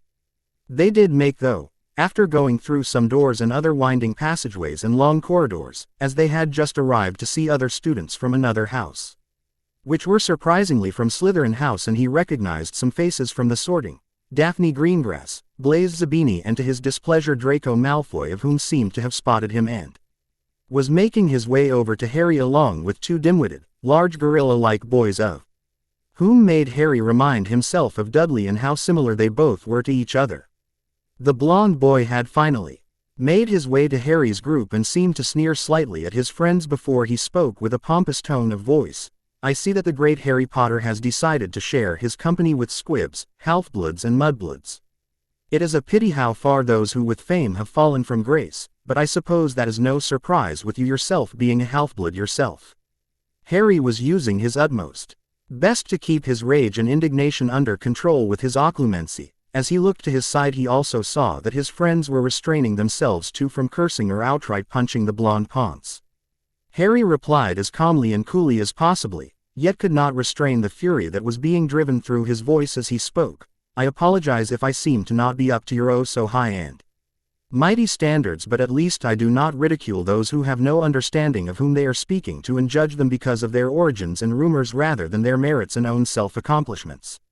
Malfoy appeared to be now the one restraining himself from retaliating, but just angrily grit his teeth and turned away with his dim-witted minions following blindly. Harry saw the most hidden yet slightly noticeable nods and impressed expressions of some of the Slytherin students, especially the two students Daphne Greengrass and Blaise Zabini. He looked closely at their features and noticed the dark golden blonde hair of Daphne, of which was complemented by her fair pale skin and deep sapphire blue eyes. He saw the short and dark hair of Blaise, which complemented his darker skin tone, along with his extremely dark brown eyes that almost looked like a black hole drawing you in. Harry shook his head and noticed that the door was now open to their class, so with a confident stride in his steps he walked into History of Magic, slightly dreading the torture that their teacher will be with his droning voice, with his friends following behind him. Later on, Hogwarts, Transfiguration Courtyard. Harry was rubbing his neck with a groan, remembering the horrible lesson with their History of Magic teacher, whose rumors were proven true, as he had slept on his book, which was acting as his pillow during the lesson, therefore making him sleep in an odd position and giving his neck serious aggravation and tension. He wandlessly covered his hand in a low-powered heating charm, which helped relieve most of the pain and soreness of his neck as his hand rubbed it gently, with the charm still in place on his hand. He then noticed that his other friends besides Hermione were having similar troubles with their own muscles, but saw that theirs were not as bad as his neck was. They were soon to enter the Transfiguration classroom and all get their first-time experience of having Professor McGonagall as their teacher. Harry was curious as to how good a teacher she was, as he had remembered his parents' comments and opinions on said teacher in their journal diaries. He was snapped out of his thoughts by the door opening up, and to his surprise saw a cat sitting on the teacher's desk. He heard the other students' confused muttering also as he walked to a seat at the front where his friends joined him. He also noticed that the other students were a mix of all different houses, although the Slytherin and Gryffindor students seemed to bunch together into a tight-knit group but kept a fair distance from one another. This made Harry sigh in exasperation at how the stigmas and prejudice of each house has influenced their new members into joining the same drumbeat as the rest of the superstitious, blind and ignorant students who have aggravated the segregation and hostilities between both houses. There was a silver lining in it all, as it mostly left the other two houses not in the crossfire of both the more vocal, physical houses' normal reactions and actions towards each other when in close company with one another. His attention was returned to the teacher's desk, which still had the cat sitting with its eyes now narrowed with possible frustration or concentration, of which made Harry confused until his memories assisted him in remembering reading about his father Moth's recollections of their first Transfiguration lesson, and a startling fact about their Transfiguration teacher, who was the same person as is today, only slightly older, from Harry's own observations at the sorting and first meeting of the woman. He, once everyone was supposedly seated, noticed a small difference in the amount of Gryffindor students as he counted the amount and people he recalled the sorting that went to Gryffindor, and realized that the youngest Weasley male, circa N. He had been told of the Weasley family's first daughter in many generations by Neville, and about the number of males in the Weasley family, which was odd considering that the normal amount of children born every generation in at least magical Britain was 2 at least, or 3, which was even more rare, was missing along with Seamus Finnegan. He hoped that they were not late, as he almost felt pity for getting on the wrong side of McGonagall on the first day, almost.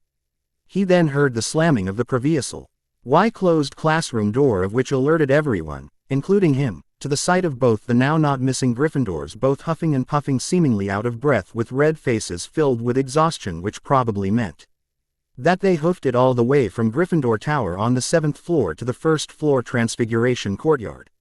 He then heard them mutter, a little louder than needed, to each other, "Glad we made it." The Weasley boy said, "Yeah, could you imagine the look on McGonagall's face if she knew we were late?" The other dark-haired boy spoke, his Irish accent thickly running through his speech. Just then he heard Hermione gasp beside him and turned his head to just in time to see his professor in the air during mid-transformation from cat to human, and finishing the transformation to show the professor now standing not a few feet from where the two still slightly red-faced boys' red cheeks for a different reason, embarrassment. The professor had a stony and strict expression on her face as she looked at the two tardy boys, with steel in her eyes as she gazed at them. She, with a seemingly calm but there was a trace of annoyance running through her speech, spoke to them, "Now, What do you both have to say for yourselves being late to my class?" Both boys looked awkwardly and embarrassedly at one another as the red-haired boy spoke with a nervous tone. "We walk up late and got lost trying to find our first class, missing it, and then when we asked a passing older student the time he made us realize that we were going to be late for our second class, which was with you, miss. So we ran to find it and just arrived a few moments ago." She closed her eyes, breathing through her nostrils which flared with frustration, and spoke again, asking, "Is this true, Mr. Finnegan?" The questioned boy nodded, mumbling, "Yes, ma'am." She took another breath before speaking back to both boys, annoyance ringing clear in her tone. "Find your seats now. I hope that in future you'll remember to follow the prefect's help in instructing and guiding you to find your classes as they always do to new first years." Both boys scrambled to find seats, finding some near the back, as Hey both sat down. McGonagall made a final comment, 5 points off, each for you boys, from Gryffindor. The professor then spoke again after a few moments of silence. "Now I welcome my new students to Introductory Transfiguration, where I will be instructing and teaching you the fundamentals and guidelines of this amazing subject. Today, for the moment, I will show you a few spells to demonstrate capabilities of transfiguration and have one student answer a question of what the needed items for a successful transfiguration are." She pointed her wand, and with a small complicated wrist movement, a small empty side desk next to the teacher's desk changed itself into a semi-large pig which oinked and squealed loudly, mostly covering the sound of the odd mutterings and comments of nearly all of the astonished students. She then raised her other arm, signaling silence from the students, of which they did so almost immediately. She again pointed her wand, but this time a much more different wand. Movement, and the squealing pig changed back into its original form of a desk. She had a small smile on her lips which disappeared very quickly as she spoke again. "That was the 2 spells that are both used in Transfiguration. The first was the desk to pig spell, and the second is the commonly used untransfiguration, the transfiguration spell, Reparifarge, of which we'll deal with nearly any type of transfiguration that has gone awry or is in need of being turned back into its original object. Another example of transfiguration magic is the rare process and gift of the animagus transformation, of which I am gifted with and have previously demonstrated a few moments ago. To those unfamiliar with this type of rare magic, it is the ability to transform oneself into an animal, of which is either unique to every person who possesses the gift, as I myself am a cat animagus. Other people who have this gift do not always have the same form as others do. They may have a same group of either cat, dog or bird types, but each will be different in appearance and breed of said animal. The Ministry of Magic keeps a record of who is an animagus, as those who wish to become one must fill out a form and send it into the ministry so that their records are up to date. She looked around the classroom to see if her students were paying attention to her speech, which they were doing so. She again spoke out to the class. "We will not be learning most of this until you are all in later years, possibly 3rd or 5/6th year. Now, as I said before, what are the factors that are needed for accomplishing a transfiguration spell?" She looked around the room for a willing student to answer her questions. She saw Miss Granger raise her arm in requesting if she would answer the question, of which the professor nodded in acceptance for the young witch answering the question as the professor said, "Ah yes, Miss Granger." The young witch replied, "The 6 factors are, the intended transformation, influence body weight of item, person, creature that is being transformed, viciousness of which you are doing something that is against the natural laws of what is governed by non-magical science, wand power and motion, concentration of desired result, and the amount of power behind the spell's magic used or required for said spell." McGonagall had a very pleased smile on her face as she gazed at Miss Granger, of whom she spoke back saying, "Excellent answer, Miss Granger, 15 points to Ravenclaw." The young witch had a very happy smile on her face as she looked back at her teacher, of whom had introduced her to magic just a few months ago. Harry was also impressed with Hermione, as he knew she was intelligent, as evidenced by the results of the quiz they took in charms, but had no idea that she was this intelligent. The professor spoke again soon after every student each quieted down. "Now, I would like you all to take a single matchstick from the box in the middle of the table, then take your wand and do like so." She took a match from her desk and raised her wand, making a small twirl of her wrist, saying the spell clearly. Paraku, a small yellowish light left the wand tip and hit the matchstick in Soon after, her held match turned into a silver pointy needle. She looked back at the students and waved her hand, signaling the students to try themselves. Soon the room was filled with the sounds of spells being cast and the sight of lights popping up here and there around the classroom.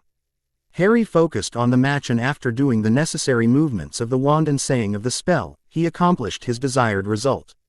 He looked to his sides and saw that his friends had also done nearly or as good as he had done with his matchstick, now transformed needle. He looked around to check on some of the other students' progress. Some were disappointing, others impressive, and the rest were in the between stage of the skill and talent range that the groups of students around the classroom were as shown to him. He also noticed two particular people that caught his attention, but for different reasons. The youngest Weasley male was not so subtly trying to observe Harry as the red-haired boy. Did the transfiguration spell needed to turn the match into a needle as requested by the teacher in a half-hearted manner, of which annoyed Harry for some unknown reason. The other person that caught his attention was the blonde brat he met earlier in History of Magic. Just watching the brat made his emotions heighten with anger and annoyance, but he calmed his mind and emotions shortly after, lest he cause a scene by growling or showing his emotional state to the classroom, and especially to a person who was the cause of said negative emotions, of which Harry knew the brat would capitalize on and cause trouble for Harry, possibly hoping to land him in detention or make him be ridiculed by the rumor mill and inhabitants of Hogwarts' own adolescent students' residence. He was snapped out of his wandering thoughts by the recognizable voice of his transfiguration teacher. I see that you seem to have completed your assignment before many others of this classroom and appear to be waiting for the next bell to ring. He felt his cheeks redden slightly in embarrassment, but cleared it up quickly as he noticed from the corner of his eye that the rest of the students were now focused on his interaction between himself and his teacher, and two particular people were paying very close attention. You can guess who? To his predicament, he replied after a moment, saying, "No ma'am, I was merely observing my fellow students to gauge whether any of them wish for assistance from myself, if they are unable to catch your attention while you are helping others with their lessons assignment, if they so wish for it." She kept her stern gaze on him for a few moments before she nodded and donation. "Very well, but please, if you wish to assist your fellow students, then please do so as quietly as you can." Harry nodded in return as the professor left to assist another student on the other side of the room, who seemed to be having trouble turning their needle back into a matchstick. Before she reached the student, she called back, "Oh, and Mr. Potter, 5 points each to Ravenclaw for initiative and willing to help other students." He slowly stood and noticed again that most of the students were returning their attention back to their assignments. He looked around the classroom and saw a couple of nearby students who seemed to be having similar trouble with the reversal spell. They were from his house, and were Morag McDougal and Sue Lee, of whom both noticed his approach and seemed to know why he was there to see them, as they both asked, "Can ye help us, Harry? What are we doing wrong?" He asked them to try the spell to untransfigurate the needles back into the matchsticks that they were previously. They did so, with Harry keeping a very close eye and ear on their wand movements, pronunciation and enunciation, and grip of their wands, of which determined their needed steady coordination of their hand when they are spell casting and using the wand movements to accomplish the required spell. He NTED after the results showed little improvement than what he saw previously when he was walking up to them, as their needles have only lost their pointed ends and nothing else has changed. "Okay, I can see the problem here. First of all, as Sue, your pronunciation is right, but your wand movement and grip are slightly slack, as it is too loose when you do the final wand movement. Try tightening the ons and keep your grip firm and steady during your casting and movements. Morag, your problem is the opposite, as your movements are too tight and your wand looks as though it will either snap or propel itself from your hand if you grip it any tighter. Try loosening your arms a bit and not gripping your wand like it's going to jump out of your hand." Both girls nod and try again, carefully following Harry's suggestions, and find that their result is vastly improved from their last try at the spell, as the needles are now match-shaped but still with a slight silver tinge to them. They thank Harry, who nods with a smile and calmly leaves them to their work, of which they seem to be doing better and better with each try, as he turned his attention away from them while checking the clock on the teacher's desk. Noticing that the lesson is 3/4 done, he saw that the professor has returned to her desk and motioned to him. Once she looked up and saw him standing near the middle of the class, back to his desk. He did so as the professor spoke to her students. I can see many people with talent for this subject and others who have potential to improve, for the rest of He lesson I wish for all of you to review your textbooks on Transfiguration for beginners. Take notes from the book. As for homework afterwards, I wish for you all to pick a transfiguration spell or Amos witch or wizard who is famous for their use on transfiguration and write an essay on them. It is to be at least on 2 pieces of parchment. The reactions were expected. Some groaned out loud at Getting homework on their first day of lessons, others were quiet about their displeasure and the rest did not seem to be bothered with it. The remaining time of their lesson was as asked, reading from their assigned textbook and making notes on interesting or needed facts for the different essays each student had picked to be used for their homework assignments. Some time later it was nearing the end of their lesson, with students beginning to pack away their things and getting ready for their lunch break, of which many looked eager to attend, especially a certain redhead who looked like he as slobbering over his desk in excitement for lunch to many people's disgust who looked in the direction of the redhead. Soon the bell rang, followed with a goodbye to and from their professor, from the departing students. Great Hall, lunch hour. Harry enjoyed the small break that was between his main classes of the day, chatting with his friends and getting to know more about his fellow Ravenclaw first years. He was replaying the lesson that they had just had and he could see that the teacher in lesson was very good and he could see the strive and perseverance that the Transfiguration teacher showed throughout the lesson, which backed up Professor Flitwick's own speech about how the remaining teachers do try their utmost best in helping and making sure that every student can do their best when attending Hogwarts. He snapped out of his deep thoughts from the loud chatter and rising noise of the great hall, of which made Harry remember to eat his lunch. He merely picked a few toast sandwiches, ham and cheese, and some fruit, an apple, banana and orange, along with a glass of milk.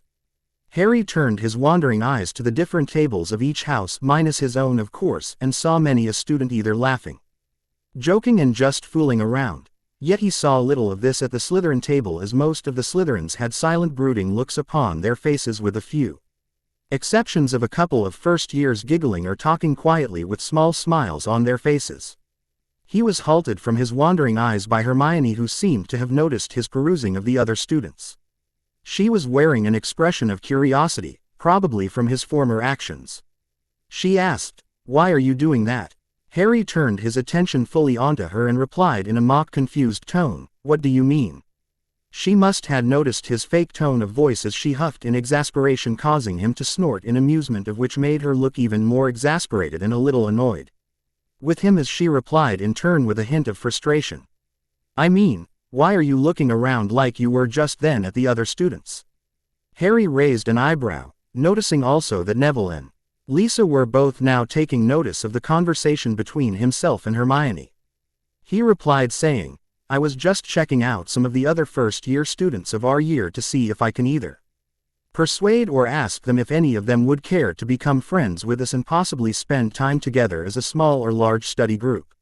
She seems to have bought the answer, as she now appears to be interested in such action and group. She soon replies with, "That is a really good idea, as it would give us different opinions and ideas from all of the other houses, some of whom probably has obscure or rare knowledge that they were probably taught growing up." Harry was very surprised at how Hermione was being so accepting of another person's opinion and viewpoint in their ideas about magic and their knowledge of it. He would have guessed that Hermione was slightly narrow-minded and thought that only her opinion and ideas were correct. His eyes caught Lisa's and she gave a small smile and a nod in return, making him realize that she must have had a few conversations with Hermione and sorted a few glaringly obvious personality problems early so that they would not cause problems and become a hindrance for Hermione as she grew older. Harry smirked in return and quietly mouthed to Lisa, while Hermione was returning to her conversation with Neville, "Thank you," to which she again nodded in return, accepting the gratitude she was given. Hogwarts dungeons. Later that evening, Harry was rubbing his head in mild pain as with the disastrous and horrible defense against the dark arts as he had just recently left from to get to his final lesson of the day, potions. The reason for his pain was the teacher who ran it, of whom sadly to say was one of the worst teachers he had ever had. The displeasure of meeting and learning from what little he learned from the stuttering fool. The man's stuttering and high voice drove Harry to receive a major headache, which was only settled down to a dull throb and annoyance through a combinate and unwandlessly silent casting of mild pain-soothing charms from his hand of which was continuously rubbing his head. He could also vaguely notice and hear his friends muttering and talking to each other in worried tones, a possibility of concern for his well-being, which he found slightly comforting. He increased his power on the charms and the headache was nearly gone. Enough so that he could now concentrate properly, allowing him to notice his arrival at the potions classroom entrance of which the door was closed. He then saw to his utter annoyance and frustration that the blonde twit Malfoy is standing not too far away from himself, Harry. The boy appeared to be keeping his distance, or he appeared to have not noticed Harry, which he was grateful for. He was snapped out of his thoughts by the swooshing and swirling of a cape which caused Harry to follow the noise to see that his potions teacher was coming down the hallway towards his next class, theirs. He stopped near the door, once a sea of students parted to allow him to pass after being given a stern and deathly silent glare. He barked out in a tense and austere manner, "Get in and sit down." The door opened after he said these words with a sharp bang as it hit the opposite inside wall. Harry hurried, but not so much as a mad rabbit, much like some other students who were scrambling to their desks workstations, towards a desk workstation near the front but not too close to the desk of the teacher which sat upon a dais.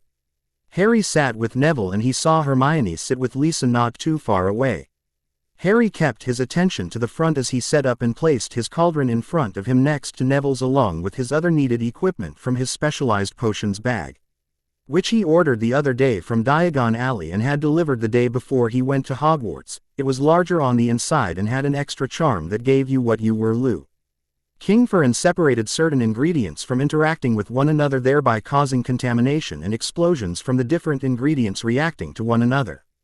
He sat upright and waited for the teacher to begin speaking, who was at the time looking over his desk and sorting some parchment paper essays which were from other lessons with other years and houses. Once the man had completed this task, he then stood with a slow and practiced pace and began to slowly pace with his eyes on his students. He then spoke to them. "First, I am Professor Severus Snape, your potions teacher. Secondly, let me be perfectly clear on one thing. There will be no using of spells, incantations or charms used in this class, so those with their wands out kindly put them away." The students began doing so until the man spoke again. "Except when you are lighting your fires, filling your cauldrons with magically cleansed water and using your wand to create the finalized reaction that will allow the ingredients to properly cooperate and work, which then the potion is complete." He gave out simple but small incantations to do so until each cauldron was filled and on a very low heat as the teacher spoke again. "Now, the art of creating potions is not something to be taken lightly or for granted, as the slightest mistake with a potion could very often have disastrous and dangerous effects."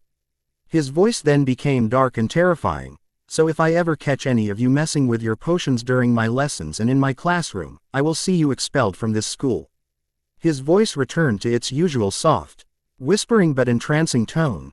"Now then, let's see if any of you can follow those simple instructions and even have any potential at all." He looked around the room, after he gave led out the register to the students, which his eyes paused momentarily on Harry as he called his name but continued until he was done, searching for a student to answer a possible question. His eyes landed on Lisa as he barked out, "Miss Turpin, what is one of the main ingredients of the forgetfulness potion?" She was at first startled at being called out but quickly returned the question after a moment, answering, "Lethe River water, sir." He nodded as he called out, "Correct, Miss Turpin, 2 points to Ravenclaw." He spoke out again saying, "The forgetfulness potion will be studied in your final exam for first-year students along with a small number of other potions and ingredients. Also, Lethe River water must be added after the cauldron has been filled with the magically cleansed water, because say if you add it before, you will lose the magical properties needed for the potion to work at all." He waved his hand and the nearby blackboard flipped over to reveal what appeared to be instructions and diagrams on the Boil Cure potion. A relatively easy and simple potion for beginners. Harry knew this potion well after having received a few rebounded pimple jinxes from his dueling dummy when it did a reversing shield charm on him after he tried the spell out with the dummy activated, therefore needing the potion to cure it. He heard the professor speak again before they all started on the potion. Now I would like you all to carefully study and follow the instructions on the board before starting the required potion."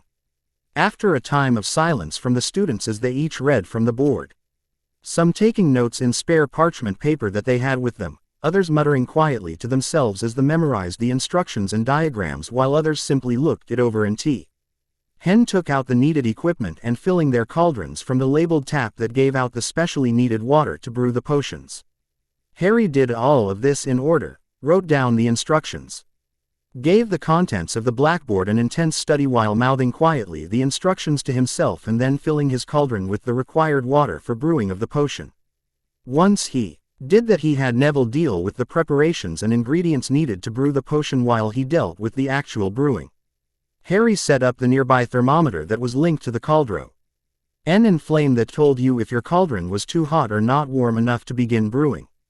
Once Neville had crushed and ground the snake fangs in the mortar with the pestle into a fine powder, which was provided to each desk workstation of the potions classroom, Harry took out his measuring spoon and added 4 medium measured spoonfuls of the powdered ingredient to the cauldron. Then he heated the cauldron to a scalding 250 degrees Celsius, of which after 10 seconds of holding the temperature at this heat measurement, he turned the flame to a very low heat.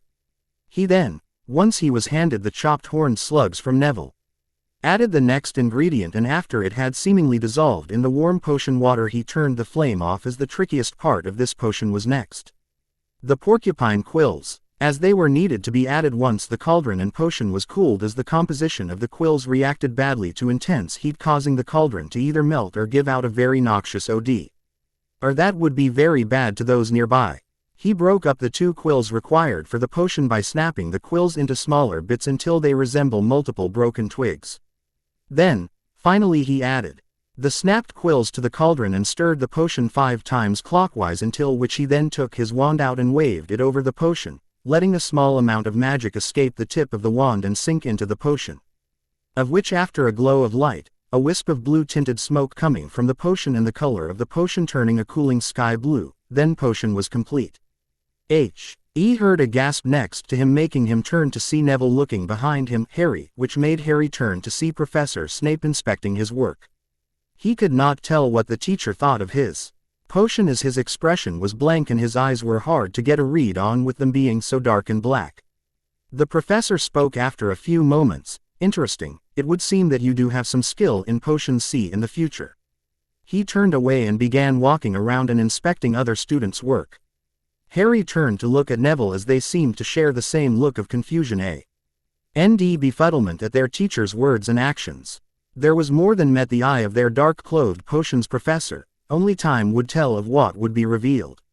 "Finally I am finished. Oh my god.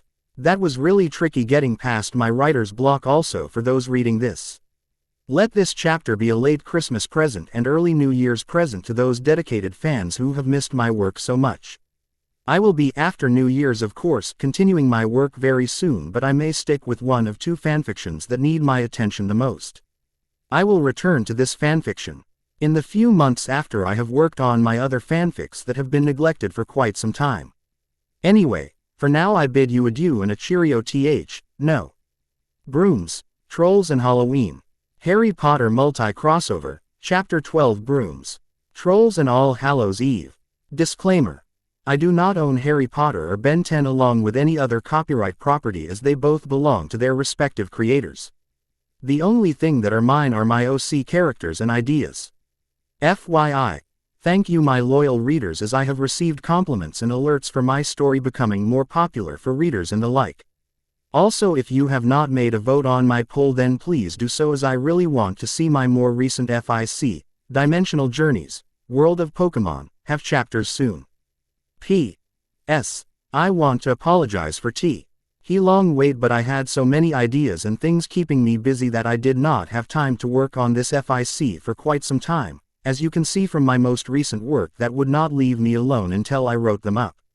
Text used in FIC in later chapters. Bold writing. Text of letters, signs, information from pad, Omnitrix and etc. Bold underlined. Places that are in chapters and their titles along with chapter names. Plain text. Normal speech, English. Italic text. Thoughts of characters and people. Italic underlined. used for different types of information thought by character, like a list of a subject in the character's mind or silent casting of spells. Bold italic. Different languages, translations and of speech of alien forms and people. Underlined text. Spells and magic cast out lieu. D. Separated by use of double punctuation marks or magic said out loud, again separated by single punctuation marks but not cast. Simple not punctually marked words are not spells, just words that are made to look and sound stressed and very serious by the character thinking or speaking either to themselves, someone else or a group. Hogwarts. Some weeks later. It was an interesting and somewhat tiring month for Harry and his friends, fellow students. The schedule and classes were exhausting for many as a lot of the classes were mostly introductions and training along with practice on different magics and theories on them. It was a bit easier for Harry and Hermione since they apparently studied and practiced earlier than most students. Hermione had memorized the noted wand movements and spells along with their pronunciation when she was at home after diligently learning as much as she could while still unable to cast the actual spells at home due to the restrictive laws on underage wand use. Harry was slightly better because of his special trunk, but he did not want to flaunt his knowledge or better control and usage of magic as he knew that would seem intimidating and rather ostracizing towards the other less trained students. Hermione seemed to still have problems not flaunting or rather showing up others with her apparently raw talent and wealth of knowledge for being only a first-year student among others of her year. It was lucky though that Harry and Lisa were around most of the time to help curb those tendencies from Hermione, and the fact that she was a Ravenclaw, Hitch helped her image to some students who just put it under the fact that Ravenclaws were just more capable and wise than members not of their house, as was the social stigma and exceptions. Harry had to help fix this image, as while it did seem that to others Ravenclaws were all just brainboxes and better at most things academically related to magic, they still had regular problems of any students, be they Ravenclaw or not. Neville, while a good example, was actually improving slowly with help from the two of them, Harry and Hermione. His memory was getting better and they always had small cues to help them either relax or make sure that they had a good enough knowledge pool between the three of them. Neville's marks and work in herbology needed not much assistance since the young Wizard was a literal prodigy when it came to anything to do with plants or that type of classwork. He always got top marks on essays or tests for herbology, which made Professor Sprout very happy to find such a gifted student, and Professor Flitwick very proud of one of his house's students was doing so well. Harry's own personal training of himself and Neville was going well. The young wizard was gradually losing weight as his face was losing its chubby-like quality while the rest of his body was growing slimmer as the weeks went by. Harry was making excellent progress on his alien forms too, as well as his general work on magic, which was steadily improving as he was even starting to create his own kind of spells with the help of a few arithmancy books he had in his special trunk. It was slow going, though, as he knew that spell creation was a serious and quite dangerous thing to attempt. Luckily he had his more intelligent alien forms to help himself with the magical mathematics and equations. Cerebro was most helpful as he did a lot of the leg work and worked out most of the technical details of the spells. His first spell was based on the work used and done to create the stupefying harm or stunning spell as it was normally called. He hoped to create an improved spell that would be impervious to the reviving spell, which was mostly used for people who have been hit by the stunning spell or are simply knocked out, though other means. He knew that there were ways of making the spell stronger with the addition of certain words like duo, tria and maxima, but he wanted to make his IQ so that if he stunned an enemy then they would stay knocked out until he used another spell to go with it that would revive them from their magical induced unconsciousness. His initial trials and experiments was with minimal success, as while he could get the spell to form enough to fire it, the spell just fizzles out in midair. He supposed that since the spell was a very strong one then I need to wait until he was older and his body was able to access more magic, or it matures enough to handle the strain of using a powerful spell like that. Until then he just kept up with his trainin' as he worked on improving his alien's abilities, and if that failed he could always use the other features granted by the Omnitrix like the shield or offensive options. Gladiator he decided was actually better as a brawler than a sword fighter, plus with the extra arms and hands he would be better fighting with two weapons than one single sword. So he decided to give the sword to another alien or future alien that he may be able to unlock.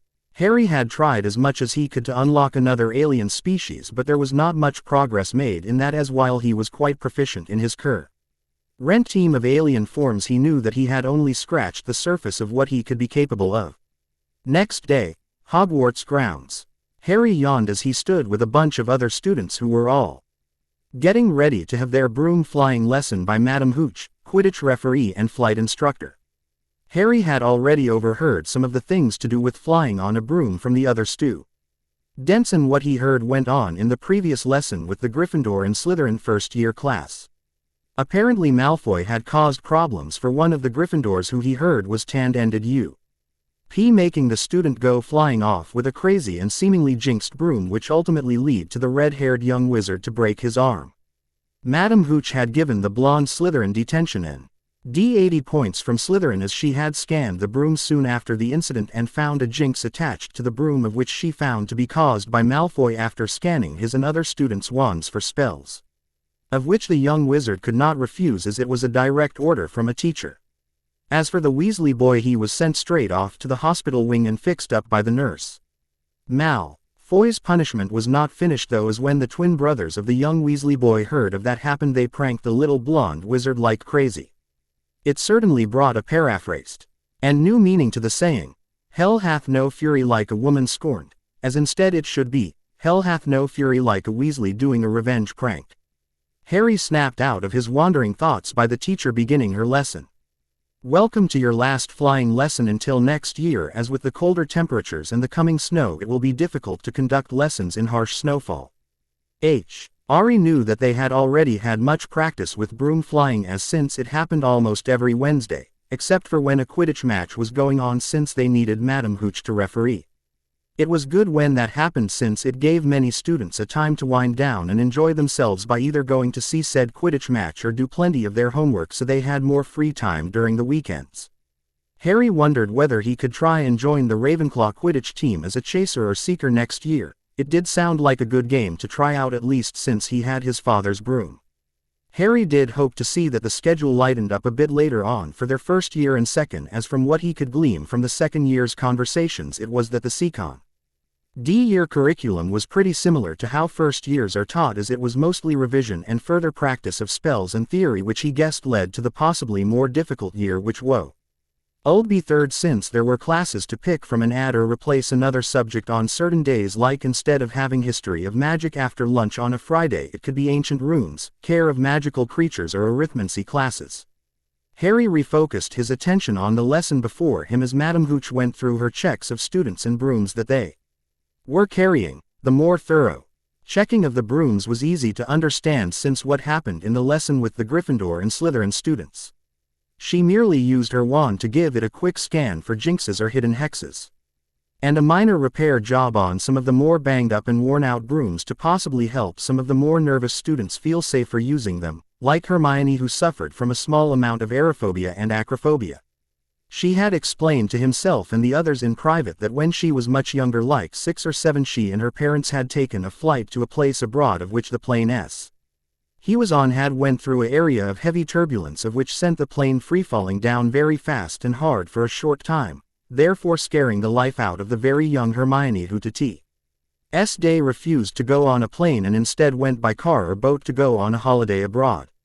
Harry and the others had been slowly helping her get used to being on a broom and flying during their first few flying lessons, which they asked Madam Hooch to assist and supervise, of course. Hermione at first was only able to go about a meter in the air with encouragement and support from her friends before losing her resolve and demanding to be let down. It was hard and tough for the girl, but she was soon determined to get over her fears, with the help of her now best friends.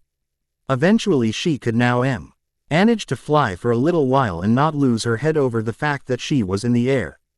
Harry hoped that by the end of their first year and a bit more into their second, Hermione would be a competent and dauntless flyer. 31st of October, Halloween, Hogwarts.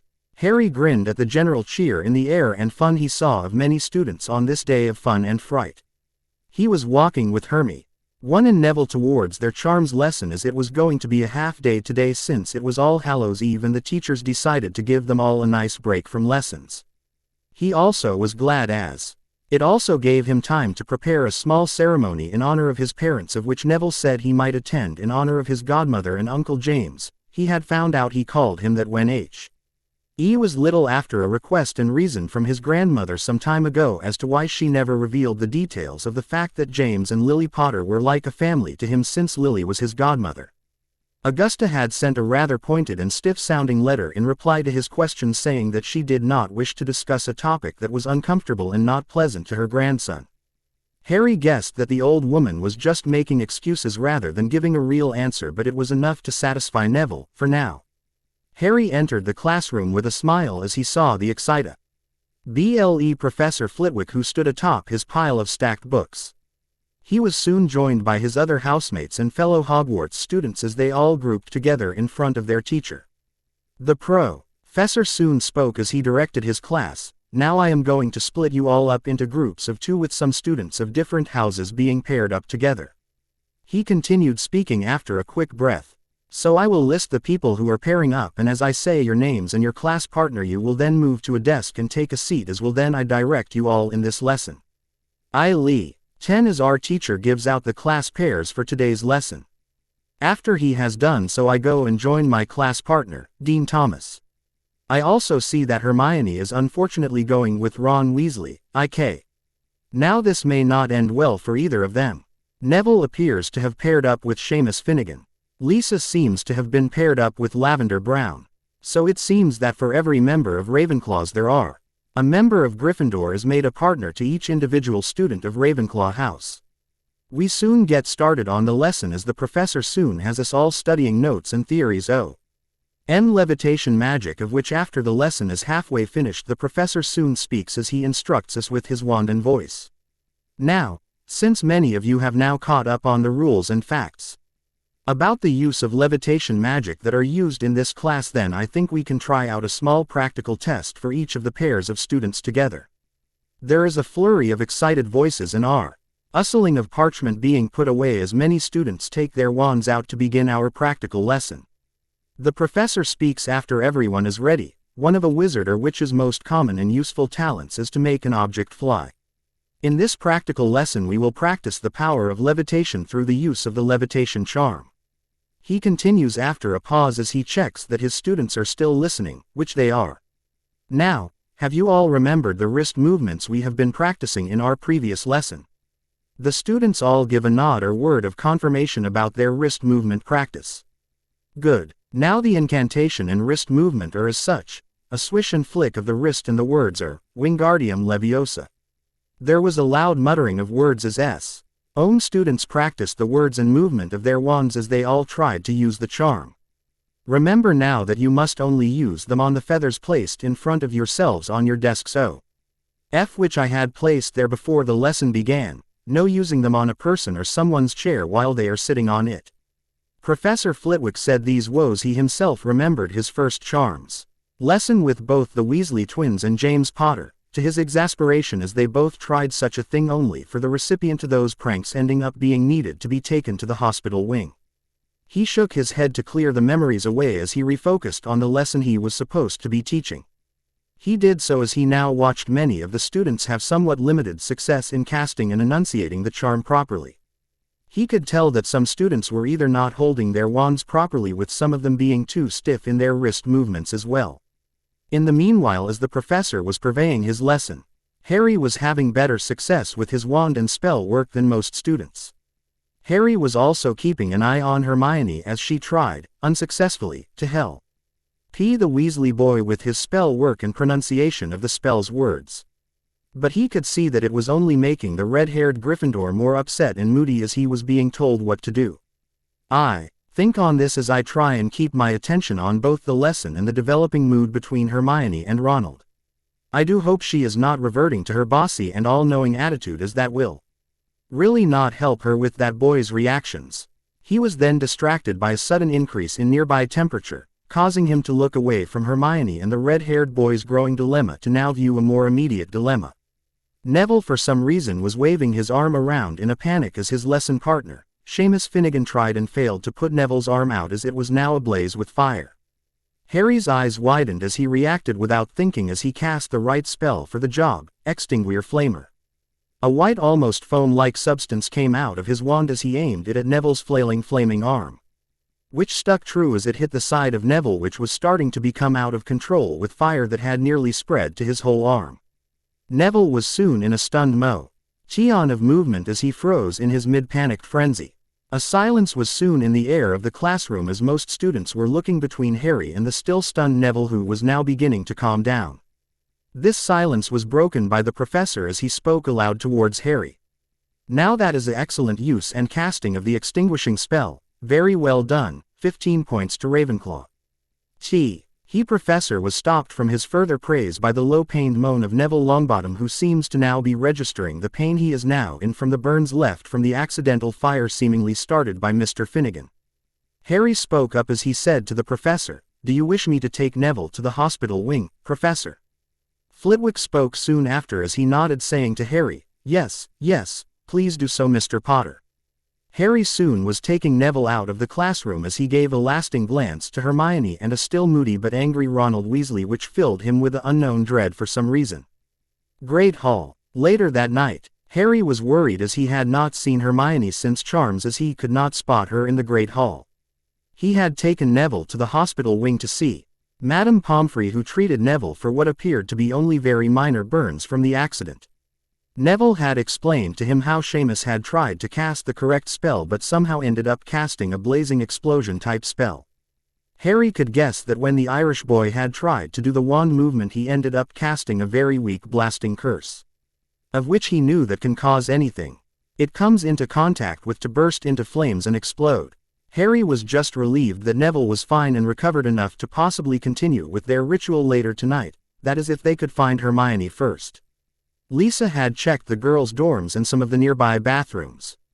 That was over a half an hour ago, and they were wondering if they would have to seek out Lisa as well if she has gone missing too. From what Lisa said to them about what happened, it all happened so quickly.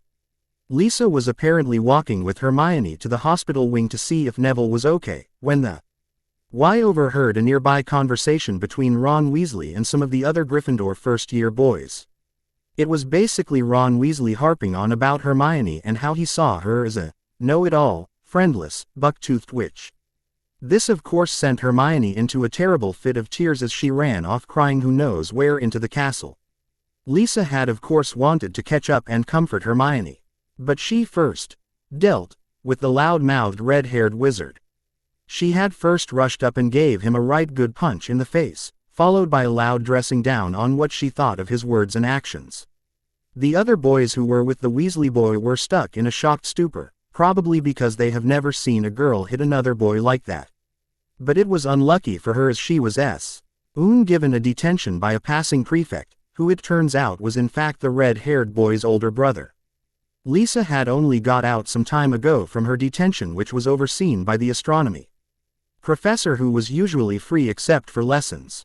Her punishment was 20 points taken from Ravenclaw, and she had to polish all the telescopes and lenses used by the professor in her classes. Anyway, just as Neville and Harry had reached the doors to exit the Great Hall, they were nearly bowled over by Professor Quirrell, who looked mad with fear and panic. Which was soon realized why when the defense teacher bellowed out hysterically, "Troll in the dungeons! Troll in the dungeons!"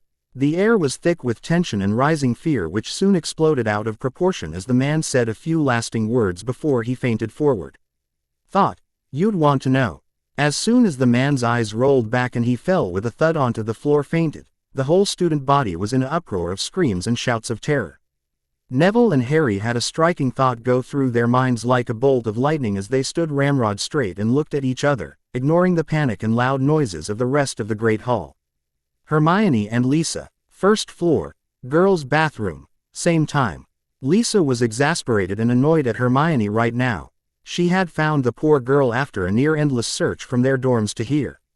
She had only found Hermione after needing a rest and a splash of water in her face to cool down after running about in her robes. When she heard near-quiet sniffles and noises from one of the stalls, which she investigated and soon ended up finding Hermione. The girl looked terrible with a tear-stained face and miserable expression on her face, but what annoyed her and made Lisa feel exasperated was how stubborn the frizzy-haired girl was being about not coming out of her stall after Lisa was able to coax her into opening it and seeing how she looked. Hermione had said that she just wanted to be left alone to wallow in her misery and sadness, of which Lisa could not do under any circumstances, since she thought the frizzy-haired girl to be a good friend, even if Hermione seemed to not realize it. She called out to the glum and depressed girl, "Come on, Hermione, please come out." Her reply was expected since she found the girl in the stall. "No, just leave me alone." The voice was still shaky and slightly hiccupy as Hermione spoke. Lisa spoke again as she asked her, "Why do you even care what that brainless loudmouth said about you, as it's not true at all?" Hermione's voice called out again as the girl asked aloud, "Really?"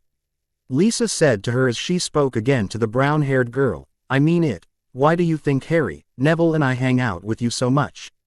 There was a short pause in the air as Hermione asked Lisa, "Why do you hang out with me?" Hermione's voice was starting to become lighter and not so depressed as she asked this question.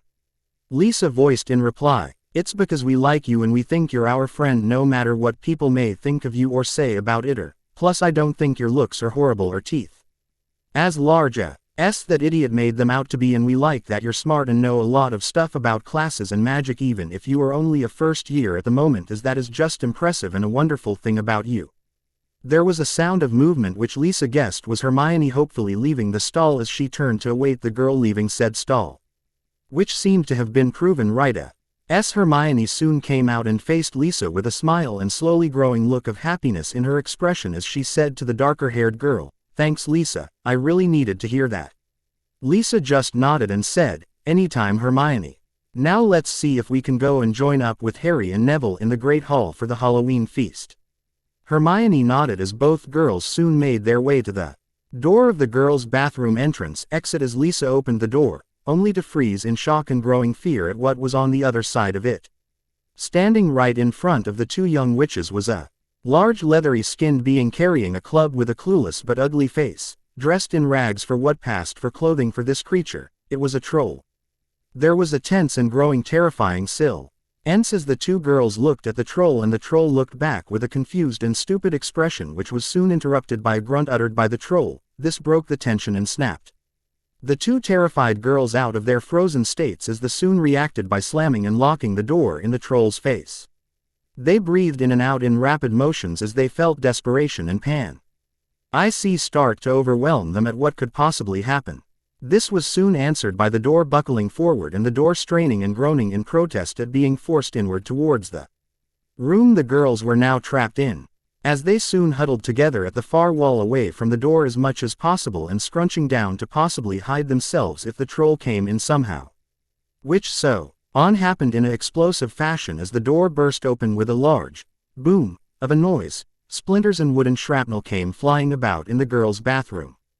After the sawdust and bits of wood read up a bit, it revealed the hulking brute of a troll shuffling and awkwardly making its way inside the room. There was yet again a tense and fearful silence which was soon loudly interrupted by a roar from the troll and high-pitched terrified scream from the girls which echoed out into the hall outside the bathroom. Random Hogwarts hallway. Same time. Harry and Neville had searched all over as quick as they could, with them sometimes splitting up and meeting back at one of the moving staircases if they did not find anything until their search was interrupted by loud screams and roaring sounds. This immediately made them make haste and follow the noise to somewhere on the first floor. Panic began to rise as they picked up the pace after hearing more screams and roaring sounds coming from the hallway up again, which appeared slightly wrecked with stone and masonry work missing bits and pieces here and there, leading them right to a destroyed door to what they guessed was a bathroom. They soon rushed in to see a wrecked and destroyed bathroom with a thick layer of dust and sawdust in the air, followed by the smell of dampness and a horrid smell of unclean items of disgusting proportions. They ignored it as they refocused on the noises coming from one need of the destroyed room, where they could still hear two screams of female origin. Hope rose up as they soon rushed in. Neville forced determination and courage, and Harry with the iron will of bravado and sheer grit as they soon came face to face, or rather face to back, of the huge troll as it roared and flailed its large wood club about trying to smash at two smaller targets which were soon identified as Hermione and Lisa. Relief mixed with horror filled both boys as they watched both girls valiantly and quickly try and avoid the wooden club as much as they could. Harry quickly hashed out a plan as he watched for an opening to possibly save his friends. He saw one when the two young witches jump or spring forward on the wall they were previously pressed up against and avoiding the club that missed them both by a hair's breadth. This ended up with the troll's club being lodged deep in the wall and getting stuck. As the troll soon uttered sounds of confusing and frustration as it began tugging on its club to free it from the wall it was now stuck in. Harry yelled out to Neville with a deep urgency and command as he said to the boy, "Neville, quickly grab Hermione and Lisa, then get them out of here." Neville didn't even give it a second through as he rushed in as fast as he could and grabbed both girls by he waist and hauled them away with as much speed as he could muster until they were soon out the door before Neville let the girls go and helped them stand properly until they all realized who was still back on the bathroom with the troll. Harry. They all made to rush in but were soon blinded and pushed back by a force of energy and bright green light as a loud roar and deep voice came out of the room in front of them. Roar. Gladiator. Ready, and I'm gonna beat the shite out of you. Just a few short seconds ago. Harry kept still as he watched from his peripheral vision as Neville got the girls away from danger. He was soon refocusing his attention as the troll had finally dislodged its large club and turned around, looking about in confusion and rage at its possible prey targets going missing until it spotted him. Harry felt its anger towards him, but it had nothing on Harry's own growing rage as he spoke aloud to the leathery gray-skinned creature. "You tried to kill my friends, you sack of shit. I know exactly what to do to you."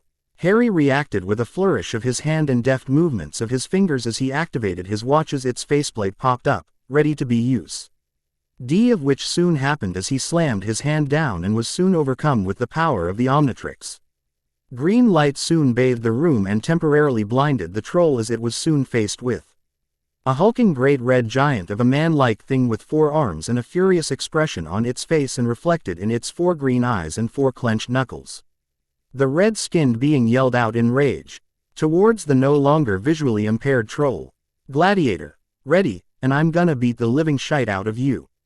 They soon roared at each other as both of them rushed towards each other in a huge clash of strength and power.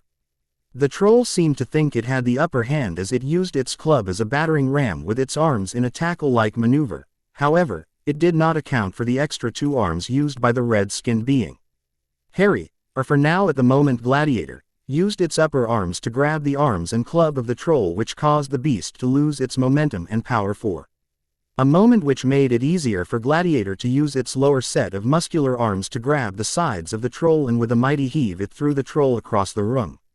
Right into the wall, which soon crashed though into another room next to the bathroom. Gladiator followed the troll as he readied himself for even more serious beatings given towards the troll as he rushed right into the room, which appeared to be a disused and empty classroom. The troll appeared to be dazed slightly as it leant up against a variety of abandoned classroom furniture, which was soon cleared up, and it shook its ugly head, and once it caught sight of the strange red creature it got up as fast as it could and tried to rush in and pound the thing in front of it with its club as it raised its club in the air to strike Gladiator down.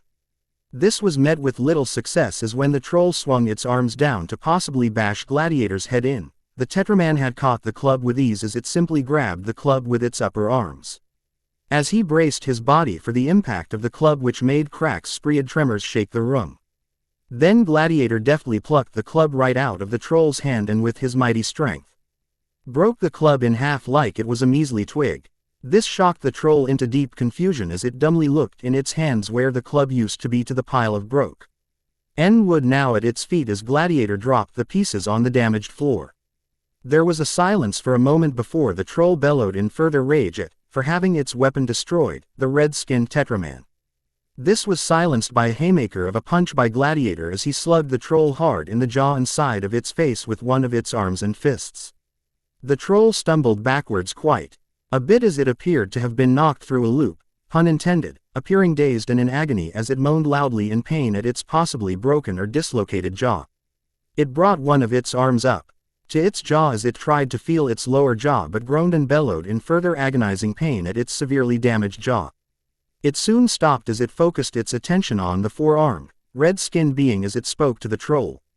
"Don't think I haven't finished with you yet. there's plenty more where that came from, believe it. Before the troll knew it, he was getting hammered with punch after punch from all angles of Tetraman fists. Gladiator finished it off with a 4-punch forward thrust of power from all 4 arms of the red alien's appendages. This final attack sent the troll through H6 walls and about 4 or more abandoned classrooms, and the last wall ended up being one of the walls of the castle itself, which lead to the troll being launched out of the castle and landing somewhere on the grounds outside. Gladiator huffed and puffed as he took a knee and gave himself a short rest. It took a lot out of him, that short fight, since the troll's skin and body was very thick and tough. He had to go all out at his current max strength to make sure that the troll was either down for the count or at least severely weakened.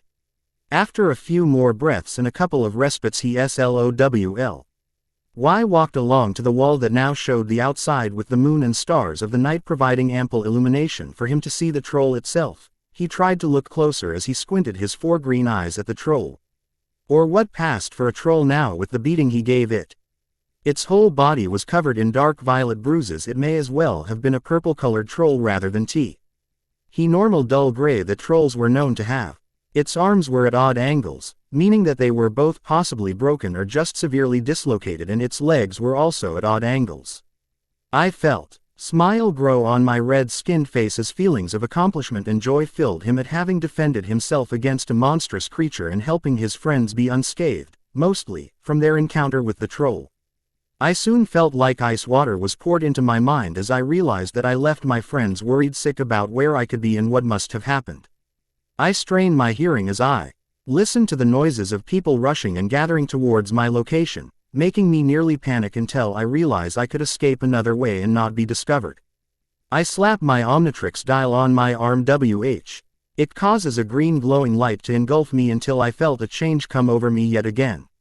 Frostmoth. A blue moth-like creature appeared in place of the Tetraman, who soon went to a not yet destroyed corner of the room and then turned invisible to keep out of sight of the rushing group of teachers who came through the large hole in the walls that lead to the now wrecked girls' bathroom. He watched as the selection of teachers looked at the destroyed rooms in shock and complete befuddlement. Professor Flitwick was flicking his wand about, firing spells that helped to clear the debris and stone mason work that was spread about the many rooms that were destroyed. Professor McGonagall was transfiguring and repairing broken or nearly destroyed furniture to assist the charms professor. However, Professor Dumbledore and Professor Snape were facing the hole in the wall that lead to the outside as they both gazed at the troll, which was now making groaning sounds which reached the 2 faculty members, who showed no facial expression, but you could tell that they were having a conversation with their eyes. With the teachers distracted, I slowly and as stealthy as I could made my way out of the room and through the now opened door of the still wrecked abandoned classroom, which was opened by another teacher rushing through, which turned out to be Professor Sprout for some reason. I did not street. I longed to wonder why as I ghosted across the floor, still invisible, as I took a gentle flight, and soon saw that there was now a crowd gathered, as it seems like the danger had passed with the number of students gathered outside the door to the still broken up bathroom. I wondered where Neville and the others were until I realized that Neville may have taken Hermione to the hospital wing with Lisa to get checked up by Madame Pomfrey, the school's nurse. I slowly glided over the group of students until I could turn a corner and reach the main staircases, of which I glided up to the floor where the hospital wing should be. I soon found a hidden alcove to change back to normal, of which soon happened as a flash of green light and energy enveloped me until I stood as I usually should look. Rushed along to the hospital wing, and as soon as I arrived I was greeted to the sight of Neville, standing between Hermione and Lisa, who were both asleep of the beds provided by the nurse, looking at each girl with worry on his face as he made sure they were comfortable and safe. I walked up slowly so as to not wake the girls up. I then tapped Neville on the shoulder, making him jump a bit and look at me with wide eyes. I placed my finger on my lips in a shushing motion as I soon curled my finger into another motion, meaning, "Follow me." He nodded, still wide-eyed, until they left the hospital wing and were soon making their way to a room they had both cleared and made up for the small ritual for tonight. It wasn't until they were in the room and the door was closed that Neville began his questions. "Harry, what the heck happened to you? What was that voice and noise coming from the bathroom?" Harry spoke after a moment of quiet between them after the questions were asked by Neville. "Neville, Would really like to explain, but I would prefer it after tonight, as I want to do this. I gesture to the small table and candle in the middle of the room with markings and runes carved into the floor with chalk. Neville bottled up his curiosity as he soon stepped forward to stand on one side of the table, with Harry soon joining him on the other side. Harry began with a smile towards Neville in thanks for his request being accepted, and so he started to chant and feel the power build within the small runic circle. Neville meanwhile was the one who lit the candle, which after the Magi built up enough the flame turned a misty light blue color. Harry meanwhile was focused on getting the chant and message right for tonight's special event. On this night of Samhain, where the boundary between spirit and reality are at their weakest, I call upon the spirits of the deceased to appear before us. Spirits who are to arrive, I call upon your names and ask for your transition to our realm to be peaceful and calm. Lily Ann Potter, née Evans, and James Richard Potter, answer my call and hear my plea. A swell of magical energy permeated the room as the blue flame candle was growing taller and taller until it's nearly reached the ceiling of the room. The energy reached a crescendo as the fire turned into two shapes of human form, one female and one male. The room was again quiet as both boys looked in awe and shock as the human-shaped forms grew distinct features and expressions as they became semi-solid, floating above the table by the flame of the candle. The two figures opened their eyes as they soon gazed at both boys with delight, pride. The woman was soon speaking and choked up with emotions, and tears were running down her eyes as she said to Harry, "My little boy, oh Harry, my baby boy is so grown up." Harry was now of similar emotions as he spoke to the two spirits of his deceased parents. "Mum, Dad," as the scene closed we look upon the reunion between families and the joy and love shown between them. That is it, finally. This chapter has been a real pain to write as it gave me major writer's block, but now I am happy to announce my return to this story. I may however take time to create more chapters for this story, so please keep your patience steady. I have been wanting to get this chapter done by today for the special occasion of Halloween. Since the month of October began, but it has been slow and difficult with everyday life being able to interrupt me at every turn, but I did it. Also, I want to thank the many people that have favored it and watched my story. I am so happy that you have favored it and watched my story. I am so full of joy that you are loving my work, as I hope to make more for your enjoyment. Please continue to show support for my work, but I am going to be working on my Pokemon FIC next, so please show your support to me and vote on my poll I have up on my author page. See you later on and have a happy Halloween. A Christmas Surprise. Harry Potter Multi-Crossover, Chapter 13, A Christmas Surprise. Disclaimer. I do not own Harry Potter or Ben 10 along with any other copyright property, as they both belong to their respective creators. The only thing that are mine are my OC characters and ideas. FYI. I promised a Christmas chapter and this is it. I hope I finish it in time, but if not, then it will be a combo chapter with both Christmas and New Year's, but don't get your hopes up. Text used in FIC in later chapters. Bold writing. Text of letters, signs, information from pad, Omnitrix and etc. Bold UNDER lined. Places that are in chapters and their titles along with chapter names. Plain text. Normal speech, English. Italic text. Thoughts of characters and people. Italic underlined. Used for different types of information thought by character, like a list of a subject in the character's mind or silent casting of spells. Bold italic. Different languages, translations and of speech of alien forms and people. Underlined text.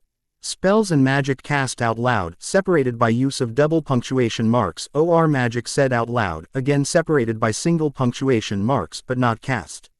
Simple NOT punctually marked words are not spells, just words that are made to look and sound stressed and very serious by the character thinking or speaking either to themselves, someone else or a group.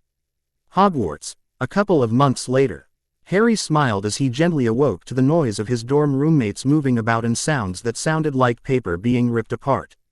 As he opened his bed curtains, he was shocked at what lay at the foot of his bed. Presents. Actual Christmas presents meant for him. Harry felt tears prickle at the edge of his eyes as the emotions nearly overwhelmed him seeing such a simple means of kindness and generosity being shown and given to him. Christmas was always a hard and lonely time for him, as he was always the one that had to clean up the chaotic mess made by Doodle. After the obese boy had ripped apart the wrapping paper and other presents that he deemed too boring or not good enough. Along with Harry having to watch as the Dursley family, as they blatantly show, wed him their comforts and closeness as a family, at least their version. With Vernon getting drunk on mulled wine and Petunia being even more shrill than usual with Harry after a few glasses of sherry and champagne, while Dudley gorged himself on Christmas sweets and chocolate till his face was covered in powdered sugar and melted chocolate. There was one time even when Vernon got so drunk that he grabbed Harry and threw him out into the cold snow in the back garden. To his protests and pleading, he spent the whole night huddled up in a corner of the garden under a small tree trying to keep out of the falling snow as he frantically searched for some way to keep warm. However, there was no luck. He could have died if he did not keep warm, if not for something miraculous and amazing happening that he did not understand why it happened till now. He fell asleep shivering in the cold, yet when he awoke the next morning he was safe and warm in his cupboard with no problems at all, except having to face his hungover relatives as they stumbled around confused as to how he got back in the house. They did not do much, just interrogate him a bit then leave him alone, since they all were too tired to deal with anything related to Harry. He now knew it was his magic reacting to the situation and making sure he was safe and alive by transporting him to his cupboard some way and making sure he was warm. Harry shook his head and blinked away his tears as he refocused on the gifts in front of him rather than the depressing memories associated with his relatives. What he saw was a mixture of and small packages wrapped up in many different colored wrappings, with some that were animated, meaning the figures on the paper moved and whizzed about all over the presents' paper wrappings. He opened the smallest one first, which was about the size of a ring box. It had glittering stars as its packaging cover. What was inside was interesting. It was a silver ring with a blank white stone in its center. He saw the name on the tag and what it said. To Harry, from Neville, Happy Christmas. Harry was really glad to get a gift from one of his newest and best of friends. He turned to Neville, who also had a smattering of gifts as well. Harry spoke to him. Thank you very much for the ring, Neville. Neville simply smiled and said back, You're welcome, Harry. Neville then returned to his own gifts, which included a few unopened boxes of chocolate frog cards, a few small books on herbology and plant care, along with a thick cloak that seemed fit for winter weather, which would be useful with the snowy and cold weather outside that Harry could just see outside the window, as Harry knew it was needed since Neville's school robes don't have the same charms like how Harry's own regular school robes were charmed to help him in weather like this. Harry decided next year, if he was shopping with Neville, to have the boy get the same charms for himself for his robes. Harry decided to move down into the common room and possibly see Hermione and possibly receive her gift, as he did not see a note with hers attached saying it was from her. Neville soon followed along as they trudged down stairs to see the common room decorated in Christmas-like decorations of blue and bronze, with the occasional silver ornament which was most noticeable on the Christmas tree in the corner of the room that had a silver star at its top. Harry soon spotted Hermione, who appeared to be helping Lisa sort through a bunch of gifts that seemed to have been left under the decorated tree. Harry walked over, with Neville right begging him, as they both said at the same time to the girls, Merry Christmas, Hermione, Lisa. The girls turned around with happy smiles on their faces as they each said back to the boys in turn, Merry Christmas, Harry, Neville. Harry was glad that Hermione decided to stay at Hogwarts for Christmas, even though it was a first time for her doing so, with her not going home and seeing her parents for the holidays. The same went for Lisa, yet it appeared to benefit their parents, who could use the time to have a small holiday abroad to Munich, where they had a small house there to enjoy their time together. From what Lisa explained after she sent a letter asking to stay at Hogwarts, to which her parents sent a letter back saying it was fine and that she should enjoy her time with friends at Christmas. Neville really did not want to go home for Christmas, since it would mean having degrading and insulting comments said to him by his gran and other relatives. He apparently still had plans to go and see his parents for magical maladies and injuries, from what Neville told his friends in secret when he felt it was okay to talk about it earlier this month. Harry did not know if he could ask to join the boy in seeing both parents and maybe find a way if any of his aliens could help the elder Longbottom parents, or a function of his Omnitrix. Harry was relieved that the Dent with the troll had settled down a few weeks after Halloween, as it had been hard to find evidence of what exactly happened bar the troll having to be put down, since it would have apparently died a NY way, since it appeared to have two punctured lungs from a few of its ribs stabbing its internal organs. Harry was at first uncomfortable that he had caused the death of a sentient being, but he really said that it was not his fault for defending Hermione and making sure his friends got to safety. It was whoever let the troll in and apparently wanted to get whatever was on the third floor. Harry dead. He should investigate that place to see if he could further stop whoever was after whatever the headmaster was keeping hidden away and safe from being stolen. Later that night, Hogwarts' third floor. Harry crept along the corridor as quiet as he could. He did think of using his aliens to help him sneak about, but he need not do so with the special item he got as a birthday present that he found under the tree in the common room of Ravenclaw Tower. It was an invisibility cloak that was apparently a belonging of his father's that he was sure his dad talked about in his journal, and of how one day it disappeared for some reason some time after they went into hiding and had a meeting with the old man, Dumbledore. Harry suspected that the old wizard had somehow snuck into their home while Ey were in bed after the meeting through some sort of unique magic that the old man may have possessed and stole the cloak for whatever reason. This was verified when Harry used a spell that he found in his trunk that used magic to identify the handwriting. It was a very old book and looked to be nearly falling apart if it were not for the spells holding it together. The spell was used on the card that came with cloak, which simply said, "Your father left this in my possession before he died. It is time it was returned to you. Use it well. A very Merry Christmas to you." Harry was immediately skeptical, as were his friends, who saw and talked about the cloak in great length when they all opened the presents that were left over from the other larger or more important gifts that they thought needed opening first. Harry was glad he did decide to not move into his manor home yet, as it would be better if he did so after his first year, seeing as he would have more time to acclimatize himself to living in such a house, from what he was told by his parents on Halloween when he used the old druidic ritual to contact the other side with the help of some translations and other spells in conjunction with the ritual to make it easier for him to cast and use to contact his parents. Neville only stayed for short time due to feeling overwhelmed at meeting his now spiritual godmother, who really wished him well and commented how much he looked like his mother. Harry's parents were then able to ask questions and give information that they deemed were for Harry's ears only to listen to. When Harry revealed the Omnitrix, after speaking to them for a bit about his life and what had happened to him, of which they were furious at what Harry told them about his life living with the Dursleys and other details. His mother had a look in her eyes that he bet would have sent many a follower of Voldemort running for the hills while his father was cursing up a storm, and would have continued if his mother did not silence him with said angered look. It was certainly worth the gobsmacked look his dad had when he saw him transform a few times, which helped distract his parents from their previously angered dispositions. It was his mother's odd look as she saw some of his transformations that made Harry feel she knew more than she was saying, as she commented on his alien forms. Harry's dad was really wanting to see his Titan form, but it was not possible since the castle itself had no room big enough to fit that particular form.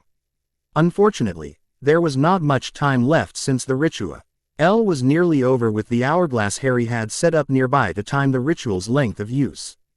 Before their spiritual forms faded away, they wished Harry luck and hoped to see him next year if he summoned them again, along with Harry's father telling him to make sure to get to the manor soon to help recharge the wards and make sure that the manor was in good condition, along with visiting a seal room in the manor that only a Potter heir and future lord could access.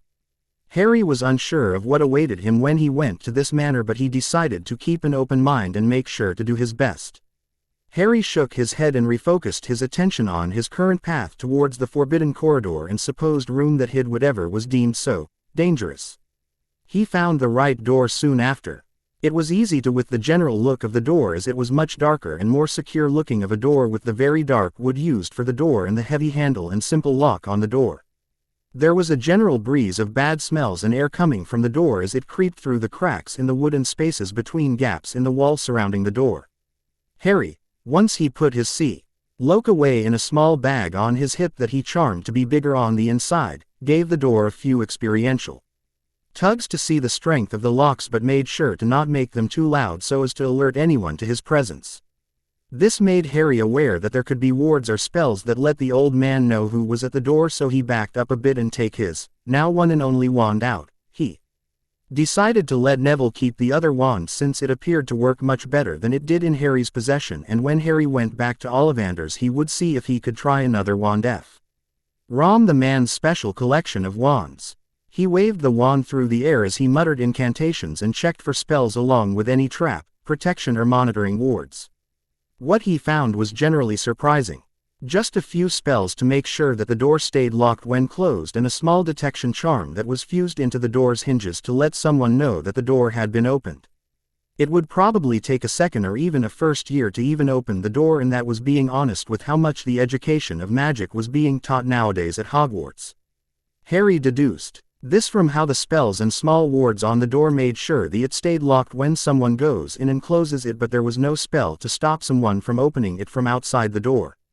It could just be a way for the teachers to get in and check other spells inside, but Harry was skeptical of this.